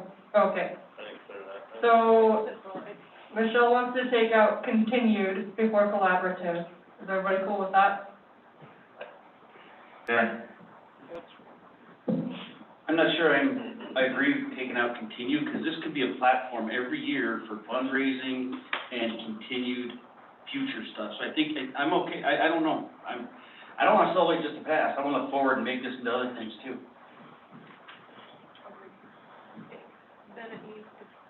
Then it needs to be, the tenses need to change. That's fine. I really never understood your disdain for Collaborative, I know. It's just becoming, kind of a political word, and so, I don't know. I like cooperative efforts, I like communal efforts, and I'm not big on the word collaborative.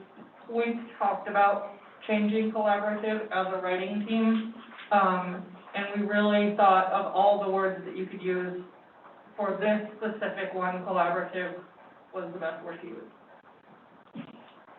Yeah, I'm fine, as long as you change the tense. Okay, so this one, are we good changing the tenses on this and going down agreement? So continuing, what are we doing? What are we changing? They have contributed. You like, oh, right. Yeah, we can't hear you, Michelle, sorry. Sorry, he was asking. Is it not clear? You can't say and continued and have contributed. Right. You're going future tense, past tense. Yeah. So as long as it's just wordsmithing and we're okay on content, let's do our thumbs on this one. Is everyone okay? Yeah. Number 1 under education and outreach, do you? Leave it the way it is? Yep. Yeah, Leave it Yes. slow with wordsmithing on the tense perhaps. Aaron, Michelle, or I'm sorry, Aaron, Robin? Yep. Yes. Very deep, okay. We had 1 thumb sideways, is that right? Cole, did you weigh in? Yep, okay. Number 3 is cold. Oh, Jonathan had a check-in on something. Yeah, I'm sorry, but back to our writing team, because I want to make sure that it just moves forward, whatever the best way to get this work done. Do we as a council have a preference as to who is filling those roles within the structure that we agreed upon, or of the writer and support soundboard, or can we determine that ourselves through our work? I'd say 3 of you.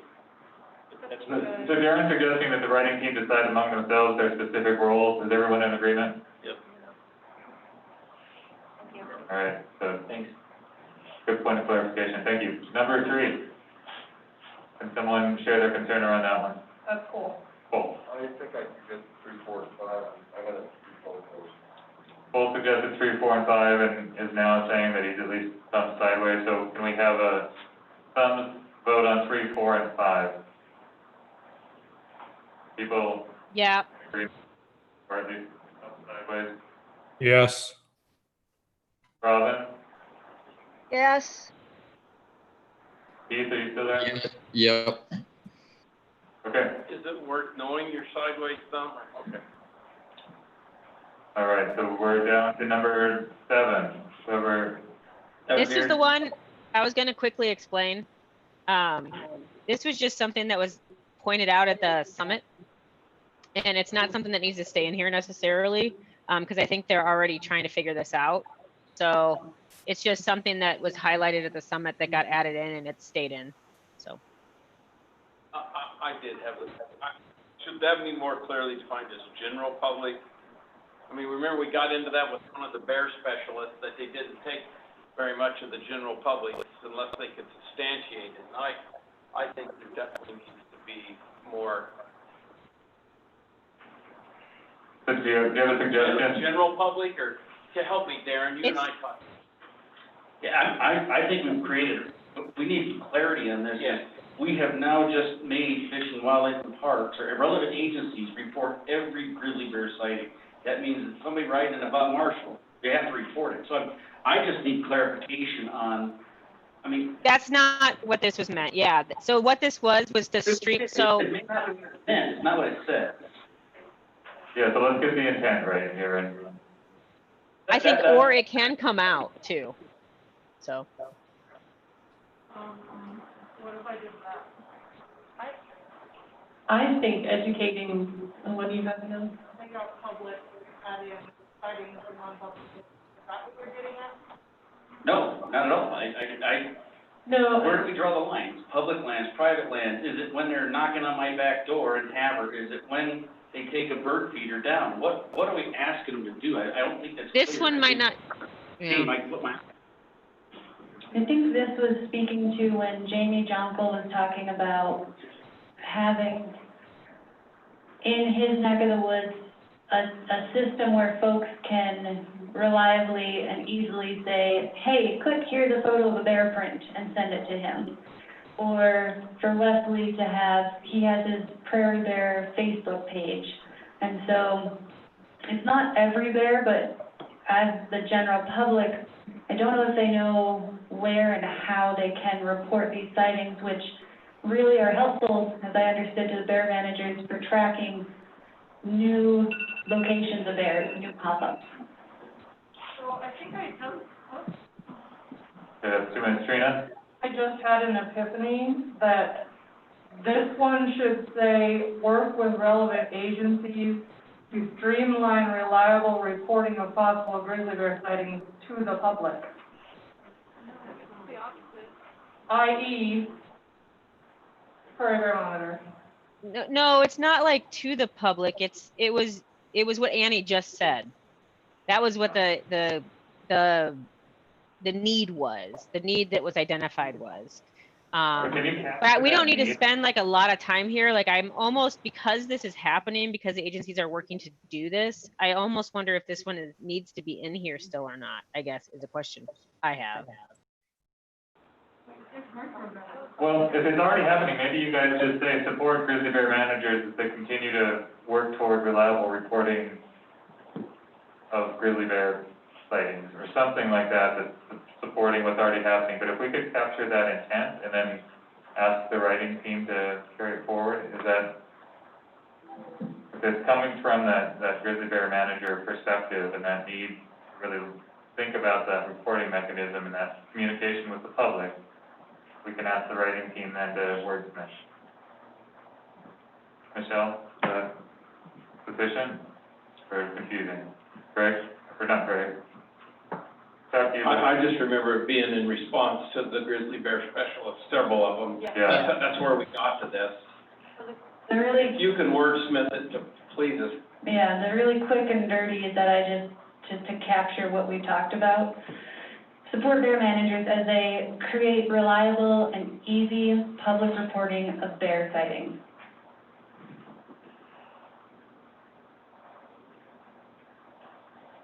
I'm getting there. I'm afraid that some tourists, every tourist that walks down Glacier Park and sees a bear is gonna start reporting stuff. And that's not the reporting the Fish and Game have to wade through all the extras that they don't need for the most vital stuff. And that's my point. We've gotta make sure we're not overloading them with a million things that are non-necessary. That's all I'm asking for. I like the idea, I want the idea.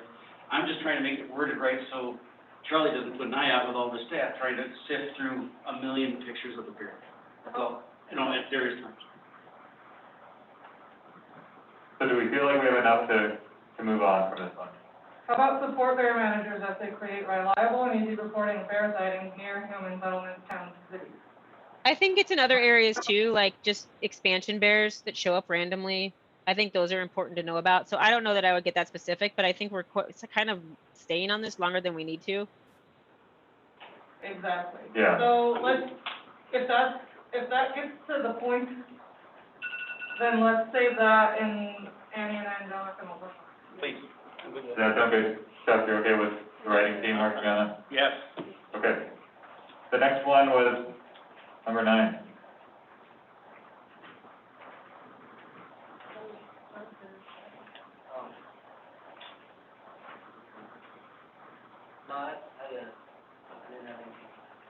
Someone had number 9. Oh, it was connected. Oh, that was, yeah, there's a bunch of.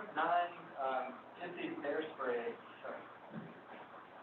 sorry. These both, I know are different about, bear spray, but I was initially drawn to number 10, which was the encouraging bear spray distribution and training, but then 10.2 kind of veers away from that and isn't specifically discussing, bear spray, and so it was just kind of an organizational thing and trying to decide if it really fit in with the other ideas that are there. So it's kind of minor, and it might just be my own understanding of the wording and things like that.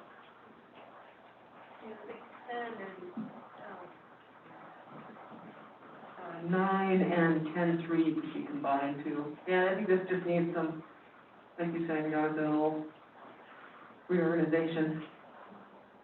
The content's good. So 9 and 10, are there any content concerns, and is it just asking the writing team to think about how to make sure that we have clear and distinguishable ideas around bear spray, and if anything could be combined, we'd ask them to do that? Number 2 could also say to offer bear spray safety training or whatever, if we want to keep it specific to bear spray. And then address it somewhere else if we want to say we want them to offer all sorts of grizzly bear safety training. Okay, to me, that sounds like wordsmithing. Can we move on? Yeah. Okay. 11.6. Wait, did we just approve? Okay. I didn't know if we thumbs up or not on 9 and 10. Is that what just happened? I don't think we need to, I think we just decided the content is all there, it's just moving things around and combining our wordsmithing a little bit better. Yeah. Is that okay, Erin? Did you want a thumbs on that? No, I just thought sticking with our process, that's. Okay. Okay, so 9 and 10, thumbs to move to the writing team. Yep. Content is there. Yep. Everyone in the room is good. Erin, Yep. Robin, Keith, Greg? Yep. Cool, thank you. Yes. Now we're going on to 11. And 11.6 was flagged. Yeah, 11.6 is flagged because, you need to add teachers in here about creating and implementing, because just saying OPI does not mean teachers will be involved, and teachers aren't involved in the creating the curriculum, it's not gonna be workable. All right, so work with Montana Office of Public Instruction, local, Agencies, tribal partners, and teachers, and science teachers to create. Microphone. Local teachers makes sense. Microphone. Local, so we're adding teachers. Local teachers does make sense, because those are the ones who actually use it. OPI, they try, but. Yeah, no, just teachers, I think, as long as make sure there's teachers involved. Okay. Is that, Yeah. local? It looks like we have a request for thumbs on now 11 in its entirety, including the tweak to 6. So, seeing thumbs up in the room, online? Yes. Thumbs up. Yes. Yes. Wonderful, thank you. Number 12. Someone flag this one. I did. Yeah. Microphone, got it. I am not comfortable with any of that, to be honest with you, because everybody that's online taking a bear test, identification test, is part of the hunting community. That's why they're online taking the bear test. So it doesn't flow for me because of that. They're the only people right now that are currently taking the bear test, and that's what you have to do to get a bear license in the state of Montana. So I don't see anybody else just jumping online to take a bear identification test. But that's why we wrote this recommendation, is so that they can, channel other recreationists to that test to take it, not just hunters. Then I would, make the suggestion that the writing team wordsmith that to state that. And I would be comfortable moving forward with that then.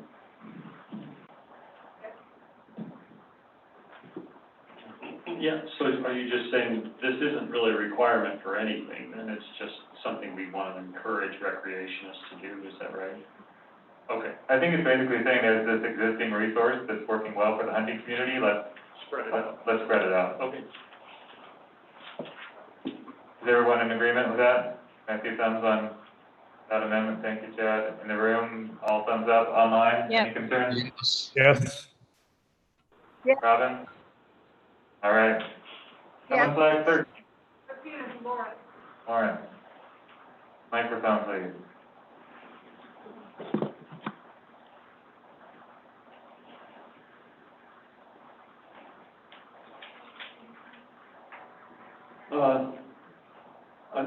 Well, first, what's an applicable business? I mean, I don't know how this is, who we're talking about here. We were talking about outdoor industry. Anybody that works outside. Okay, and why are we, tagging the IGBC? We tagged the IGBC because they have been creating content on their website around bear safety, bear outreach, and it comes from multiple agencies and is discussed within a multi-agency format. And so I think that's why we put that there. I guess I'm good with it, it's just, kind of vague. Lawrence, initially we had, I think we had some types of businesses on there, and we didn't want to either single out ones that didn't feel that it applied to them or failed to mention others, and so it's kind of vague by design. It is a little out of context too. I see what you're saying. The idea is that, in one of our subcommittees, it came up that FedEx and UPS across the front, their employees were not allowed to carry bear spray while working. And so the idea was we need to find a way to encourage those entities to be able to give their employees proper tools when they're in those areas. Thank you, Brett. Darren? Yeah, I go with Lawrence. This is strike applicable to the businesses, then the businesses can make their decision on whether they want to participate or be a part of it. Because if we say outdoor businesses, we're taking UPS, FedEx out. So let's just say businesses. So the recommendation to strike the word applicable and just leave it best practices, best management practices for businesses around bear safety and employees, and ask IDPC to coordinate that effort, or explore that effort. You okay with that? Can we see a thumbs on this? Number 13, we're asking for thumbs. In the room, we have thumbs up. Online? Yep. Yep. Yes. Awesome, thank you guys. All right, education and outreach, that was it, right? Wow. All right, we're to the fun III section here, conflict prevention. You ready, Trina? I am ready. 14.1. 14I1 was the first one flagged. Yep, so that one, we wanted to know if that was the correct way to say where the bears live and where they're gonna live. That was also, our first attempt at identifying that bears don't belong everywhere in the state of Montana. That we were trying to kind of get to what Lawrence and Chuck were talking about, that bears do not have free-for-all in all of Montana. And so we just wanted to check with the, the support team as well as you all, if you are okay with that or not, for here.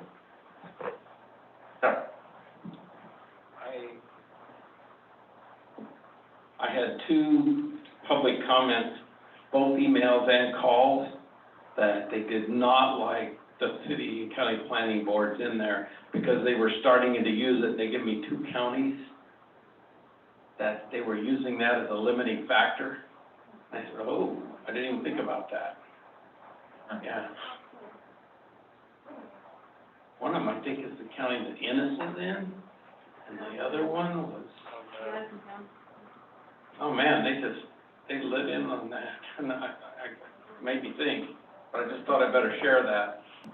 That this particular person that was the head of the city council and took that literally and empowered themselves, the 2 counties. I don't remember the 2 counties.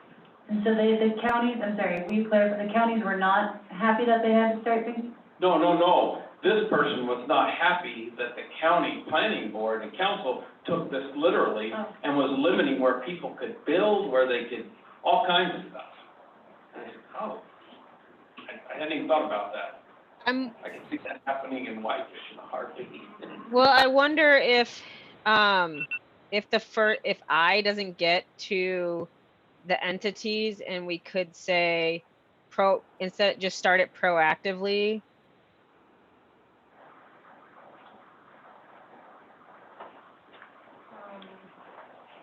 Then it's really super vague. I mean, the city county planning boards went in there with discussions actually with Lawrence about trying to be more specific. Yeah, I remember that too. Lawrence, do you recall the intent behind that?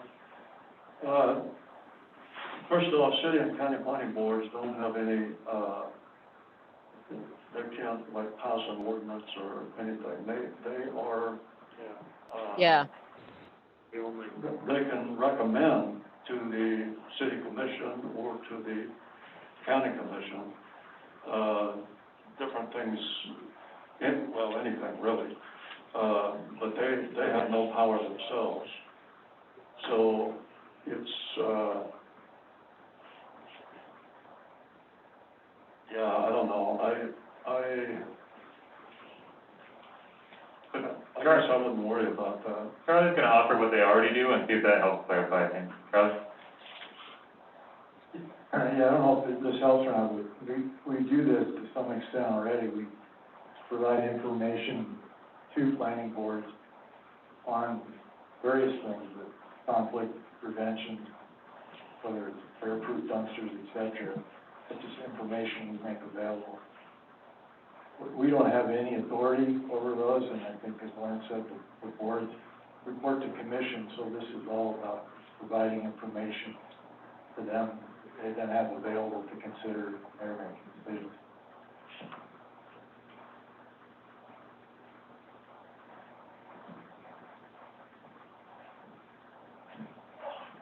So are we to a point where we have the spirit of this one? Trina? So I would suggest, cutting in occupied resident habitat all the way to occur, and pasting it in front of Montana Fish, Wildlife, and Parks on I, and then deleting number 1.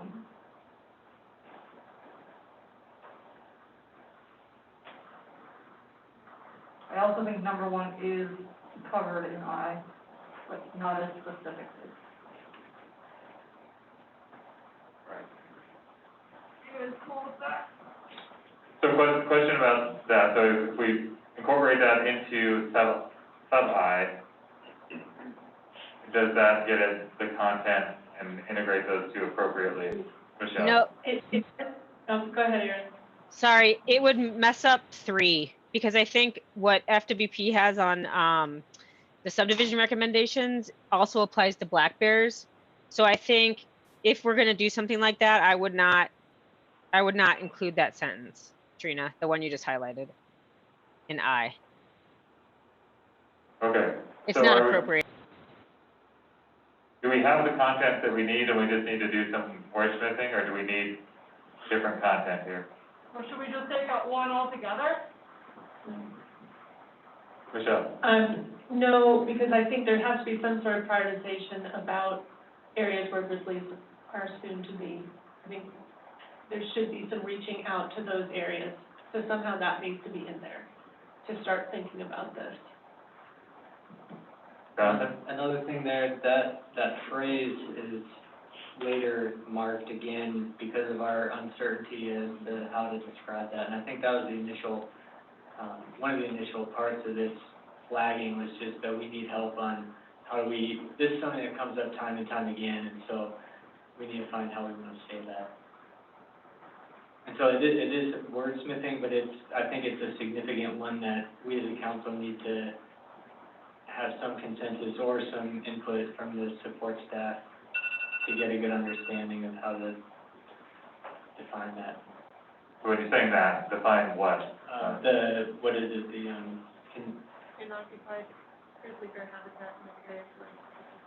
Unoccupied grizzly bear habitat and in areas where grizzly bears are likely to occur. That was what we were using as kind of copy and pasted in multiple places to describe the general area of current and future inhabitants. And it fits for some and it doesn't fit for others, as we discussed around sanitation this morning. We also are making a guiding principle, or the recommendation that Cole had about distinguishing landscapes in between that are considered important, and prioritizing management resources and clarifying the overall goal of grizzly bear management in Montana. And so I don't know if that would help eliminate some of those weird sentences that we're talking about. So I feel now that we have Cole's recommendation as well as some from Aaron and Trina from yesterday, and as you as well, Jonathan, that the writing team, we could figure that out. Are you all okay with that? Okay, 14 sub I, let's see your thumbs, everything, 14, that's all of 14 actually, so 14. I'm sorry. Oh, Michelle. I thought Trina had said that I had flagged something. The 2009 IGBSC conflict mortality report in II, I had that in, it was put in as an example to monitor, but that report actually has some good recommendations for conflict prevention. Like, this is a whole group that came together and put these together. And I would like to see something like review and consider the recommendations in the 2009 IGBCSD conflict mortality report, because it was a multi-agency effort and many of them haven't been implemented. So if we add that review and consider the recommendations in that 2009 report, does anyone object to including that in that recommendation? My only note for the writing team is that I'm not sure if the 2009 report is the right thing to refer to. They are currently, I think Hillary maybe could help give us better clarity on this, or somebody else, just to make sure we're referring to the right document, because they're in deliberations right now on preliminary recommendations for reducing bear-human conflicts. So. Okay. Hillary on board there? Yeah, Hillary, can we work with you on getting the right citation or reference there? Okay. So if we add that as something that we're gonna flag and chase down, are we now good on thumbs for all of 14? Writing team, you good? Yep. Writing team?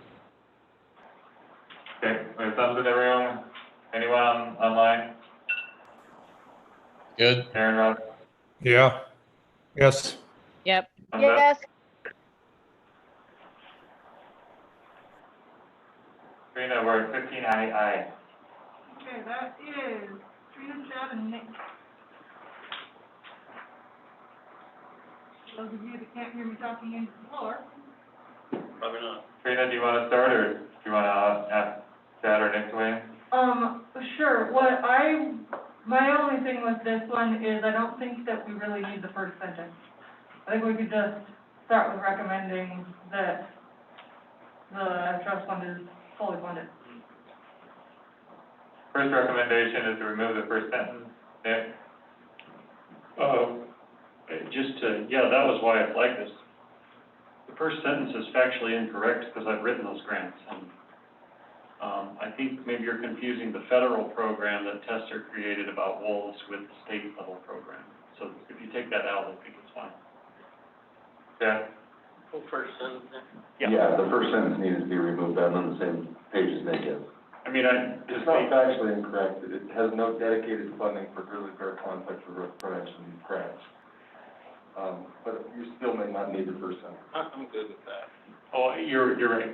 If you're talking about the trust fund, yes, but No, the state of Montana doesn't get any money for grizzly bear conflict prevention unless it has compensation money left over that was not spent in the previous year. right, that's true. So that hints to, but more than just the trust fund, we might want to hint on, we heard from George Edwards that he's going to bring a bill to have a 100, even if you don't fill up the trust fund, I mean, we're not going to come up with $5 million with a bill for $100,000. So, I mean, I think we're all in agreement on the spirit of this, but the details, you know, I mean, you're right. There has to be money left over, which there used to be, but now with mountain lions in there many years, it isn't. So we just need to fix this to make it. I would suggest that the writing team, a good way to fix it is to simply recommend that Montana provide dedicated funding for the Montana Livestock Loss Board to implement conflict prevention for grizzly bears. Cool. And then we could suggest that fully funding the livestock trust fund is one way to do that. There you go. Say that again. Do you have that language, Cole? Could you? Can you share that? I mean, I think the language is all there. I would suggest separate out the request for dedicated conflict prevention money for grizzly bears from the suggestion that the Livestock Loss Board Trust Fund may be a good way to do that. Okay, so if you look at I feel like that's covered in there without being specific to livestock. Sorry, I hate to do this. I think what you just pointed out, and this is more of an example, this is more of an issue for the writing team. I may not fit under ag. I might just fit under 14. It's not specific to ag. And it was I think it was purposefully that way. Thank you, Darren. I think the resources number 3 refers back to the NRCS federal program for ag to be able to use CIG type funds. I think if you go back, Aaron, to get at your question, I think is how I read this. Yeah, that was just another example, but we don't even have to refer. I mean, I'm just saying that this one is not specific to ag. But You could make it specific by saying for producers, if we wanted it specific to ag. I mean, I think it's good without being specific. I think there's purpose and action. There's a reason for that. A lot of the grants we give out are residential grants for bear personal properties. So Yeah. You have chickens and you have et cetera, livestock. So, do we want to move I to 14 then, or is it fine where it is? It sounds like we can move it. It sounds like that's a writing team decision. Darren, when you said number 3, were you referring to triple I? Said resources number 3, and I didn't go back. I just said, well. There was a parenthetical there, Chuck, that was cross-referencing 15 sub I with resources number 3. And that's what Darren was. I didn't make that jump, sorry. Okay.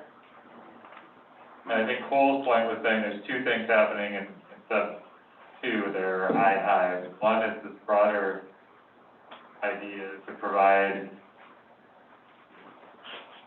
compensation, and the other is one specific way to do that is through those livestock loss boards. So do you erase that for a reason, Trina?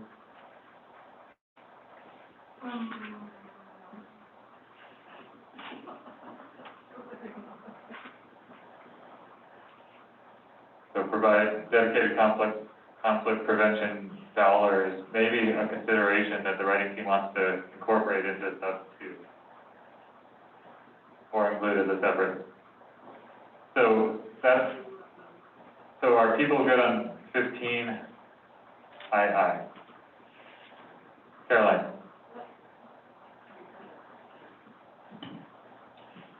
seems like there's a group here who has some really detailed knowledge. So it'd be great to have them kind of help write this correctly and make sure if they have like a little subcommittee that says this, then maybe we can move on. Nick and Cole and Darren, are you guys willing to do that? Yeah, we could do that. Cole? Sure, yeah. Okay, Am I involved with that? yep. So Darren, We're getting a phone call. Darren, Nick, and Cole, you've been signed up. Thank you for volunteering. Okay, are we voting? All right, Yes. Do your thing. thumbs up? Good, and online? Yes, Yes. Yes. Okay, Yes. 15, aye. Okay, that's Jen. Ted? I really don't think it's the Livestock Loss Board's responsibility to establish best management practices and research them. I think that's agency specific, personally. Amen. Good point. It's a really big one. I'll speak to that just because it kind of came from me, because I looked at what Canada's doing and all the agricultural folks that are involved with their livestock resources board. They don't have compensation. They have livestock resources, for conflict prevention. And they all got together and decided what were best management practices. And that was and that's why I chose the Livestock Loss Board, and I could be totally wrong in that. But to me, that seemed like the way to kind of give a center focus for all the different organizations involved with the Livestock Loss Board that could work together with them to say, what is the best management practice here? Yeah, I appreciate that. I'm not saying that there's, the best management practice isn't important, but I don't understand what specifically are you recommending, because there are probably 25 organizations off the top of my head just in Montana that work on some kind of that already work on best management practices for conflict. I mean, wildlife services extensively, Montana State with Garrett Beaver, wildlife conflict. No, best management practices for livestock work, And so there's been hundreds of institutions, organizations that already work on agricultural management best practices. So what I don't understand is, where's the gap that you see, and where would you direct the recommendation to? Yeah, I kept it with the Livestock Loss Board, because I felt like it, should be, to be able to participate, I'll be really quick, to be able to participate with the Livestock Loss Board, maybe there should be some, you're not letting your cows dehydrate to death in the middle, just basic best management practices. I think it's important. Okay, but that Can has I make a nothing- suggestion real quick? Could it be rephrased to say Livestock Loss Board and whoever we decide to put there, should coordinate to support research, and dissemination of best management practices or something like that? Because I think people aren't, no? Cole, did I see you shake your head? What about, I'm wondering, and just through ignorance to the issue here, but could they be seen as an acceptable conduit for information to stakeholders who otherwise wouldn't be? Yeah, that's what I'm wondering. Is that a reasonable? So is the Livestock Loss Board currently functioning as an outlet for outreach and education to ag or livestock producers? And if they are or aren't, could we make a recommendation either for support that or encourage it to become more of that role? Does that make sense? Have them be there, available, and The Livestock Loss openly Board, sharing that. some of its conflict prevention grants can go to, agencies that apply for those, entities that apply for those grants, like the Blackfoot Challenge, that can use that money to pay for staff. And so in that way, there's sort of educational outreach taking place. I'm wondering. But they also put like a toolkit on their website. They do put outreach information on there. I would just think there's probably not many producers unfamiliar with Livestock Loss Board, and so if they're not actively playing a role in providing that information, that would be an extremely effective avenue for grizzly bear education. Yeah, one thing that George Edwards has said over and over is that it's, if he's the only employee, this year they've, I think, requested $20,000 in the governor's budget to basically allow him to travel around the state and present even the programs that they offer. And so they currently lack funding even for him to travel, but I think what he would love to have is, another employee who could make their programs known. So if that's a suggestion for a consensus recommendation, I just think that's different than agricultural best practices. So I'm going to make a motion to strike 15 III from our recommendation. Second.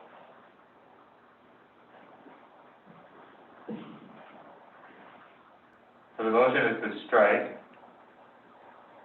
We've got a couple thumbs down in the room and a couple thumbs sideways. Online, are there any thumbs down? I'm sideways. Thumbs up. Let's hear. Sideways. Thumbs up. Darren? Well, I think some of the key things here, I think we're getting hung up on, I'm in favor of striking the livestock loss board. I'm not in favor of that. I think the key thing is research and best management practices, whatever that means. So I think we can fix this just really quick and say, we encourage an intensified research program and to go to that. So we say, hey, we need more research and more people doing it, not just the livestock loss board to help with that. And I think we can clean it up and just encourage that. I see, above 14 III, research, development, funding of new and innovative tools.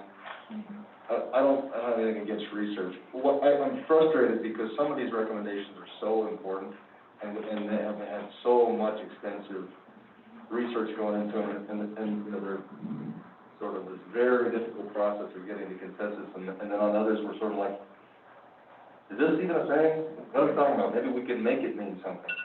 That's frustrating to me. If you feel like, look, Montana State has this great program, like with Jared's program, let's beat that up. That makes sense to me as a consideration. I just don't, I can't see what this means currently. Darren, could you get behind, instead of reworking agriculture, 14 research development and funding of new and innovative tools and techniques for conflict prevention and adversive conditioning are a high priority? Or would you like, in addition, under agriculture, this to be reworked to say something about research? We can delete it. I'm okay. I just want to make sure. I've been trying to say something for 20 minutes, so. Yep, so I just want to make sure that you're good. It wasn't 20, but that's okay. Man. All right, so. Let me put on my other mask. And Michelle also had her thumbs down. Let's hear from Michelle. If we reworded something that made it more clear, or even if I talked to you, Cole, and came up with something, so would the council be willing to look at it on the 5th, and you can strike it then? You just say this makes no sense. Yeah. I don't care, yeah. Is that reasonable? Okay, so we're voting to strike the existing language, but Michelle, and maybe, I don't know if Darren and Cole, whoever wants to be a part of that, could, if Michelle can take the lead, she could reach out to others. How about that? Okay, no, okay. And see if they can come up with something. So we're thumbs up on striking it for now? Thumbs up or in the room. Anyone on Thumbs up. online? Okay. I'm good. Yeah. Yeah. 15, Victor, sub 3. Lawrence. 15-3. 15B3. Salary cost shares. Right, salary, cost shares with local group. Please use the microphone if you don't mind.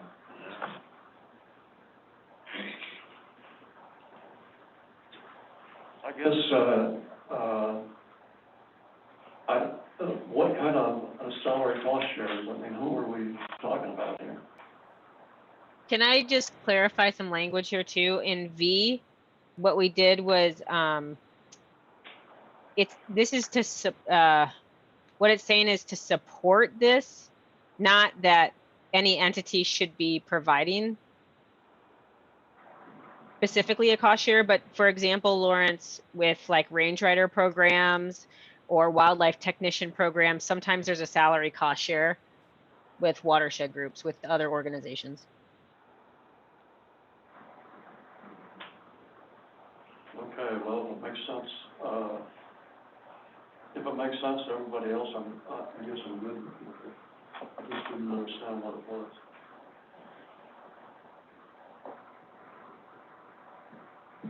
Any concerns on this one? We've got a request for thumbs with the, and then it looks like Trina's trying to clarify the language a little bit. I think you could just leave it how it was, Trina, if everybody's okay with it. Okay, let's leave it as it was and ask for thumbs, see where we are. Good. Jeff, you okay? Aaron, Robin? Greg, you? Yep. Yes. I like that. Yes. Okay, I'm gonna check in on the time, it's 5:04. We were going to end at 4. We wanna hold us to that time and ask you guys to continue this dialogue online, or do you have to be down to at least finish the conflict prevention section, or?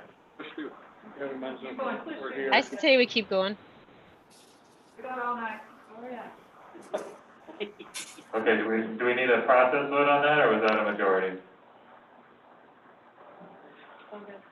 Vote? Agreed. Yeah, 1, 2, 4, 5, 6, 7, 8, 9, okay, we've reached a majority. I've got a commitment I've got to leave, but you can go ahead. Yeah. I think he said he might have to leave, but he said to keep going. Might check in with him, please. All right, Keith, you might have to leave here in a bit. We'll check back with you if you're leaving. Just let us know if you drop off, and we'll circle back with you on anything that gets approved. Can I get clarification about how much longer you're gonna go? Because I have a obligation too. Could I get a sense about what you're thinking about how much longer to go? So under conflict prevention, we have 16I, 16I2, 16I4, 17, 18I, 18VI, and 18 the heading. Next Tuesday. So if we take 5 minutes on each of those, that's 20, 30, 35 more minutes. So. If we could push it through distribution, it would be good. If we can move real quick. Let's go back. Let's do it. All right, let's see how much we can get done. And Robin, if you need to leave, we'll circle back with you and just let us know the last one that you were able to participate in. 16I. Okay, thank you. 69. Nick has the same wording, so if we're fine. Okay, yeah, if we're happy with the way that the red 18 wrote that. That was something the synthesis team wanted council input on. We decided not to give it, so I'm fine to leave it as is. All right. Oh, I see you guys wanted counsel from us, I got you. Yeah, they were struggling with this language about occupied areas as well as areas where grizzly bears are likely to occur. They've used, as Jonathan mentioned, they've used that phrase a couple of times throughout. We're just wanting to make sure that council agrees that that was appropriate language. I still would also like to hear from the support team if they can contact the writing team on that language. I think it would be helpful. Great. Support team members, thanks for any counsel you can provide. 16I sub 2. That's Darren. I just needed clarification. I support this. Bear resistant infrastructure should be available on all federal, state, and local campgrounds. I'm not sure I understand what local means. Is that county campgrounds, privately owned, and other public areas? What are other public areas? So I just need some clarification, please. Parks, lakes, recreation areas, we could. Please use your mic, Trina. We could put we could, oh my God, we could say public recreation areas, would that help you? Would that be more clear? And then, of course, it falls under the heading of where bears are and where they're coming.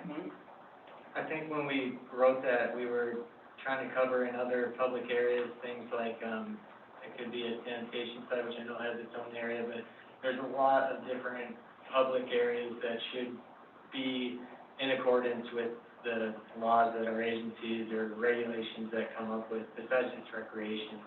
I can't think of any specifically right now, but, beyond just recreation sites, Parks, fishing accident How about sites. public and? So those are Yeah. still recreation, aren't they?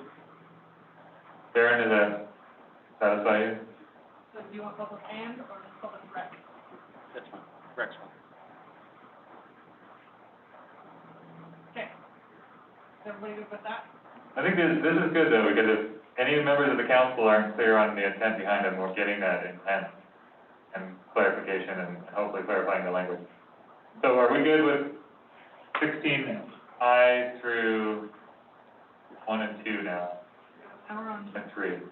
So we're asking for a vote on 16I sub 1, 2, 3. we are on, Do we have a thumbs up on those?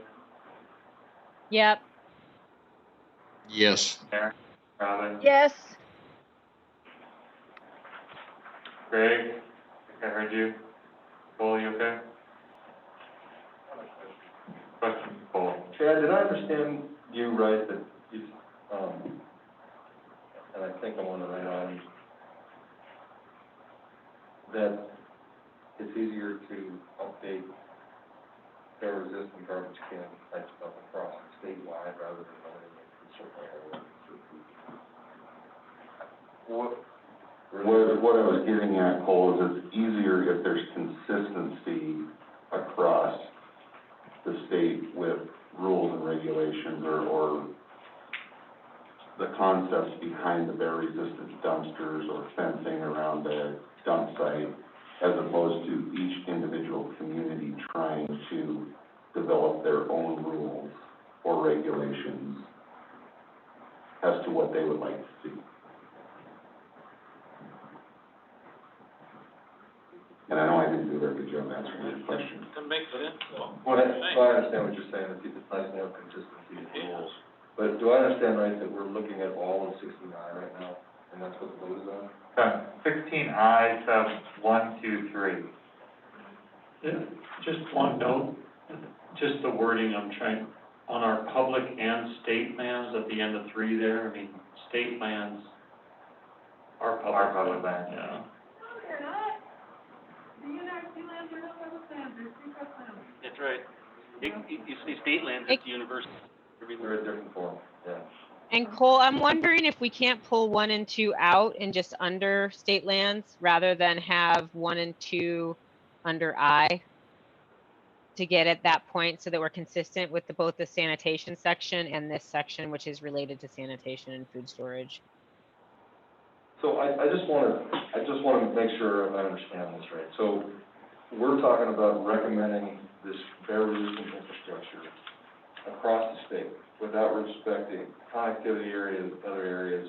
It says occupied In area. occupied areas, Sorry, I didn't see that. as well as, that's what I is. My bad, I got it.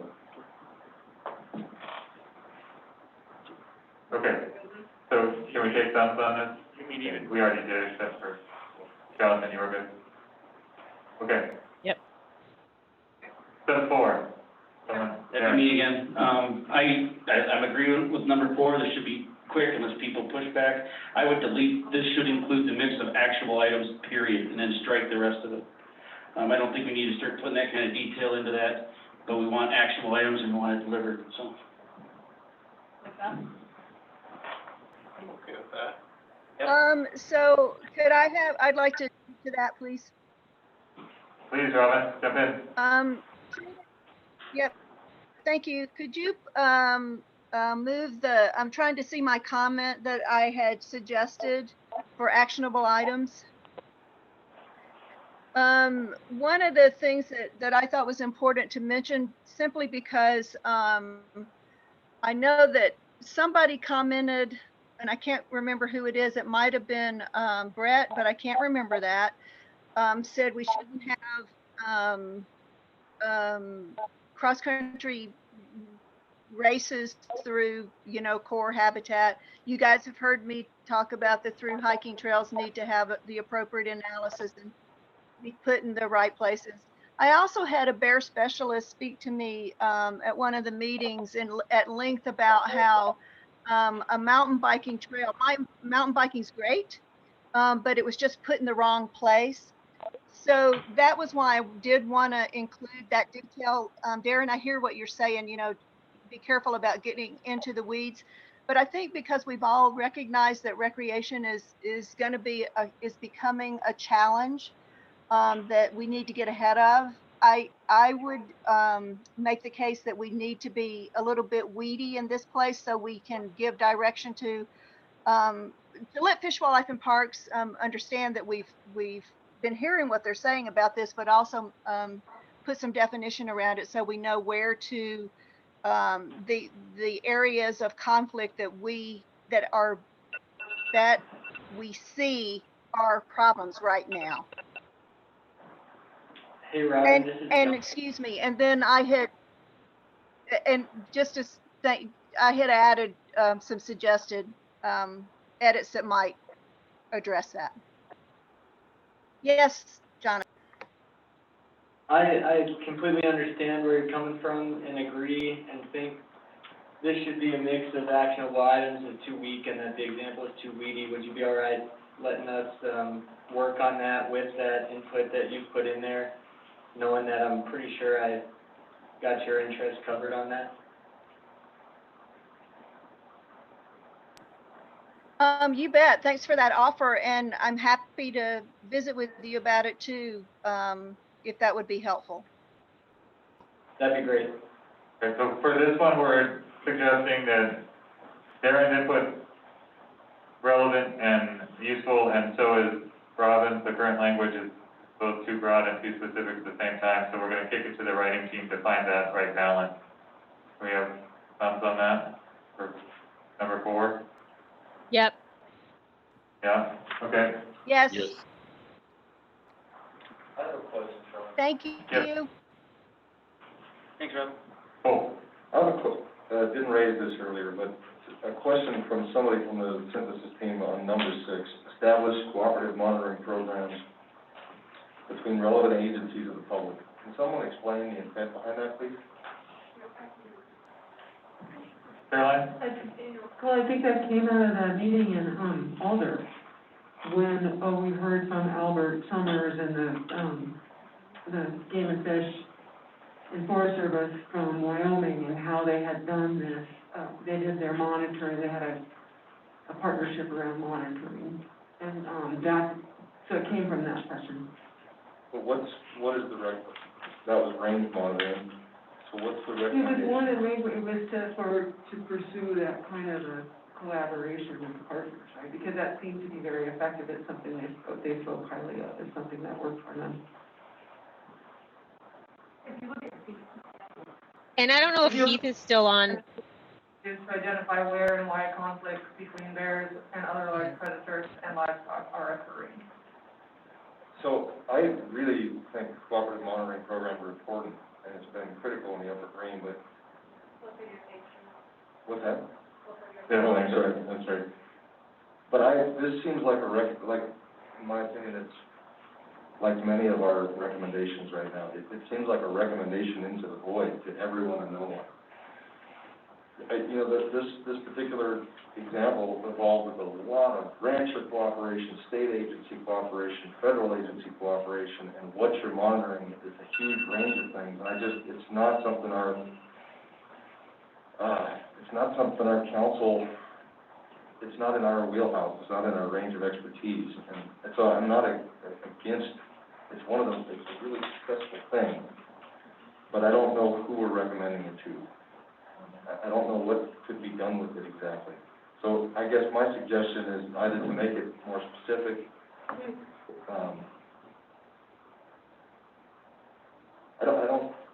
weird, I don't feel like I'm against it, but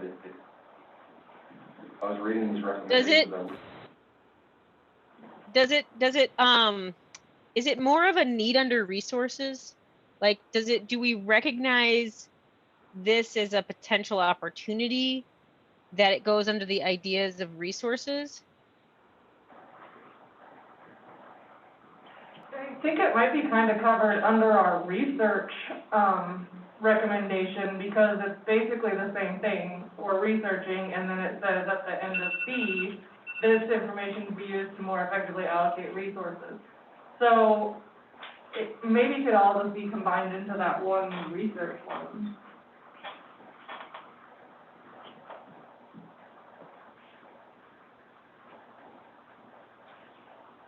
Okay, well, as long as no one else has objections, I don't feel the need to object to it. I wanted to ask the question for clarification.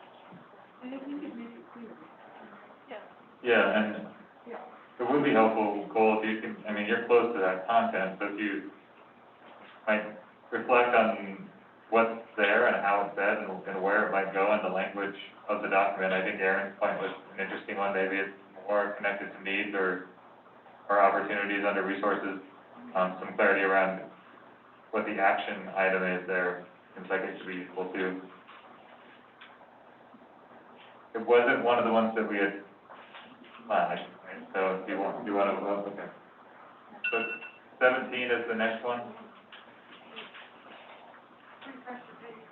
Waste management, sanitation, all 17.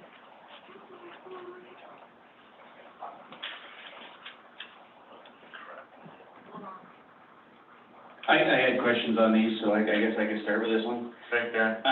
17I, I can live with that. For me, it's right, consistent. All we're asking them to do is be proactive, so I think that's I can get behind that one.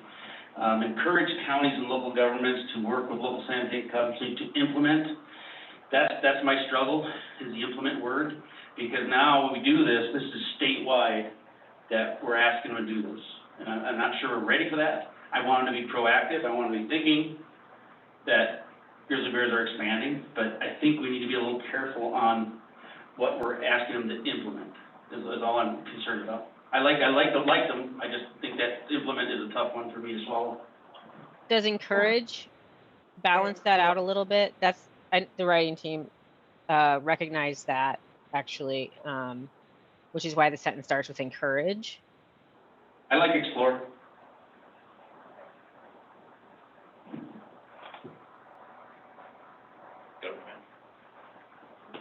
Good. Chad, are you okay with that? Yeah, I'm okay with explore, the more I read it, I'm in agreement with you there. Implement does mean implement and do it right away. So I strongly agree with taking that out of it and using explore. So are we approving something? 17, let's ask for thumbs. Lauren said the question. Oh, Lauren, sorry. Okay. Thumbs on 17. Yep. Greg? Yes. There's no proxy votes in our charter, but okay. I saw his chair move up. All right. Okay, All right, 18I. 18 is Lawrence, one was response and protocol. The heading. No, The heading, let's start with the heading. Well, we're still in the conflict prevention, section. You need to hold the mic up to right up to your mouth there. We're still in the conflict prevention section, and I'm not sure the conflict response fits there. We had conflict response as a separate category earlier, and I'm thinking it should still be separate. It's not the same as prevention. I'm fine with that. The synthesis team just decided that since they're all related, we put them all in the same place, but that doesn't mean it can't be its own section. or not section, but whatever. Heading. Let's see if that works for everyone, that's fine with me. People think it should be its own heading? Let's ask for a thumbs on that. Thumbs in the room? Yep. Yep. Anyone else Yes. online, Rob? Greg? Conflict response is now going to go back to its own heading. Didn't we have it there once?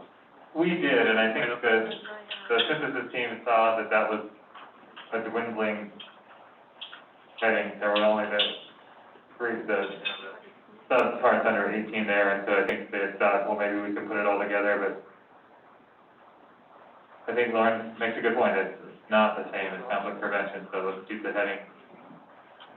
So 18, Yeah, that, 18, are we on 18I? 89. Okay, that's me, and this is just a clarification, and it's also for resources needs B. So I feel like we have talked about getting more boots on the ground being a very important thing. That's another reason why I also suggested that be its own category, the conflict response. But in this one, we just say that they should be fully funded FTE, which, and I agree with that completely, but do we want to say more? Are we saying enough to not say more fair managers here, but to just say it just in the needs, increased staff capacity? I thought we thought that was a really important thing, and so when I first read this, I'm like, well, it doesn't say we want more of them, it just says what type. And if you feel that's covered, I'm fine with that, I just wanted to point that out. Sure. So do you have alternative language here, or you're just wondering if this in combination with the resource section is enough?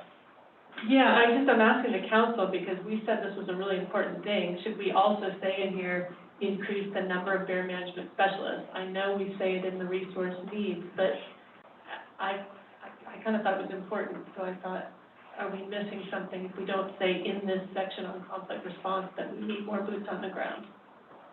We did talk about that a little bit I in don't the think writing. it hurts to. Go ahead, Aaron. We talked about it a little bit in the writing team, and I don't know if others remember this conversation, but we just don't know that right now, like the number or where or that kind of thing. And so I'm wondering, like, if we're saying bear manager, I'm not against putting it in there. I'm just saying that we didn't know what the need was exactly, but to keep ahead of it is kind of what we were thinking about. All right, let's ask for thumbs on this and see if we are close, and then it can be something that continues to get massaged by the team. But 18I, we have thumbs on this. People agree with the current language. We have one thumb sideways in the room. Yeah. Aaron, Robin, Greg, Yes. Brett, you good? Yeah. Okay. Speedy. All right, the last one is 18BI.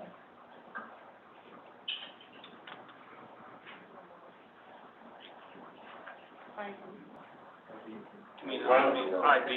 Well, maybe it's IB then. We all need an IB.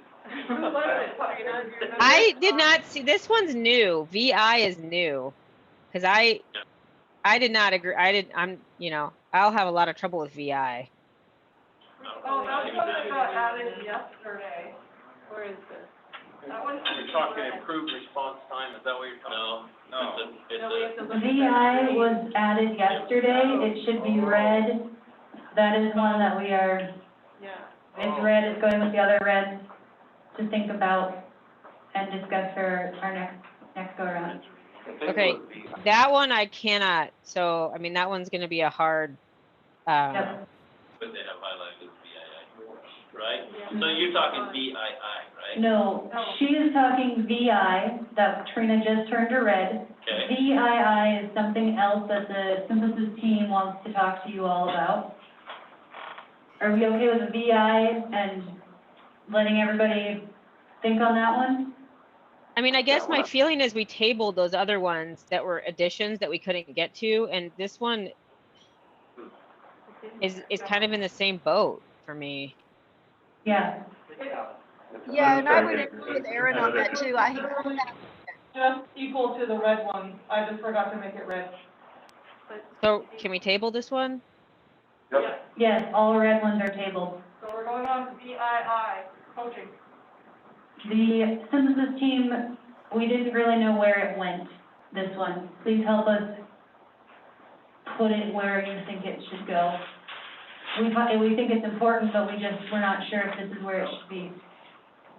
Can you read it, please? Strict enforcement of poaching is necessary for the long-term conservation of bears, and stringent fines and enforcement should continue regardless of ESA status.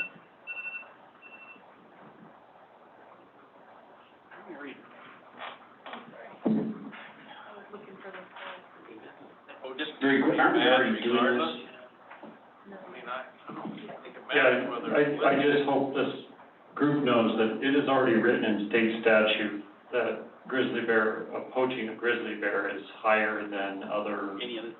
than, it's like an $8,000 fine or something. Well, let's keep it that way. So let's keep it, I mean, I think this still, this says that we're gonna, also the enforcement of it, in other words, we're not gonna get lax even after delisting. I think there's a strong statement there. I still think we should keep it there. Where should it live, is the question. I think it's fine where it is. I don't know if we want this to be in the principles, because I don't know which other category it fits in. I think it could fit under conflict prevention. No. We did this in the writing team too, so.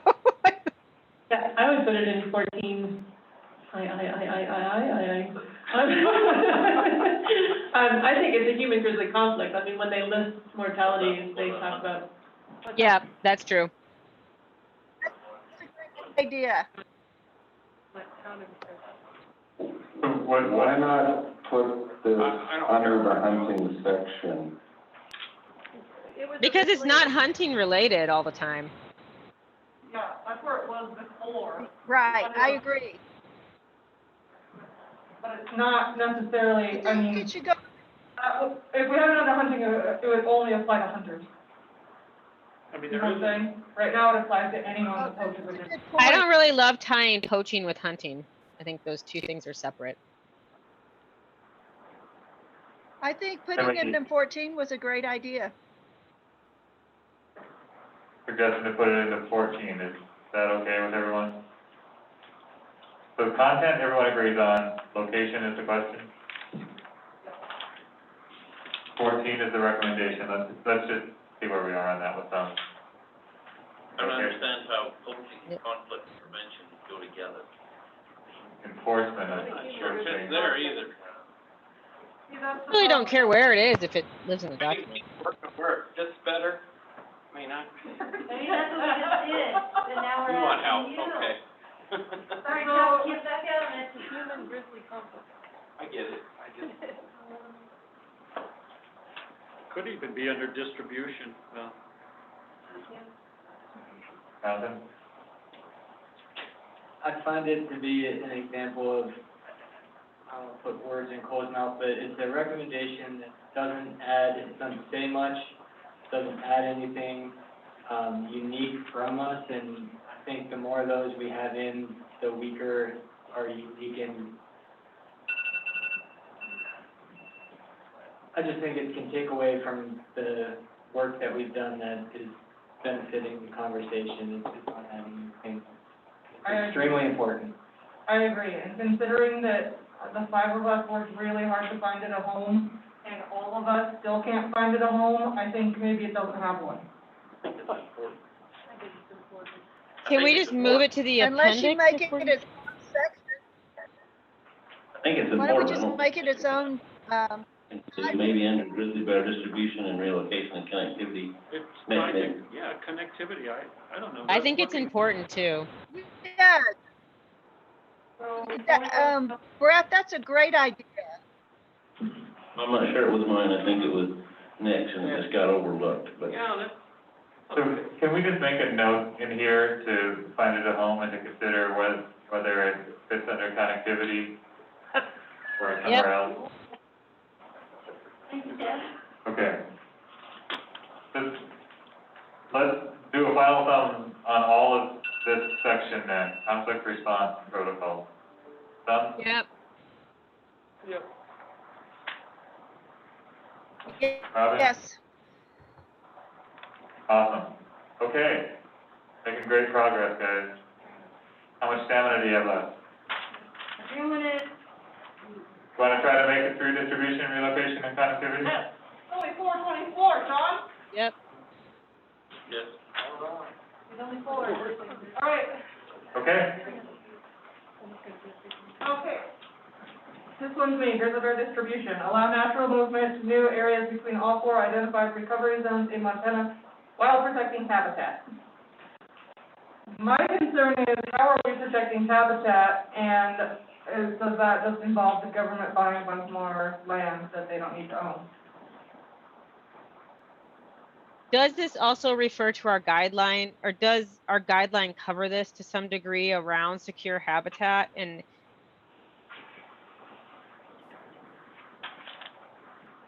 this, just Yes, this one but I piece? would like it to be worded a little better than just protecting habitat, like Should we say managing habitat? managing habitat, or even if you want to protect habitat, you can protect habitat inside the Well, we already wilderness. did that earlier. Yeah, so I don't like while protecting habitat as a blanket statement. I think that gives the government too much power. I guess my question is, what does that add to this statement? So I'm wondering if we could put a period at Montana, and because we have that guideline, that overarching guideline, and that, because this one is specific to, I don't know. Yeah, no, I think you're right. I'm trying not to be repetitive, that's all. I think it's an important point to make. I'm just trying not to be repetitive. Yeah, I think we could take that out. I would Oh, be happy wait. with that. Are there others? Michelle, do you have a thought on that? I'm thinking, I think somehow protecting habitat is important. I do think allowing natural movement implies that in some respects, that the habitat has to be there. I don't know. Can we see where we are without it and just see if we're close? So we take it out, end the sentence at Montana, and ask for thumbs on 18.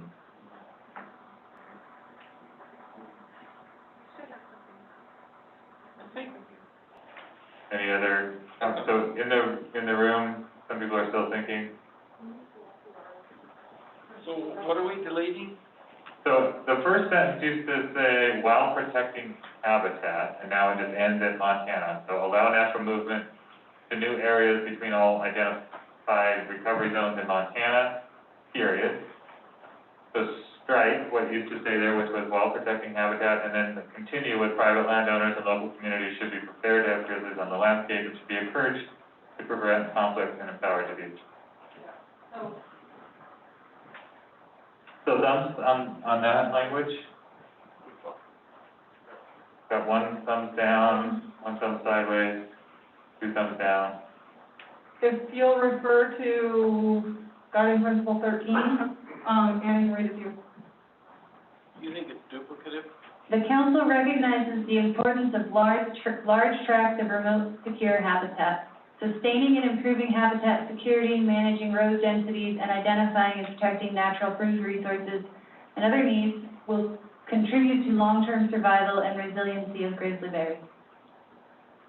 And that's a guiding principle. Okay, let's hear from the two thumbs down here, Jonathan. I think allow natural movement to new areas between all 4 identified recovery zones, something that we've been asked to give some, but that's something that's useful. I don't understand how the second part really is connected to it. Seems like a rider to get some other idea in there. I think the first part is great and helpful. We also do have that second sentence as a recommendation in a different section. Yeah, that's what I was wondering, if it's duplicative. I agree with Jonathan, and that's why I was a sideways thumb on it. I'm not 100% bought in on that second sentence. Michelle? Okay, so I have a clarifying question. Yeah, Robin and then Michelle. So if we take, we're taking out that piece there, which I think, I'm not saying it needs to go here, the private land owners and local communities, blah, blah, blah. Are y'all saying that we have addressed that someplace else? Yeah. Can we just find that just quickly? It's in, What sentence was it? Yeah, and the reason I'm asking is I think that's important too. I'm not saying it has to stay here, but I do think it's important, and I just want to make sure we captured that. I think it's guiding principle 1. All those living in Guiding principle number 1, all living in or visiting Montana should expect potential grizzly bear. The presence of grizzly bears. Present. That's what it is. Blah, blah, blah, blah, blah, blah. So we don't. Trips on my mask. I would say, and again, I'm not married to it having to be right here. I get that. Speaking from experience in my area, Trina, could you just put that back there just real quickly, so I can look at it again? Thank you. We have made such strides in educating our private landowners and local communities about being prepared in a proactive way about grizzlies on the landscape, and encouraging them to prevent conflicts. And it's a big program that we do in the Cabinet Yak, and it's successful and continues to have growing success. And it's also kind of changed the how the community in Lincoln County, instead of us always collectively looking at bears taking something away from us, we're not all of us, but a lot of us are starting to feel like taking pride and ownership in having grizzly bears in our landscape. So all of that to say this, I think that is an important statement about encouraging our landowners to prevent conflicts, and also be prepared to have grizzlies. I understand that guiding principle seems to be very broad, and maybe if we could put this, it doesn't have to go here, but it might be nice to have it someplace in the document. Okay, Michelle, Chad, Jonathan. Is it on? Okay. I almost think that there are 3 things working in this first one. I think it would be not great to have a section on connectivity and not talk about habitat, because habitat is kind of important for connectivity. But I don't think it needs to be couched in this one. And I don't think it makes sense to couch it in this one. It might need to be its own piece. And then I do think it might be important to reiterate, but as a separate one, private landowners and local communities should be empowered to do so. That kind of thing. I think it's kind of important to be there, because that is also something that connectivity relies on. Yeah. And I would rewrite them. I'd be happy to rewrite them. I will agree with that, with the exception of, I think we need a period after conflict and delete and empower to do so, because I don't know how you empower somebody to be prepared to have grizzlies in their landscape. that was just trying to redirect to the resources section kind of thing. So I'm it's not fine. worth saying that doesn't belong in that sentence. Fine. Are we empowering Michelle to write something around habitat? Oh, he's on top of his game. Is that okay? For consideration for the team? And maybe if it could somehow refer back to the guideline, it might not be a terrible idea to give people. Yeah, okay. Jonathan? Aaron, you want to do that? I'm pretty good with where we've gone. I was just trying to expedite the let's move the conflict prevention part to the appropriate area. If that's here, that's fine. Just a restatement. That's good.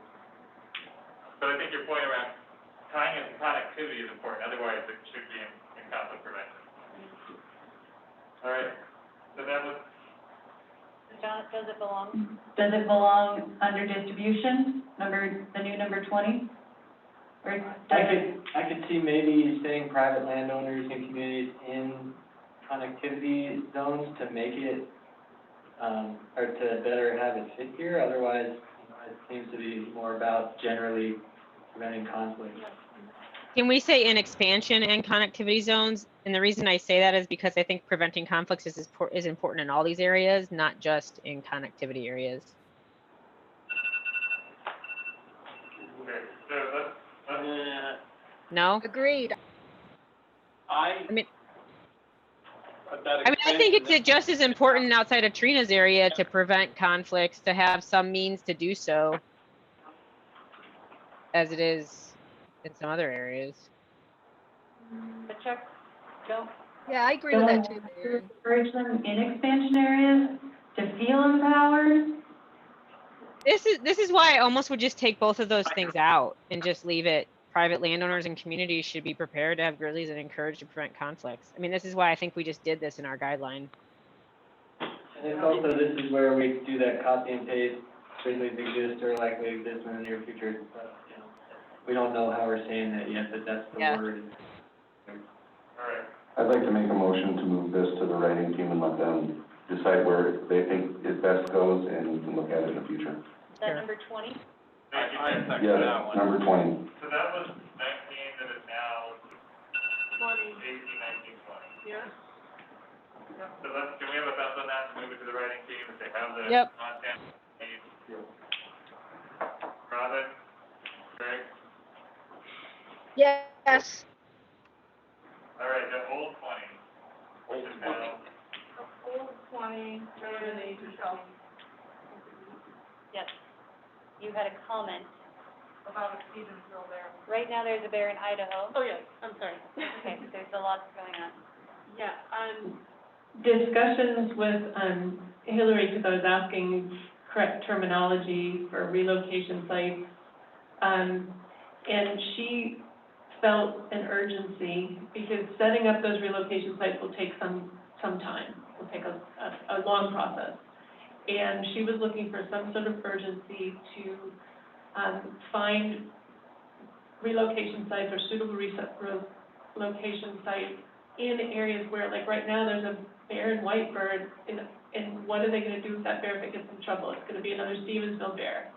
So we're 3 years later, almost 4 years later of the Stevensville bear, and we still don't have like some sort of way to either deal with something in case of emergency or, a quick way to create a new relocation site with, you know, local landowner, whatever. And I don't know how to word that. I just want to express that need.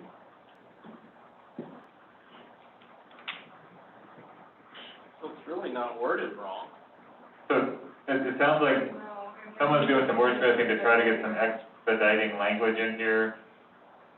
So. Is that something we can agree on the content and move forward?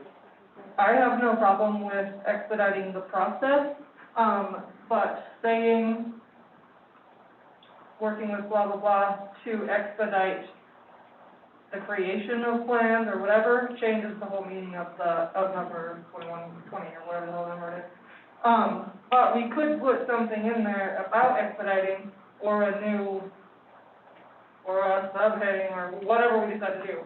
I don't have a problem. I trust you, but I just think something, we might need something like that.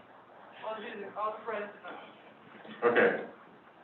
Darren, it looks like Lauren's wanted to weigh in too. Darren? One quick thing, I'm just wondering if it would add to this, when we say to create plans to establish new suitable relocation areas on public land.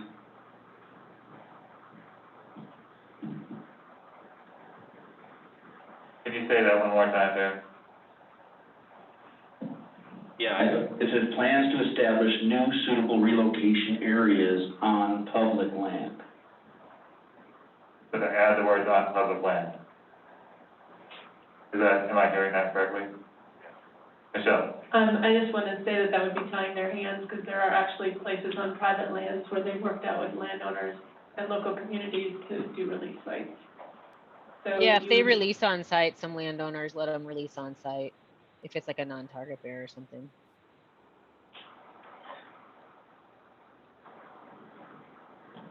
To build those relationships is gonna take a long time. And so if we're expediting and wanting to go through this, I think it would make it clear. Just for the expedited one, not for the, okay. Yeah, whatever they work out long-term with private landowners, that's a private landowner's responsibility. If we're asking them to do this, that's gonna take time, because you gotta build that relationships, or they need them. If we wanna expedite it, it's gotta be on public ground where Forest Services with their plans and everything else, is all I'm saying. I'm not sure that, I still think it could be anywhere, they could be released anywhere. I mean, we captured a bear on our place last year, and we released it back onto our place last year. So, But that's not new. Yeah, we're talking about But if there were a new willing landowner, I think, Okay, I'm good. if they didn't release it back on our place, there was no other place for it to go. Okay. Well, there was. Well, yeah, there was. Lauren, did you want to weigh in? So you pick up the mic there. Or willing private landowner. Put the word willing in. Yeah, we're just getting in the weeds. Well, I And think let them build the it's fine. I think relationships, it's I'm fine good. with them working with everyone. Okay, so it seems like expediting was the important piece here. Can we forward it with the expediting to 21? Yep. Thumbs up. Aaron? Robin? Yeah. Greg? Yes.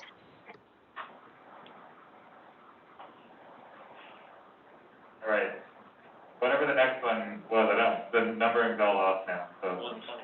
So 22 was just, writing, wordsmithing edit, I assume, right, Robin? Robin, you're number 22 now. That was just a wordsmithing edit? Yes, yes. Yes, yes. So then we're to 24. Michelle, it was Uh, on this I one will- or on this one or? Comment?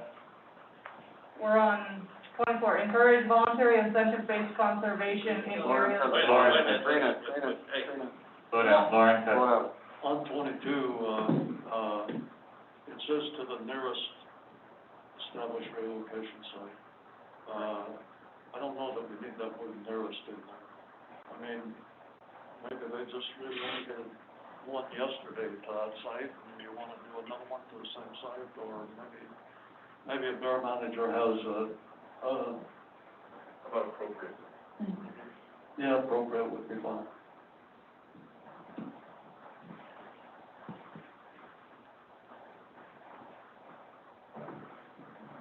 Who decides what's appropriate, the bear manager?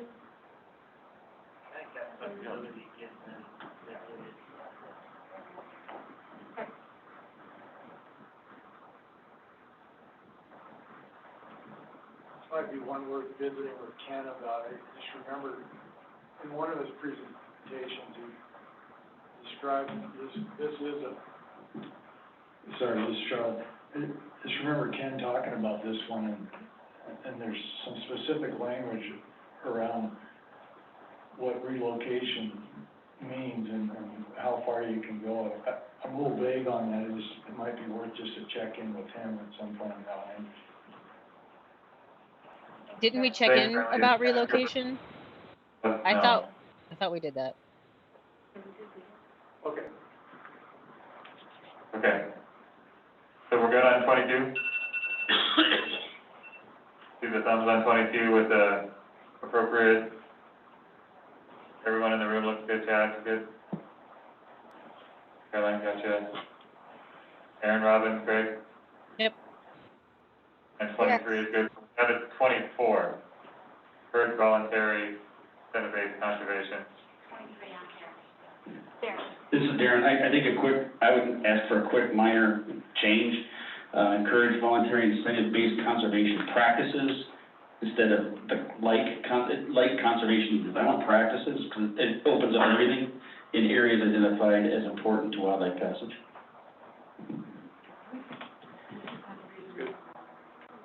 Okay, any concerns on that one? Let's see thumbs on the new language. Everyone in the room is good. Jonathan? Cool. Aaron, Robin, Greg? Yep. Michelle, it's your turn for the new road list. Oh, yeah. I know. It's something I've added a bunch of times and we haven't had a discussion as a council. And I thought about Chuck's thoughts on this, about not adding any more restrictions, road restrictions and things like that. I feel like the WSAs and the IRAs, following those protections, is not adding any more restrictions. Because they're already there, and I feel like we need to protect some areas for bears where there's not gonna be fragmentation, we still have these chunks, and especially the WSAs and the IRAs. These are areas where bears can be in unfragmented habitat, and I just worry that if we don't have areas like that, they're gonna be in town.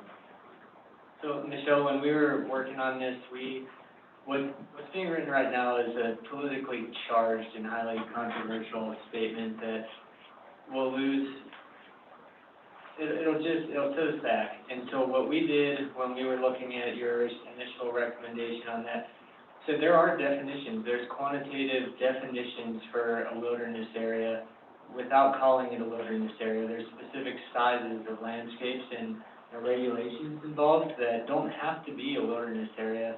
And that's where in the guiding principles, we added the importance of large tracts of remote, secure habitat, through sustaining and improving habitat security, managing road densities, identifying and protecting natural food resources, which we felt encompassed what a wilderness area would also encompass without having to call it out by name, because I do think that's just not something that we get consensus on, and it doesn't add anything if you have that land, call it what you want. If the characteristics are there, that should be what's important rather than political designation. I see your point, and I know that you are trying to honor what I'm saying. I just feel like this is low-hanging fruit that's there, the protections are there, and if those protections get taken away, then those areas don't have that anymore, I guess, there's a chance they could be destroyed, no longer be conducive to bears. So that's my concern, and I feel like habitat's going away quickly, and I don't know of any other way to preserve it other than something that's already there, it's preserved. I don't know, that's my plight, and I'm willing to hear what other people have to say about that, but I hate to give up on that. I think those are already addressed in forest plan. I don't think we need to say anything. But regardless whether it's politically charged, which it is, you're right on track. I don't think we need, it's almost duplicative, because it's in all those plans. I mean, it's on the maps. I think we just be throwing fuel on the fire. I wonder if we could add, maybe put in, encourage continued federal protections, or existing federal protections to maintain habitat security for grizzly bears. Would that, and maybe not use those charged words, but say existing federal protections? I think federal protections are what a lot of folks are looking forward to reducing in relation to grizzly bears. I feel that we've covered this in recommendations that are saying that grizzly bear habitat should be considered in planning process, that we should prioritize the protection of those large remote areas with minimal road densities. So I'm wondering if you would agree that we've hit it all without having to so blatantly push, it's like hanging a controversial issue on a controversial issue doesn't seem to get us anywhere in my mind. So just in terms of moving forward, I wonder if this is something, if Michelle, you and Robin want to work on some language, maybe this ends up becoming enough where it has majority support, but doesn't rise to the point of being a consensus recommendation. But that would at least allow some additional work on it for those that want to, and allow the rest of the process to move forward. Is everyone okay with that?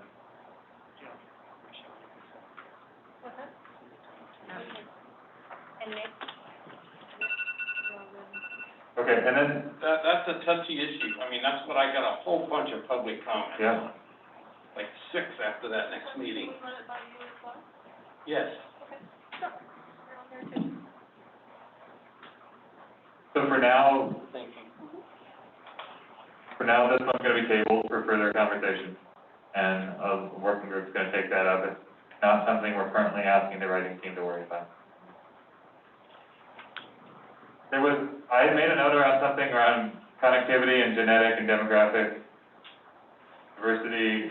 That was already connected in one of the guiding principles. Was there a need to do a new recommendation around that? Michelle, is that what you were requesting? I think I was asking if, we had time to look at what, that was something that Sierra Club mentioned, making sure that you had that in the connectivity section somewhere. And so we could do that on the 5th when we look at their recommendations maybe. Does that work? Yeah, I think so, and I think Robin? I had a homework assignment to on that. Yes, she did, yes, she did. Oh, that was Robin, okay, sorry. Thank you, Robin.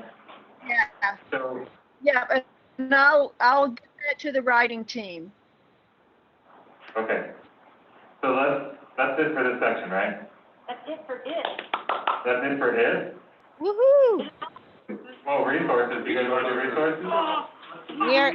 Oh, I thought we did resources, never mind. Sorry, I thought we did it. How many did we have in resources at home? I thought we did. Resources, We did the paragraphs. PDF 1, 2, 4, 7, 12, 14. I was so. Dang it, Annie, I was in your boat. Oh, well. Say again? Jonathan's got 10 minutes and he's got to leave. I thought maybe we should.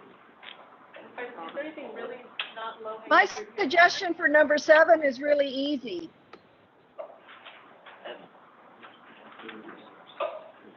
Well, let's grab what we can then, and Jonathan, when you have to leave, Go, Robin, go, number 7. and if other people need to leave, they need to leave. Let's start from the top. Start at B. B we're done with, because that was the 2 connected ones, the more beer managers and that. Okay, so B is done. We're all happy with B? Because we removed the concern, okay. D is in dog. Full funding for the livestock law sports compensation program. I wrote notes on here, so I thought we already did this. I thought it was. I thought Cole and Darren were gonna work on this. We already did the letters. We haven't done the numbers. Did we do, Is that right?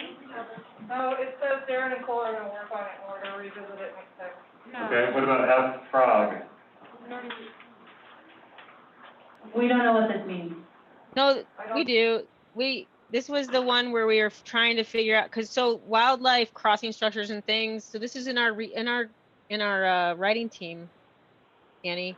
We talked about this, where increased funding and coordination is needed to create these larger projects, transportation projects. This was something that was highlighted with the MDOT too at one of our meetings. I think that was in Missoula. Yeah. Did we want to know if wildlife friendly was the right word, or did we? We just threw that in there because that was the only word we could. Okay. Yeah. That one I made a comment on because I forgot what it was about, but now thanks for reminding me. So, is everybody awesome with that? So can we do a thumb on all the letters then? It sounds like we're there in terms of the content, so. Wildlife friendly isn't a bad word, that's okay. Thumbs. Transportation projects use that, so. So Robin, Greg, you okay with all the letters under need? Yes. Lawrence had made a request to add research, but then I think we said that was somewhere else, so Lawrence, were you fine with where it was? Or did you want it here under resources? You want to move it? Microphone, please. Yeah, we talked about research, but I think, I don't think that we specifically talked about,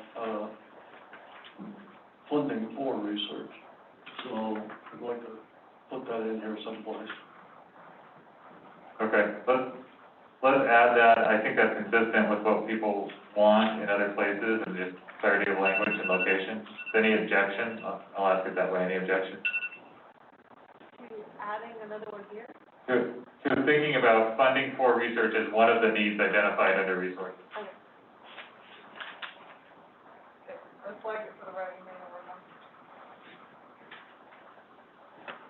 All right, if anyone wants to say anything very kind or supportive or empowering to Jonathan before he leaves, this is your chance. Thank you, Jonathan. Thank you, Jonathan. Thank you, Jonathan.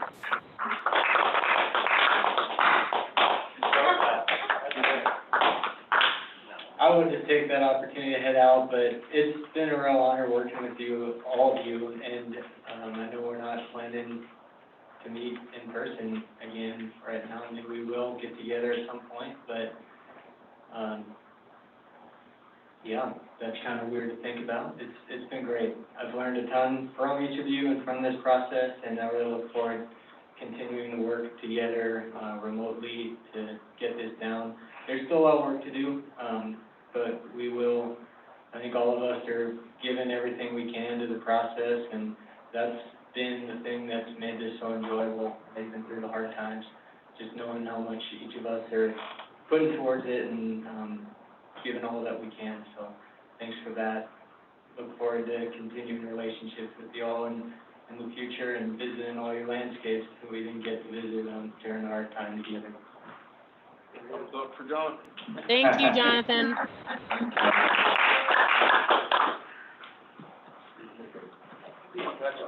All of you, I'm sure. Jonathan, 2024.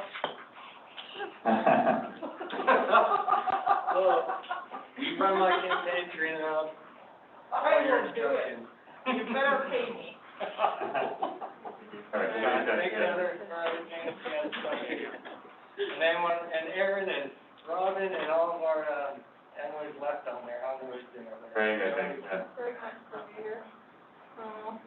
All of you are included. I'll talk to you all later. Okay, All right. thanks, Jonathan. Thanks, Jonathan. Drive safe. All right, guys, home stretch here. Okay, number one is cold. Oh. You forgot about this.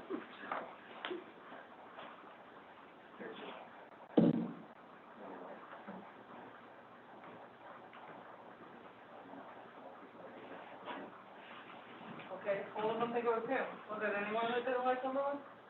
Resources number one, anyone? I'm not sure I'm the one that pulled it out, but I would ask somebody for clarification why the second sentence is important. I think the actual item is the first sentence, and why we need to call that out in the second sentence, just for clarity and understanding, for my own brain. So the writing team tried to identify reasons for some of these, just to give them context. Yeah. Charlie? The match part of that, I mean, if you're looking for,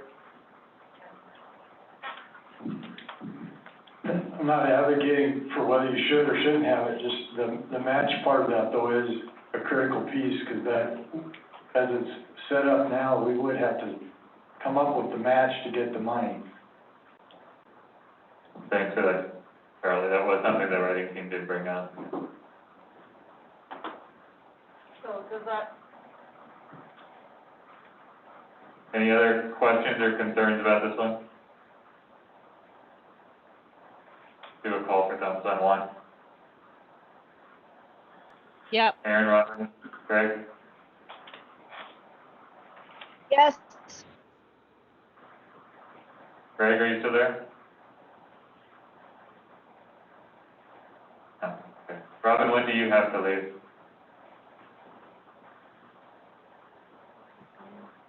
I can stay until we finish this section. Awesome, okay, let's do number two. number two is Robin. That was you, Robin. Number two.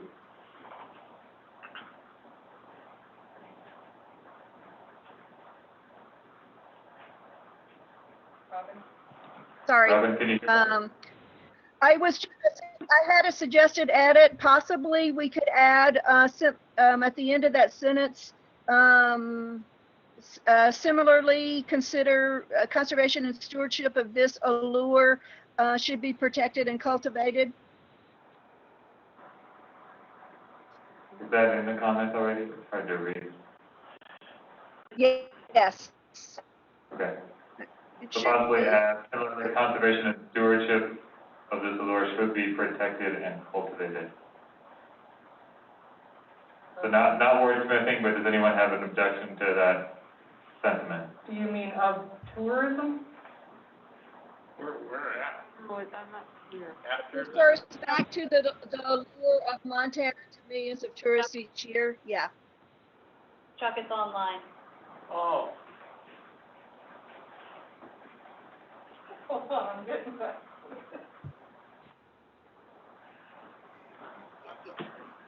Yeah, so I'm just continuing with the theme of the word allure.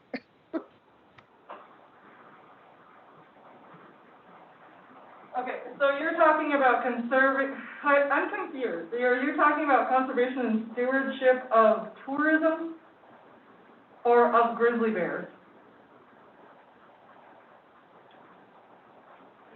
How do you do that? I am confused about this. I don't, because this number 2 is specific to funding, and so I am also confused. Yeah, I don't think this is part of a funding thing. I don't think it adds to anything. Sorry, I was muted. I was muted, guys. I'm fine with that. Okay, good. Okay, thanks, Robin.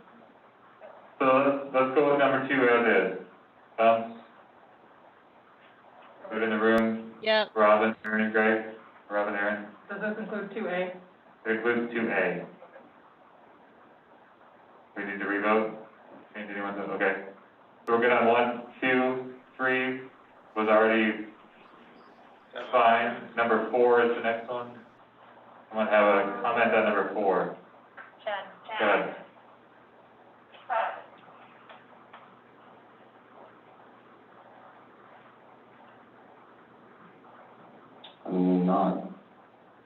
I guess I'm looking for clarification. I'm not really sure what we're trying to do here. We were looking for a way for non-livestock losses to be covered somehow. So that's how we came up with this. However, I asked my insurance agent this question way back in the process, and she said there are certain things you can have covered for a pretty premium. So I don't know. This was to try and address Greg's crop loss issue too, I think. I don't remember who put in the state auditor and insurance commissioner. Somebody got specific there. May have been Darren. If we're asking some private insurance company to do something and we want it, that's who it's gotta go through. I was trying to make it directional. I'm okay with deleting this. I don't think it adds anything to the grizzly bear things. If people wanna seek this out, this is a private person's thing, so I would strike it. All right, so I motion to strike it. the motion is to strike number 4. Ask for thumbs on that. Comment prior to striking. Comment prior to striking. And I agree, to strike it with the exception of, do we address the crop issue anywhere else in this document? Because it was something, and it is under A. Can we flag that to make sure it's double checked, because that was Greg's concern, and If not, let's, Agriculture V.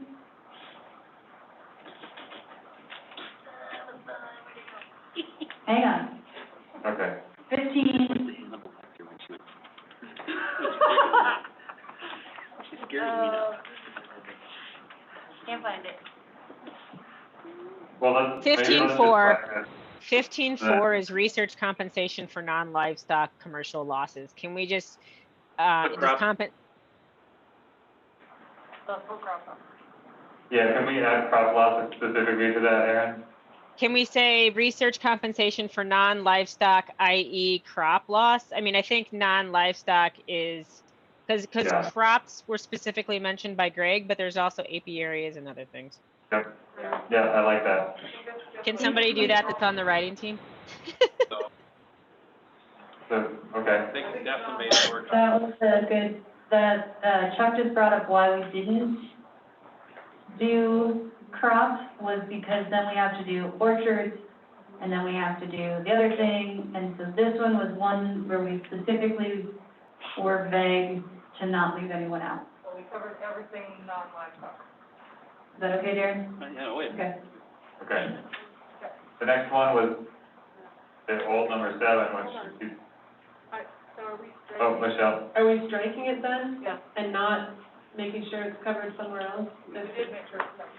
We are making sure it's covered. It was in sport. What did you say, Aaron? 15.4. Compensation for non-livestock commercial losses. That's what we should be covered, because the other one is so much more specific. Right, direct. So we didn't, are you being specific and direct in what capacity? It specifically asked the audit insurance, I can't remember who it was, to research that and look into it. And I don't know, I mean, I would like to give full, consideration to Greg's concern. The reason that we, struck that is because it's for private insurance, and in order to get private insurance, the person being insured is the one that has to search it out. Okay. We can't tell people to do it. And if we're doing research around it, that could encompass. Okay, that's fine. Okay, so, old number 7 is Robin. Robin. Number 6, work with state and national partners to explore, create, and implement a dedicated federally appropriated grizzly bear conservation fund. Yes, I had a Yeah. comment about that. If y'all can go over to my comment, I had a suggested edit, and it's in the spirit of what Darren had suggested. What we do is be really proactive about actionable items, and so my suggested edit would be to explore, create, and implement a dedicated federally appropriated grizzly bear conservation fund. That's already in there. Evidently, somebody already added it, it was probably me. So anyway, it does say explore, create, and implement. Yes, All right. thank you, I see it now. I'm working off of a hard copy, so thank you, Trina. All right, so thumbs on the new language here. Yep. Trina, you're one step ahead of us. Everyone in the room is good. Getting it done. Okay, so we're good there. The next one was 12, which I think is the 7.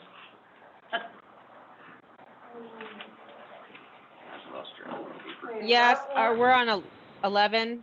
Are we on the Pittman Robinson one? And the, Yeah. so Trina, I agree with you on this. I don't, I think we talked about this a little bit in the writing team. And I don't know if is Nick still there? Yeah. Yeah. I don't know if there's a way to word this because I think that this is an important point, and I think it's time that we, I don't know, pay for things as a recreation community. But I agree that we can't double tax items, but that seems like a specific to something that would come forward. Yeah, so. I mean, this is something that's been talked about for decades, and, you know, it's a Pittman Robertson style excise tax on backpacks and tents, and the industry frankly comes out and kills it every time, but the last big push on this was in the 90s with Kara. But I like it. I mean, I get backpacking magazine, and I see there's an article there about wildlife watching every time, and of course, in the hook and bullet world, you hear this all the time. We pay our share, why aren't they? And but you know, I'm fine leaving it in. I don't know what this council thinks. I like the idea, I'd be willing to pay for it. So our biggest question was, does it say what we want it to say? That other recreationists besides hunters and anglers are going to start taking the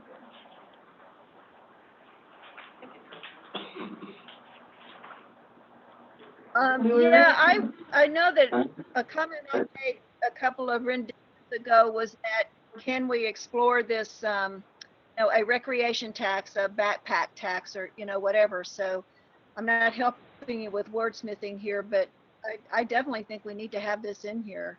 It's time to do it. We need funding for it. Single is EL, just so you know, but. Yeah, and I'm gonna just say on top of it, it really doesn't matter how this is worded, it's gonna fall back, part of this on the hunting and fishing community anyways, because they're the ones buying backpacks, they're the ones buying stuff already that's being used in the outdoors, whether it's mountain bikes, whatever it is, so the wording is immaterial. If we wanna look at an excise tax on recreational goods, that's what it has to say.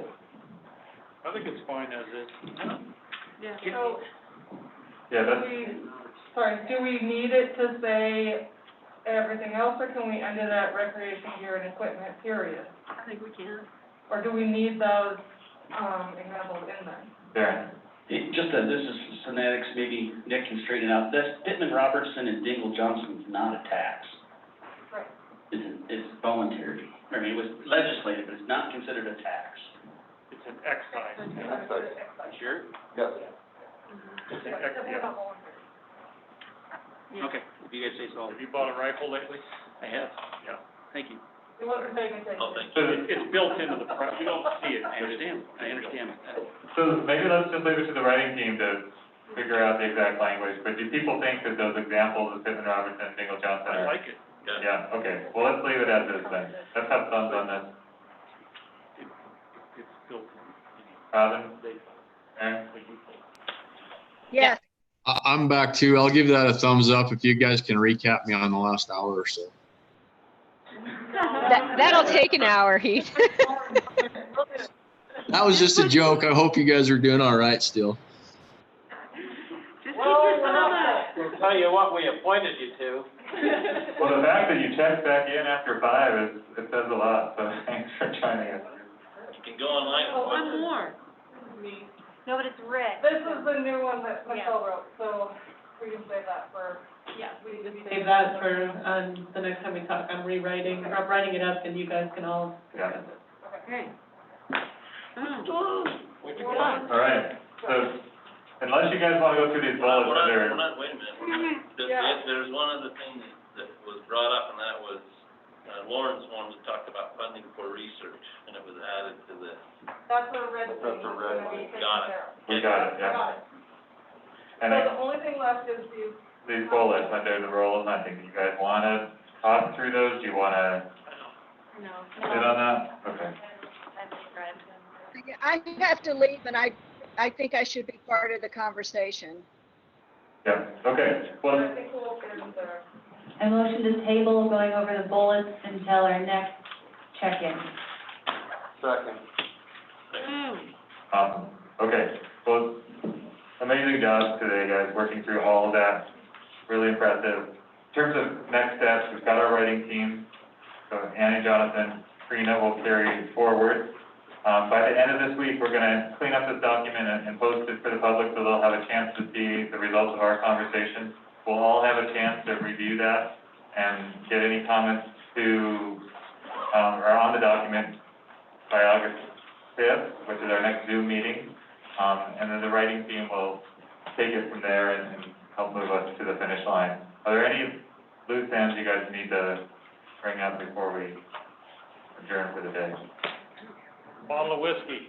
I really wish we had a chance to go around and drink to everyone at the table. You guys have really done a commendable job, not just today, but throughout this. And I thought Jonathan did a nice job just reflecting back on how special this group has been and how important those relationships have been and how important your conversations have been. So thank you all for all of that. I do hope that we have more time to connect down the road. Heather, I just have one thing that we, microphone, please. And where's your mask, woman? Yeah. Ms. sitting there in the shadows talking to us.